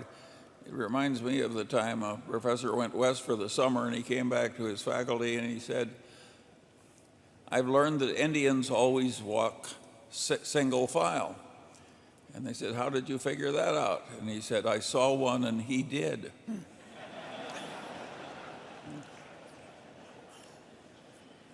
How do we get from there to China? Well, we only had a couple of things in China that were like the one Indian. You can't draw general lessons from our. But we're willing to look tomorrow. I mean, obviously, if we had a call on some, that to be a significant size investment because it just doesn't make any sense for us to look at things we can just put a couple $100 million in. But I love the idea of looking at various ideas. I mean, I find it a fascinating game to hear about companies or businesses that are new to me. And the problem now is that the universe has gotten much smaller because of our size. But we welcome a call from a lot of countries. There's some countries that are just too small. They're not going to have businesses that could move the needle at a place like Berkshire, and so those are off the list. But China has at least one private company that makes over $3 billion a year after taxes. There are some big things out there. I'll get the name from him later, but I don't want you to hear. Becky? This question comes from Ed Schmidt in Alaska. He's asking about Berkshire's cash. He writes, "Where is that money held? All in treasury bills or notes? If so, what will happen in June when the biggest buyer, the Fed, quits buying? Where is all that money on the sidelines? Is it under the mattress we saw 2 years ago? I don't see how any significant amount of money can be in banks that aren't paying interest, corporate bonds that are risky and not paying much interest, or government bonds that seem less and less sound as each day passes." Well, he's certainly right that all the choices are lousy for short-term money now. But we don't play around with short-term money. So we did not own commercial paper in 2008 before problems occurred. We did not own money market funds. When I say we didn't own them, there may be small amounts at various subsidiaries, but in terms of the big money, which we run out of Berkshire, we basically keep it in treasuries. And we get paid virtually nothing now for it, and that's irritating. But the last thing in the world we would do at Berkshire is to try and get 5 or 10 or 20 or 30 basis points more by going into some other things with this, with our short-term money. It is a parking place. It's an unattractive parking place, but it's a parking place where we know we'll get our car back when we want it. And when we need, certainly the case in September of 2008, we had committed for some time to put $6.5 billion in Wrigley when the Mars-Wrigley deal occurred. And we certainly didn't contemplate at the time we made that commitment, which was probably in the summer, that the events would take place like they did in September. But we had the money. I knew I had to show up with $6.5 billion. I think it was on October 6th. And I had to show up, and I couldn't show up with a money market fund or some commercial paper or anything of the sort. I had to show up with cash. And virtually the only thing I feel good about in terms of having large amounts of ready cash is Treasury bills. And that's where we've got, if you look at our March 31st statement, I think you'll see $38 billion. And overwhelmingly that will be in treasuries. Charlie? Well, of course, I've watched a lot of people struggle who thought it was their duty in life to get an extra 10 basis points on the short-term money. I think it's really stupid to try and maximize returns on short-term money if you're in an opportunistic game the way we are, where we want to suddenly deploy money. Some of those pipelines we bought, they came for sale on Saturday and we had to close on Monday or something. Yeah.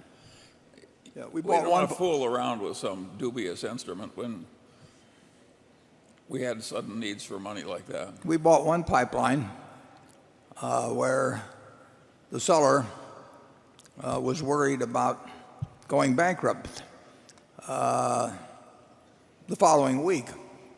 And there's a Hart-Scott-Rodino clearance required for the FTC, and they needed the money right away. And I wrote a letter, as I remember, to the FTC, and I said that we will do whatever you tell us to do later on. You can look at this all you want. We'll give you all the data you want, and if you tell us, to unwind the deal, whatever you tell us, we will do. But these guys need the money, and so we closed it earlier.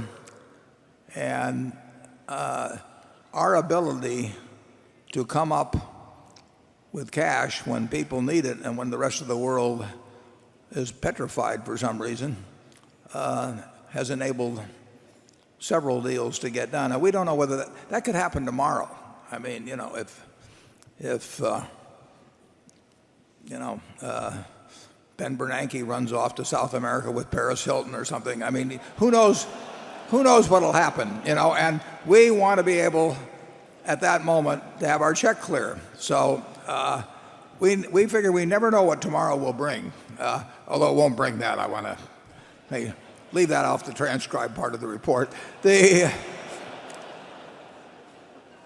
But when somebody comes to us and they say, we need a deal right now, we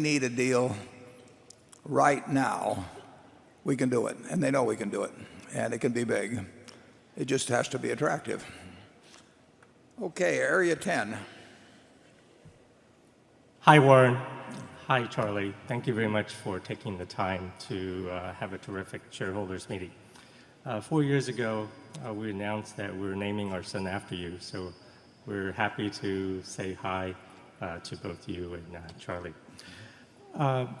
Charlie, since Berkshire bought Wesco, we wanted to see if you can take some time to host a meeting of your own. It could be anywhere, anytime.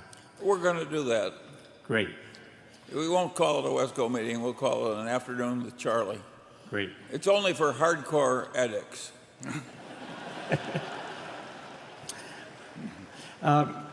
Warren, Mid-American Energy is investing over $1 billion in wind power. How do you feel about wind power as a source of renewable energy and its economics? Will this scale of investment continue, and what type of returns do you expect to come from wind power? Yeah, it's terrific, but wind power is terrific, but only when the wind blows. The wind blows about, as I remember, about 35% of the time in Iowa. So you never can count on wind power, obviously, for your base load.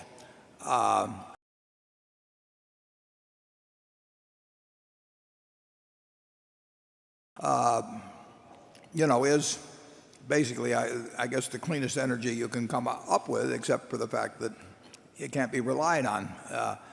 The economics only make sense with a incentive credit, tax credit provided by the federal government, which they've been doing for a considerable period of time.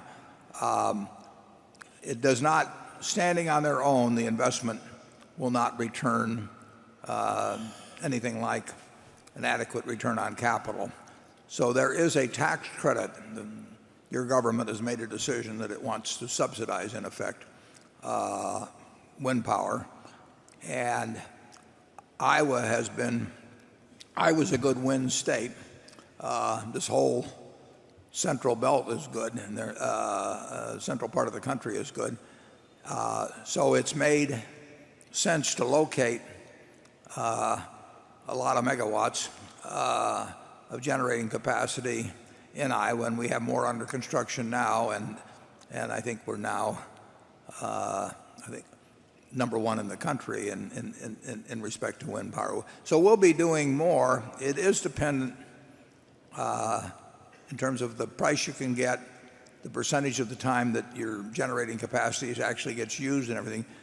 It only makes sense with the tax credits. And one thing that is kind of interesting, one of the assets of Berkshire is that it pays a lot of taxes. That doesn't sound like much of an asset, but in these days, a lot of utilities, when you get both 100% depreciation, which has been put in now by the federal government for a short period of time, and you get these sort of tax credits on wind, they really don't have the tax-paying capacity to be able to use the tax credits. So they are in a different position than Berkshire, which pays a lot of taxes.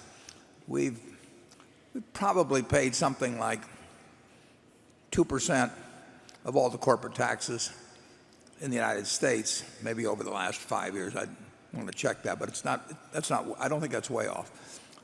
So we have a lot of tax-paying capacity. We can use it to build more wind projects, and I think it's very likely we will continue to do it. It helps our Iowa customers because these projects are successful. It's enabled us to keep rates, among other things, reasons. It's helped to keep rates absolutely unchanged now for more than a decade, which is very unusual among electric utilities in the United States. Charlie? No, I've got nothing to add. Andrew? Well, this is not a David Sokol question, but it relates to him. It's actually a NetJets question. This shareholder asks, I was struck by your statement when you praised Sokol for, quote, having resurrected an operation that was destined for bankruptcy. This really got my attention because I don't recall you or Berkshire Hathaway saying earlier that NetJets was on the verge of bankruptcy at the time that his predecessor, Richard Santulli, had stepped down. In fact, at the time, the company seemed to give the impression it was dealing with a few short-term problems, but that it was fundamentally sound. In truth, how close was it to bankruptcy? And if that was the case, why didn't you tell us?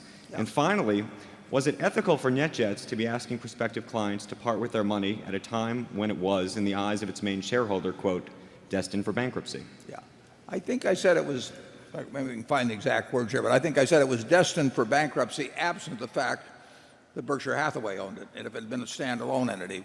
And Berkshire never had any intent, never would have had any intent of any kind to bankrupt NetJets. But if it had been owned as a standalone by somebody else, or the public, that's what would have happened to it.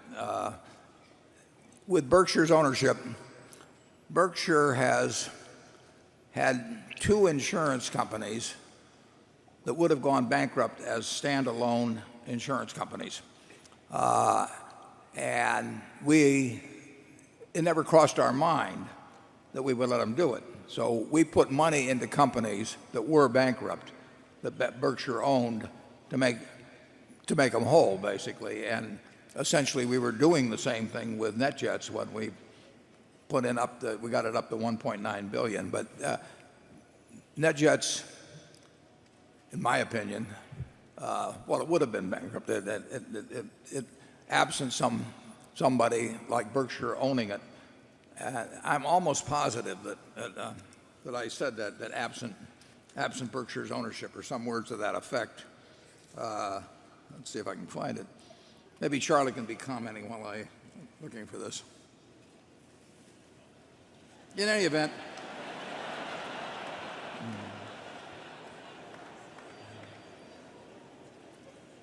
well, I'm not finding it immediately where I even discussed it, but I know I talked about it on the bankruptcy thing, but I also know that I conditioned it on not being owned by Berkshire.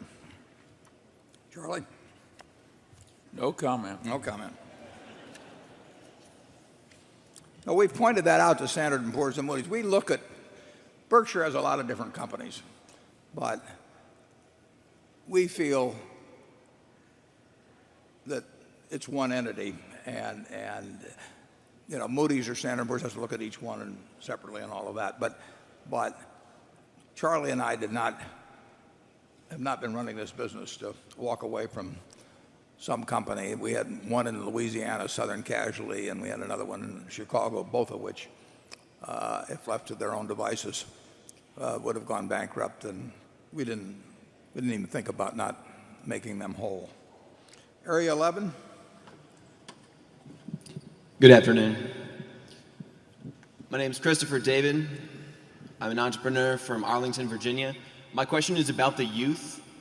I work with a lot of high school and college students and recent graduates who are facing a job market with 20% youth unemployment, and at the same time, one of the most favorable entrepreneurial environments. It's easier than ever to start a business or get involved with a startup. So, considering that these kids are politically savvy, they like studying economics, they're brilliant, and they're willing to learn, what advice can you give them from an investment perspective that could help them chart their own course as opposed to get a 9-to-5 job? Well, the main thing you could do, and people do it different ways. I used to do it by doing a lot of reading. I was practically lived at the Omaha Public Library for 3 or 4 years, and when I was 9 or 10 or 11. I mean, anything you do to improve your own skills, you never know where it's going to pay off later on. I have one diploma hanging in my office, and I got a couple of others, but the one diploma I have hanging up there is one I got from a Dale Carnegie course, which cost me $100 back in 1951.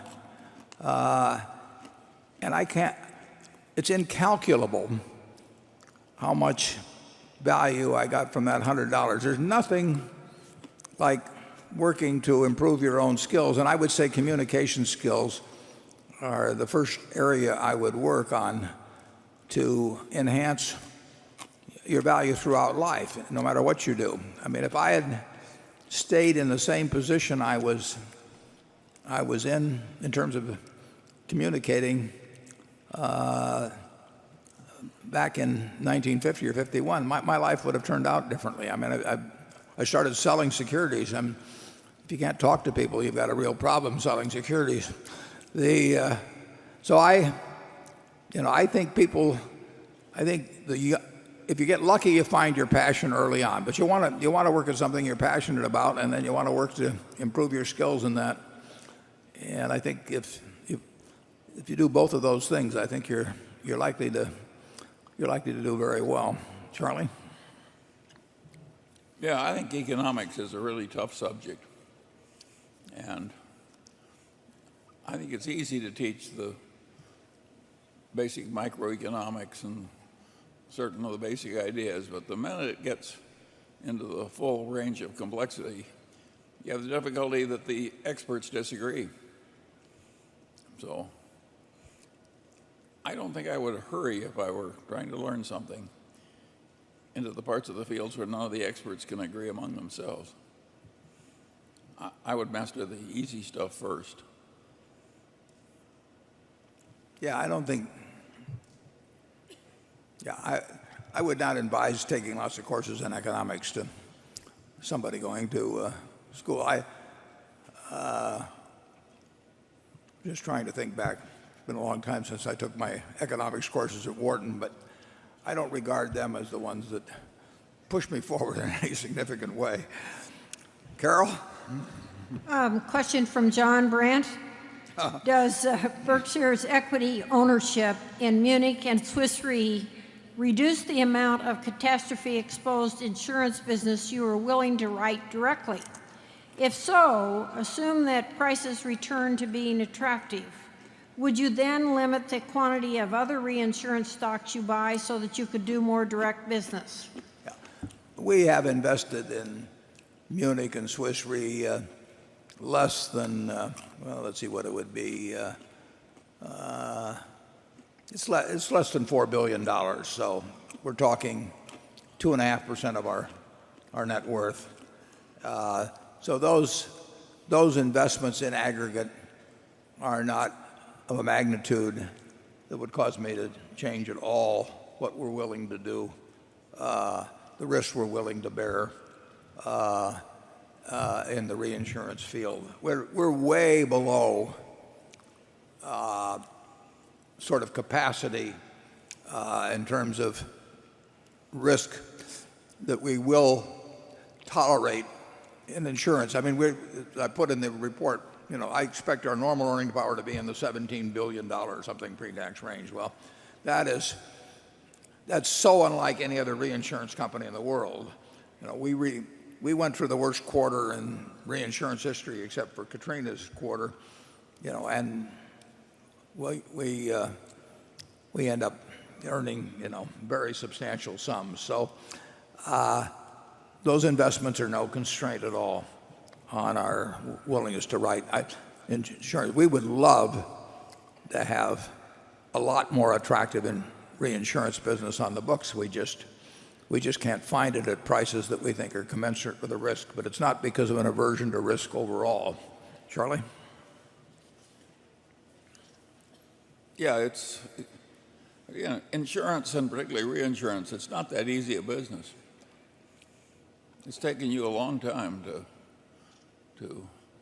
do as well as you do, and if it weren't for Ajit, why, it would be a lot smaller business. Well, it should be pointed out we really didn't succeed at all in the reinsurance business in the first 15 years. We started in reinsurance around 1970, and we had a fellow that I thought the world of running it, George Young, but net, counting the value of float, it was not a good business for us for 15 years until Ajit came along. It is not an easy business. It looks easy most of the time. I mean, that's the trouble with it. It looks easier than it is. It looks way easier than it is, and it's like having a pair of dice, and accepting bets on box cards or something like that, and it's going to come up once 36 times, so you can win a lot of bets by giving the wrong odds, but if you keep doing it long enough, you lose a lot of money. And so these infrequent events, you better have factored in to your pricing, and not fool yourself by whether you make money in a given year or 2 years or even 3 or 4 years. And most people have a little trouble with that, and we had a little trouble with it for about 15 years. And incidentally, the investment bankers of the world, now that they trade so much for their own account in derivatives, they have sold some of these products where most of the time the customer wins, but when the customer loses, he really loses big. In other words, they're smarter than the customers, and they have caused some of the most horrendous losses to ordinary businessmen. It happened in Korea, it happened in Mexico, it happened. Just beware the salesman who's selling a new derivative product. Or an old one. An old one, too. Yeah, but the new ones are worse. Yeah. Okay, Area 12. Hi, my name is Badal Pandi. I'm from Philadelphia, Pennsylvania. Questions about Todd Combs, the young money manager you hired late last year.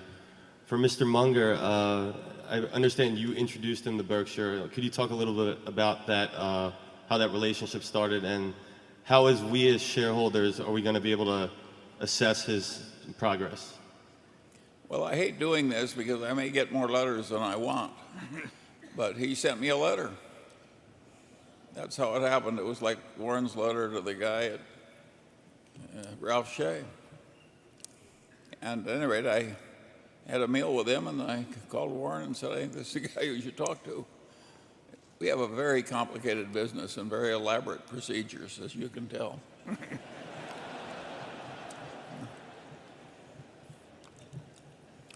And his results will be known over a 5-year period or something. I mean, you cannot judge an investor by what they do in 6 months or a year. Todd has the advantage that he's been thinking about financial companies like Berkshire for a great many years. That's useful for us to have around. And as we put in the annual report, it's more likely than not, but not a sure thing, that over time we have more than one investment manager. There's a lot of money at Berkshire to be managed, and it would not be a bad idea, but we have to find the right people, and the right people just does not mean a given IQ or a given past record. It means a lot of things. And if we end up with 2 or 3, that's a plus. But it's not, we don't mandate that sort of a result. Becky? This question comes in from Scott Wilkin. He's from Chicago, but he's sitting in the audience right now. Johnson & Johnson is one of Berkshire's biggest holdings, and he asks for your thoughts, Warren, on Johnson & Johnson's recent acquisition of Synthos for $21 billion. You were quite outspoken in your opposition to Kraft's deal for Cadbury, particularly because of their use of stock. J&J's deal also is primarily with stock, and do you support this deal? Yeah, I have not talked to anybody in the Johnson & Johnson management, and I have no specific knowledge of the company, but basically I would like the deal a whole lot better if it was all for cash. The idea, when the management trades away, I think this deal is about 2/3 stock, roughly, and 1/3 cash. And Johnson & Johnson has plenty of ability to pay cash for a $22 billion deal. And when they trade away their present businesses for some other business, they're either saying their own businesses are pretty fully valued, or they're saying the guy is making a hell of a mistake that's selling to them. And so I would, like I say, if it was all for cash, I would like it a lot better. And I think that it is, by using a lot of stock for a deal like this, that it certainly, you can draw the inference that J&J is not valuing its own businesses, as attractively as you might think they should be evaluated. And if you use your own company stock to pay 20% or more than market for some other company, and there probably are not a lot of synergies involved or anything in the management. There may be some, but there's usually some offsets too. Well, like I said, I would have much preferred it if they'd done it for cash. Charlie? Well, yeah, you also have the disadvantage in reviewing that you know a hell of a lot more about chocolate and pizza than you know about medical devices. You think I know more about chocolate? Well, but at Kraft, I mean, you're talking about businesses that Warren knew a lot about, and neither of us knows much about medical devices. Yeah, the pizza business has done pretty well since it was sold by Kraft.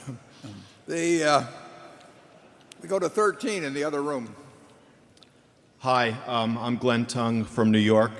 First off, thank you for a terrific day. My question deals with acquisitions. Pre-Lubrizol, we estimated Berkshire's year-end 2011 cash balance could approach $60 billion. I believe you commented recently on an elephant that you thought was too big. What is your acquisition appetite? What size is too big? Has the phone been ringing lately? And what, if anything, can we as shareholders do to help? I got through college answering fewer questions than that, but anything you can do to help, I appreciate, Glenn. It's hard to name a precise figure. This one, was way too big, except unless we used a lot of stock, which, like I say, we wouldn't do. Our appetite is always there. We are not going to borrow a lot of money. We're not going to issue shares, except perhaps in some minor amount to make a deal that couldn't get made otherwise. And we obviously will never sell a business to buy some other business. So, our cash balances will tend to build month to month unless we do something, and we can and will sell some portfolio securities. But doing Lubrizol requires close to $9 billion of cash, and obviously we could do another one of that size. In fact, we're looking at a couple, but they're no more than a gleam in the eye. But they would take sums roughly similar to Lubrizol, and we would be comfortable doing those, and they would add significantly to Berkshire's earning power. So they're worth doing, but we can't do a really big elephant now, and we won't stretch. We've never really taken any risks because we don't need to, and we will not trade something that we have and need for something that we don't have and don't need, even if we kind of like to have it. Charlie? Well, I certainly agree with all that.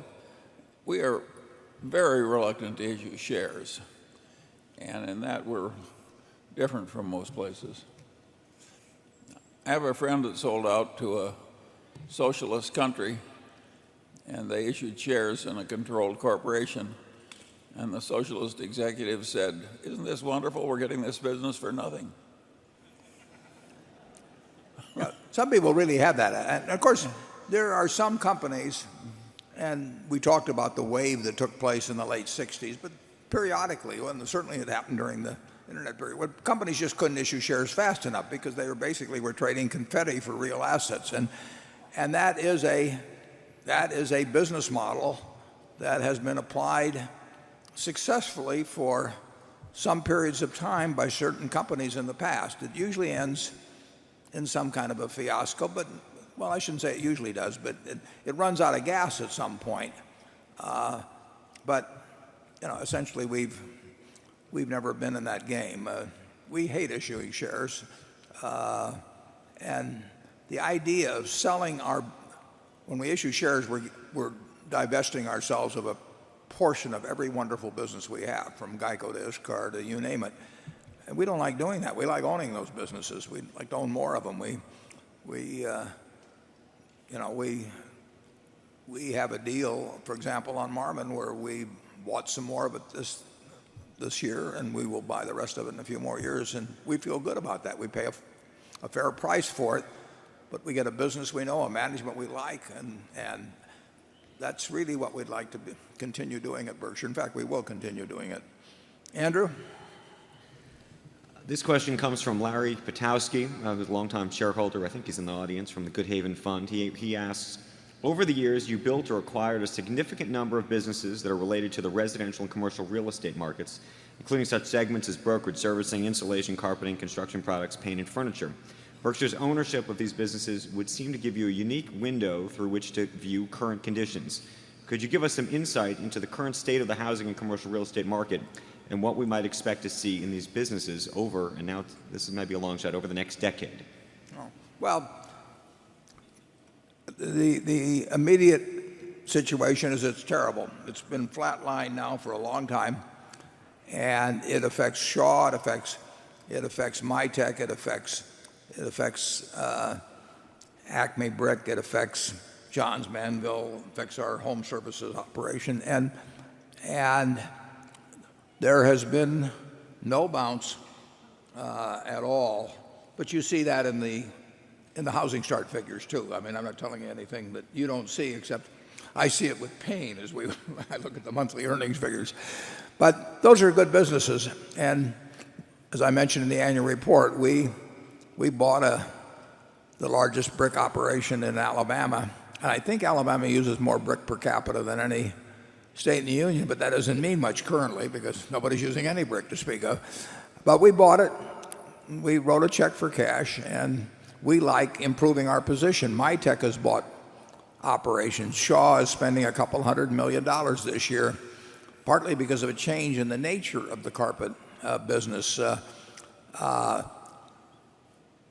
This country, over time, will build houses at a rate that overall and in total commensurate with household growth. And I think we're going to see plenty of household growth in future decades. And I think that our companies are well positioned to make significant money when we get to a normalized level of home building. I said in the annual report I thought we would be seeing the upswing by year end.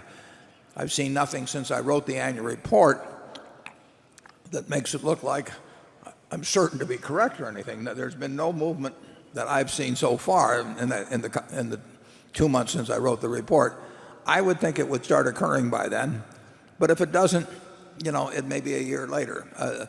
I don't think anybody knows the answer on that. If I had to bet one way or the other, though, I think it will be turning up by year end. It really isn't that important to us. When I made the decision to buy the brick company in Alabama, it was not because I thought brick was going to turn in 2 months or 6 months or a year. I thought that over time, being a very important brick manufacturer and distributor in Alabama, adjacent to our strong operation in Texas, would be a good investment at the price that we paid. And I feel good about the decision, but I won't feel good about our brick results in the next 6 months. I can be sure of that. Charlie? Well, one advantage of buying these very cyclical businesses is a lot of people don't like them. And what difference does it make to us if the earnings average, say, $300 million a year, if it comes in a very lumpy fashion? In the big scheme of things, what do we care if it's lumpy, as long as it's a good business? And we have an advantage on that stuff. Nobody else was bidding for a brick plant in Alabama with no customers to speak of.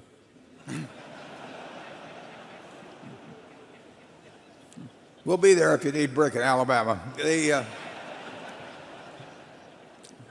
See's Candy, a wonderful business, loses money roughly 8 months of the year. Now it just so happens we know the seasonal pattern, so we don't worry in July that somehow Christmas won't come. We've got a couple thousand years on our side. So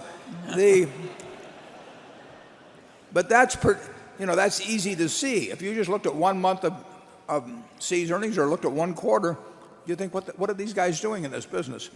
Now, obviously, cyclical businesses, are not going to behave exactly the same as seasonal businesses. But why look at it any differently? I mean, if you take the next 20 years, there will be, 3 or 4 terrible years for residential housing, and there'll be a lot of them that are pretty good, and there'll be a few that are terrific. And I don't know the order in which they're going to appear, but I know if I can buy the assets cheap enough to participate in those 20 years, that we'll do okay over that time. So that's why we're in the brick business. Now let's see. Yeah, we're at 3:30, so we will adjourn for about 5 minutes, and then we will conduct the business meeting of Berkshire Hathaway, and we can turn the lights up, and we'll rejoin you in just a couple of minutes. All right.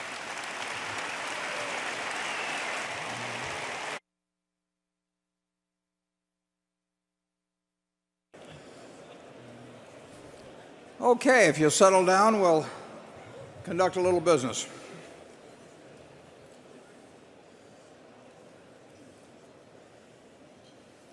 This morning I introduced the Berkshire Hathaway directors that are present. Also,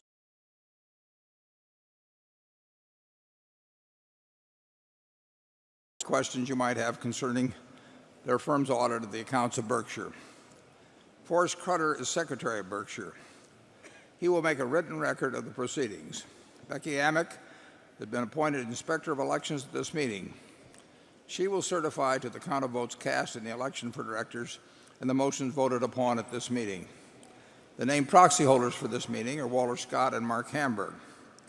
Does the Secretary have a report of the number of Berkshire shares outstanding, entitled to vote, and represented at the meeting? Yes, I do. As indicated in the proxy statement that accompanied the notice of this meeting that was sent to all shareholders of record on March 2, 2011, being the record date for this meeting, there were 942,559 shares of Class A Berkshire Hathaway common stock outstanding, with each share entitled to 1 vote on motions considered at the meeting, and 1,059,055,810 shares of Class B Berkshire Hathaway common stock outstanding, with each share entitled to 1/10,000th of 1 vote on motions considered at the meeting. Of that number, 663,042 Class A shares and 659,697,109 Class B shares are represented at this meeting by proxies returned through Thursday evening, April 28th. Thank you. That number represents a quorum, and we will therefore directly proceed with the meeting. The first order of business will be a reading of the minutes of the last meeting of shareholders. I recognize Mr. Walter Scott, who will place a motion before the meeting. I move that the reading of the minutes of the last meeting of the shareholders be dispensed with and the minutes be approved. Do I hear a second? Second. The motion has been moved and seconded. Are there any comments or questions? We will vote on this motion by voice vote. All those in favor say aye.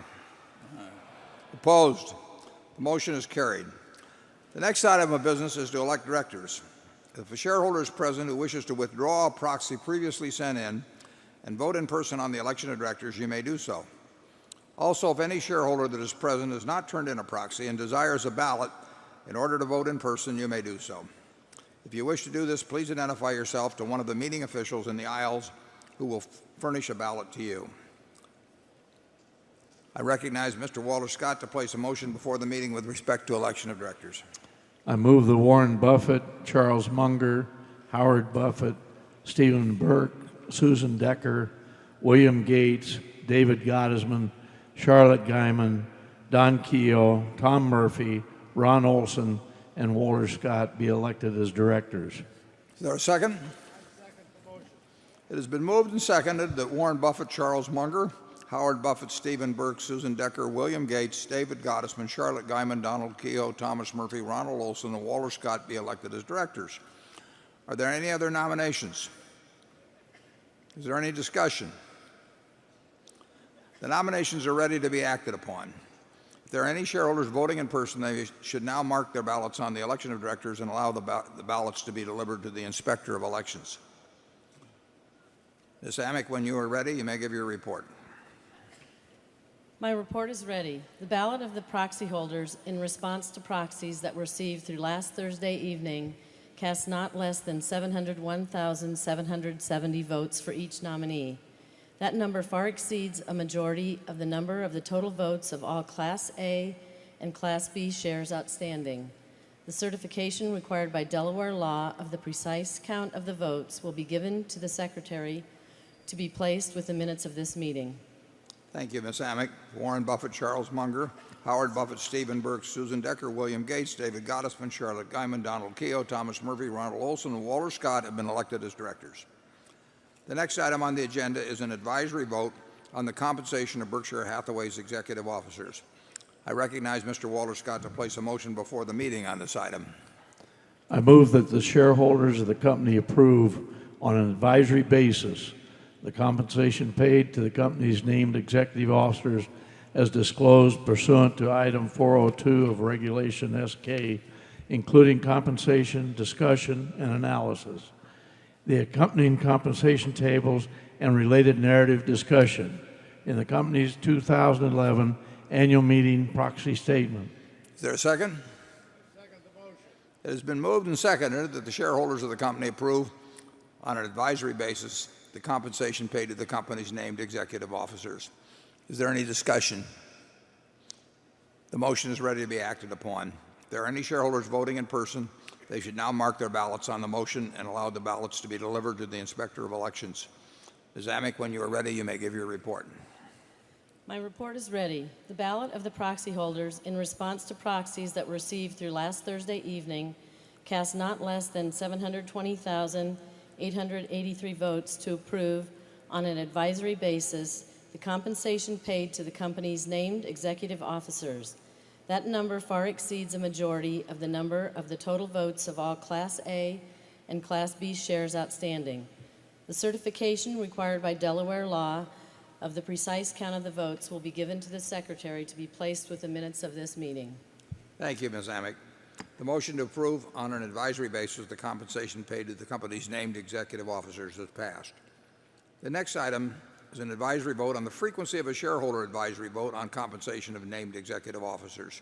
I recognize Mr. Walter Scott to place a motion before the meeting with respect to this item. I move that the shareholders of the company determine on an advisory basis the frequency, whether annual, biennial, or triennial, with which they shall have an advisory vote on the compensation of the company's named executive officers set forth in the company's proxy statement. Is there a second?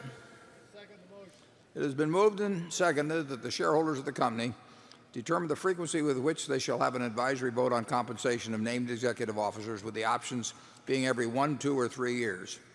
Is there any discussion? The motion is ready to be acted upon. If there are any shareholders voting in person, they should now mark their ballots on the motion and allow the ballots to be delivered to the Inspector of Elections. Ms. Amick, when you are ready, you may give your report. My report is ready. The ballot of the proxy holders in response to proxies that were received through last Thursday evening cast 112,395 votes for a frequency of every year, 4,615 votes for a frequency of every 2 years, and 609,699 votes for a frequency of every 3 years of an advisory vote on the compensation of named executive officers. The certification required by Delaware law of the precise count of the votes will be given to the Secretary to be placed with the minutes of this meeting. Thank you, Ms. Amick. The shareholders of the company have determined on an advisory basis that they shall have an advisory vote on the compensation paid to the company's named executive officers every 3 years. The next item of business is a motion put forth by Ms. Coward, a Berkshire shareholder represented by Mr. Bruce Herbert and Mr. Larry Doors. The motion is set forth in the proxy statement. The motion requests Berkshire Hathaway to establish goals for the reduction of greenhouse gas at its subsidiaries' power plants and prepare a report for shareholders on how it will achieve these goals. The directors have recommended that the shareholders vote against the proposal. I will now recognize Mr. Herbert to present the motion. To allow all interested shareholders to present their views, I ask Mr. Herbert to limit his remarks to 5 minutes. The microphone at, well, let's have Mr. Herbert first. If you turn up the lights.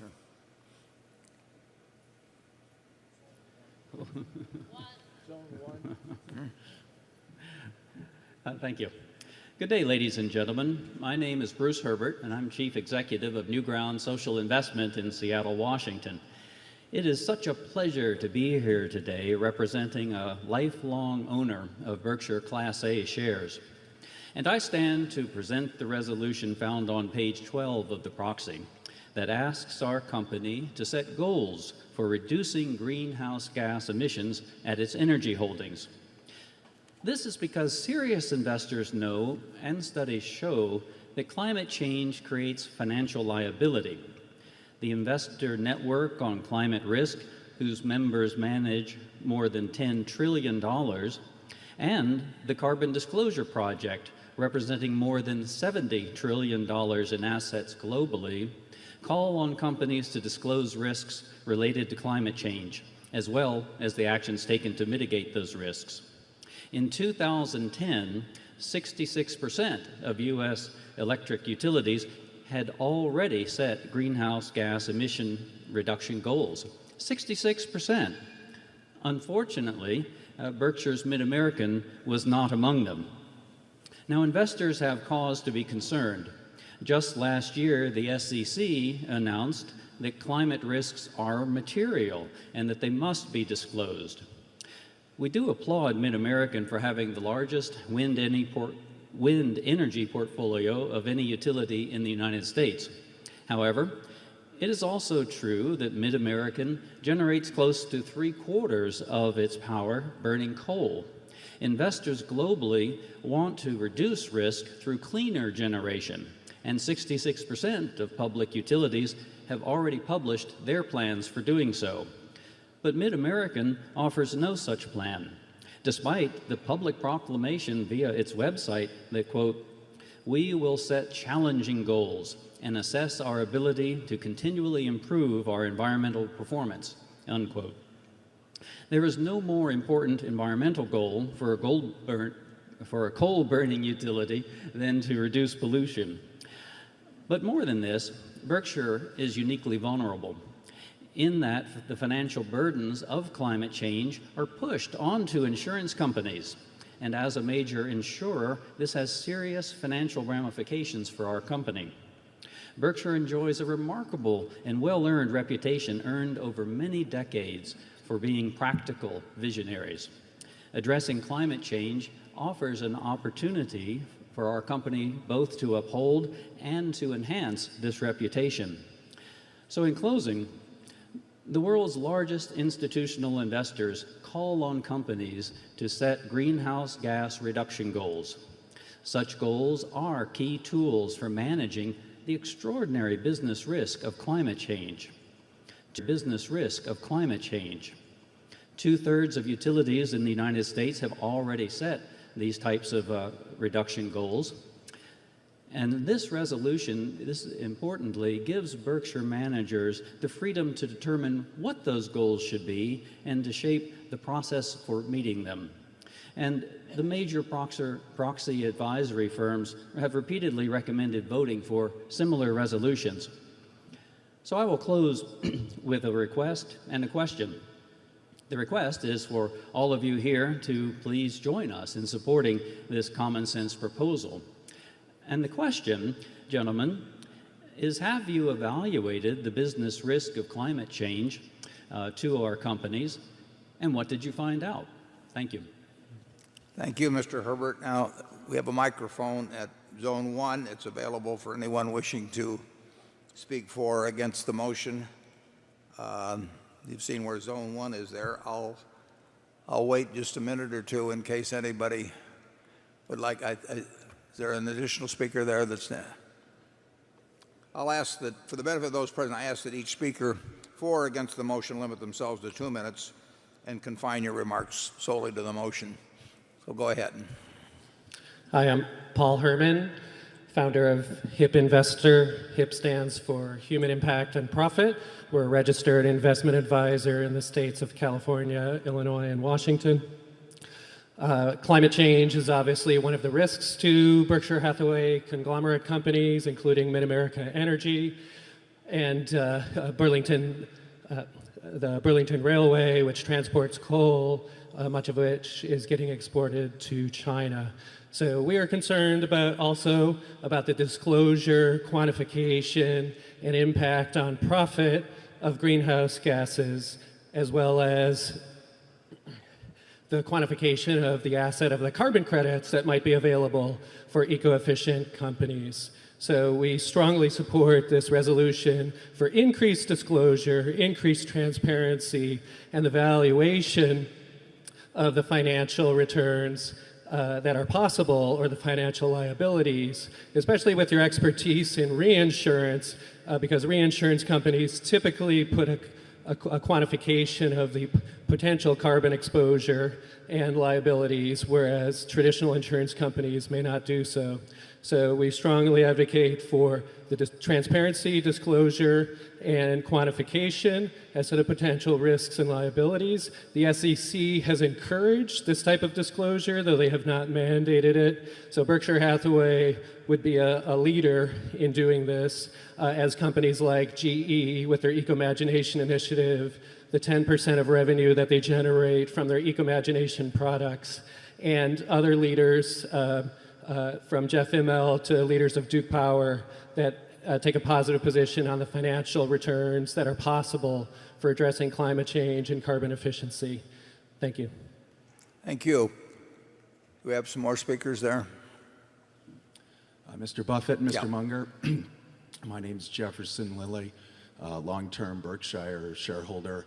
It's my personal opinion that it's the previous two speakers that are the hot air and the problem around global warming, and that we not regulate Berkshire Hathaway to force it to have carbon disclosure or other silly rules. It's fine if the managers of the individual businesses choose to do that on their own, but it's completely inappropriate to bring this false religion of global warming to try and regulate Berkshire Hathaway. You guys are doing a great job on your own.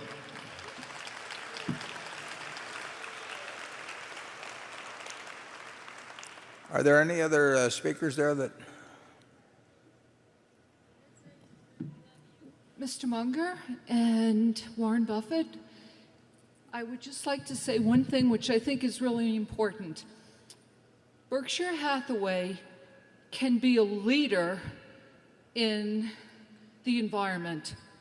And I'm for transparency, as I know these two gentlemen are.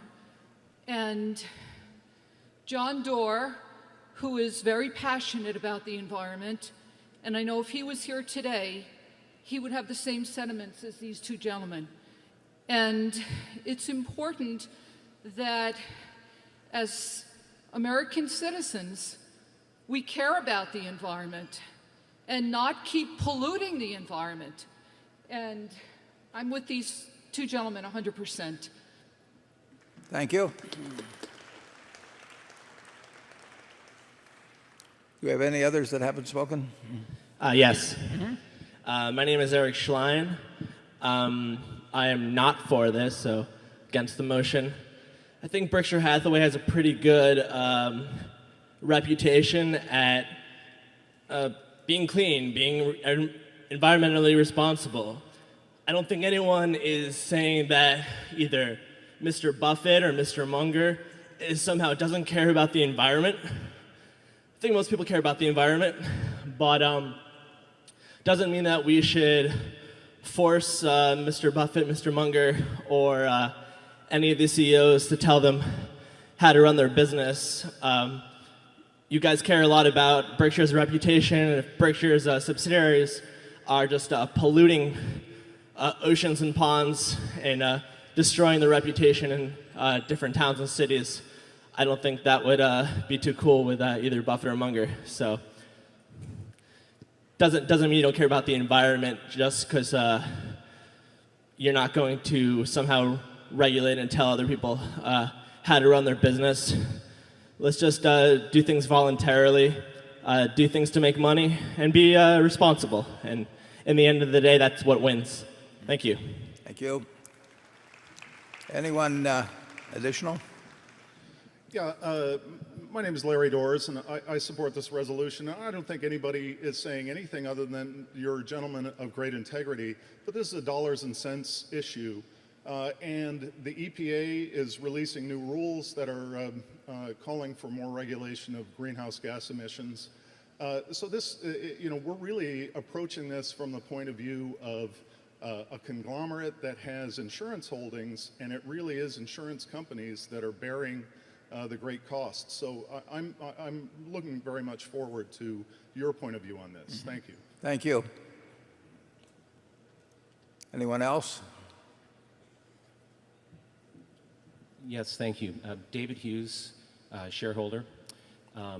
It's my opinion that this is the right thing to do, and I think that it makes sense to do it as an organization prior to being forced to do it.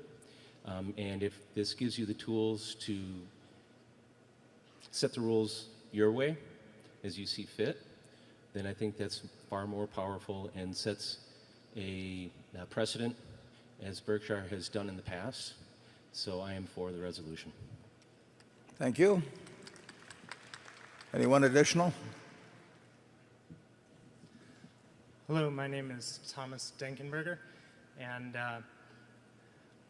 my background was in biochemistry, and I'm very passionate about the environment, and I think it's very important for Berkshire to work to be a leader, and so I'm very much in support of this proposition. Thank you.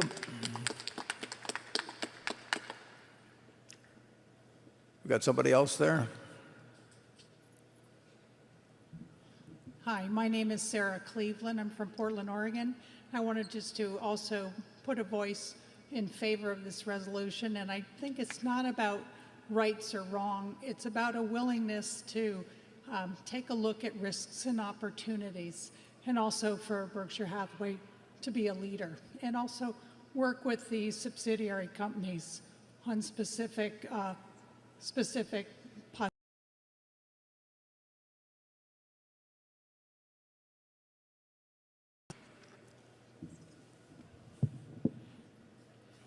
Hi, You're my on. name is Sam Roy. This is my first meeting. Mr. Munger and Warren Buffett, I'm so impressed how you run your business, but I think you will care for the environment as well. I don't know whether we should impose a rule, but at least you will, by your act, how the local businesses are run and all the operating goes out and adheres, and there is no question that we do everything possibly that we never pollute the air that cannot be changed. It is not hot air, but it is something I'm very passionate about. You can do anything with your environmental, but if you are not taking charge right now, we don't know what the implications would be for our kids and grandkids. I request you give a thorough investigation, and I think you will do that. Thank you for this opportunity. Thank you.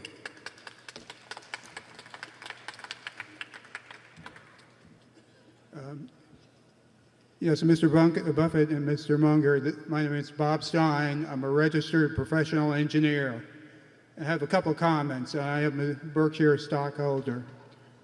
One, I think we all support very sound environmental protection, but the science before this that's being used by the EPA for greenhouse gases is not necessarily sound and is not necessary in the best interest of Berkshire Hathaway shareholders. Also, everything that the EPA has proposed is not practical and has caused a lot of problems making U.S. competitive in the world industrial market. Thank you. Thank you. Jason Fang, Palo Alto, California. For me, one thing that's really interesting about the issue is that it's something that deserves the passion that people bring to it. And I actually side with many of these people on the science of the issue. What concerns me is not necessarily that Berkshire agreed to the motion. I'm actually against it, but that the enterprises under Berkshire are able to help evangelize the true science behind what's actually going on and help the American public get a better understanding so that they can also bring about change rather than simply have it all occur from the executive level. Thank you.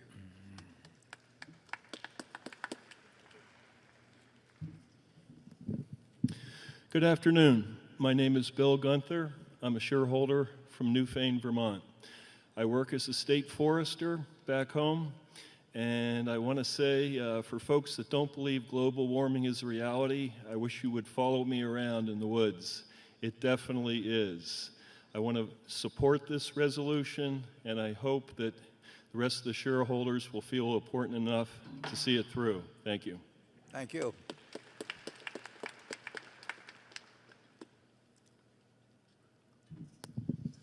Good afternoon. I'm Liang. I care about energy. I care about energy and environment more than anybody else because I'm currently still studying energy and environment issues. But I truly believe the power of private sector, the power of free market. And I think it's not your responsibility to put the resources of the shareholder for this issue. It's not your expertise. I can personally do a better job to provide environment, to do environmental advocacy than you do. So actually against this resolution. Thank you. Thank you. Oh, sorry, I have a friend to say something. I can translate it for him. Hello. 直接跟你说啊，有关新能源的那个太阳能的电池方面的话，污染的对中国污染很大。我感觉在发展新能源方面，应该去要考虑一个更新的一个方向里面去。Okay. He says the development of solar panel has great impact on China, and the question, and he also thinks that actually Berkshire should do something and should think about the implication of that. Thank you.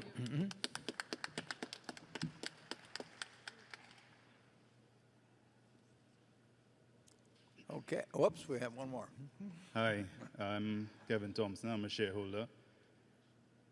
I'm for the motion. I'm a career engineer that works with an oil company. And what we found when we started looking at greenhouse gas emissions was that what we thought was going to end up costing the company more money actually created more revenue for the company. And those are some of the stories that generally don't get told, but they are out there. And I would recommend that you take a look at it, because in actuality, what you may be dismissing may actually be revenue for your shareholders. Thank you. Thank you.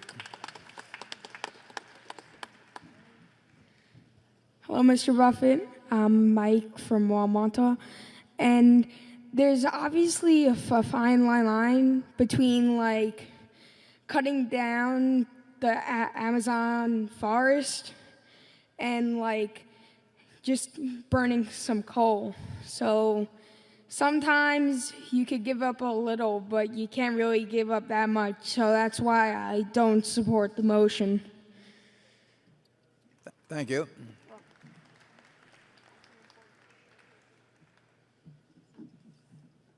There do not appear to be any further comments. Okay, thank you. Democracy in action at Berkshire. The couple of questions that were raised in terms of material information or material risks in respect to Berkshire and specifically to our insurance operation, annually in the 10K, there's a recitation of risks. And in my own opinion, in terms of our insurance operation, this question does not pose material risk to Berkshire's insurance operations. The question, one gentleman toward the end mentioned the fact that it might even be more profitable for Berkshire in terms of what might happen if we followed the motion. Ironically, he could well be right if it were in our determination. But if you just take our three major states in electric utility operation, where we serve almost 2 million customers, Iowa, Utah, and Oregon, but it's true of other states as well. We operate under the dictates of the utility commissions in those three states, all of which, or each of which, sets their own rules regarding operation, and each of which we end up obeying. If we were to unilaterally, for example, decide to close down significant coal generation, we would be told to depreciate those plants over a shorter period, and that would translate not into cost to Berkshire, it would translate into higher rates for electricity. We are entitled to a return on our investment, and the faster the depreciation, the higher the rates have to be in order to achieve allowed returns. So there was a woman from Oregon speaking, for example, and the burden of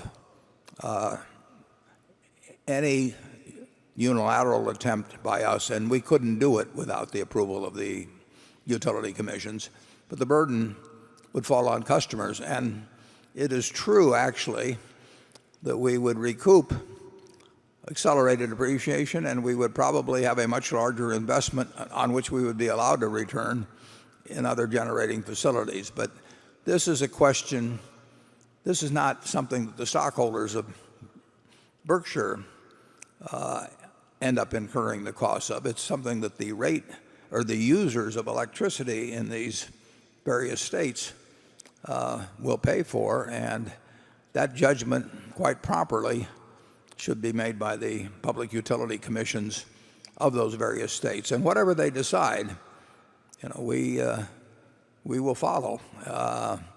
And over time, there's no question, just like we've talked about our wind generation in Iowa, this country will move toward a different composition of electricity generation. And as I stated earlier, I personally favor more nuclear over time, but that will be determined by both at the state level and in some extent, in some ways, at the national level. So it's our recommendation that the motion be voted down, and I think the motion is now ready to be acted upon. If there are any shareholders voting in person, they should now mark their ballots on the motion and allow the ballots to be delivered to the Inspector of Elections. Ms. Amick, when you are ready, you may give your report.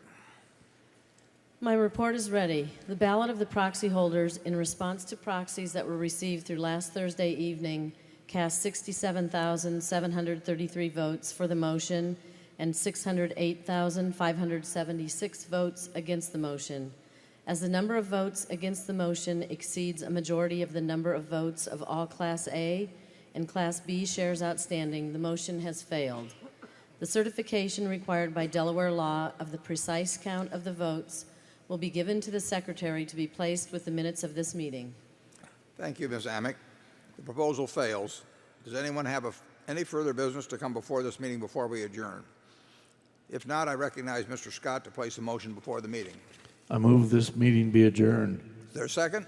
I second it. A motion to adjourn has been made and seconded. We will vote by voice. Is there any discussion? If not, all in favor say aye. All opposed say no. This meeting is adjourned. Thank you.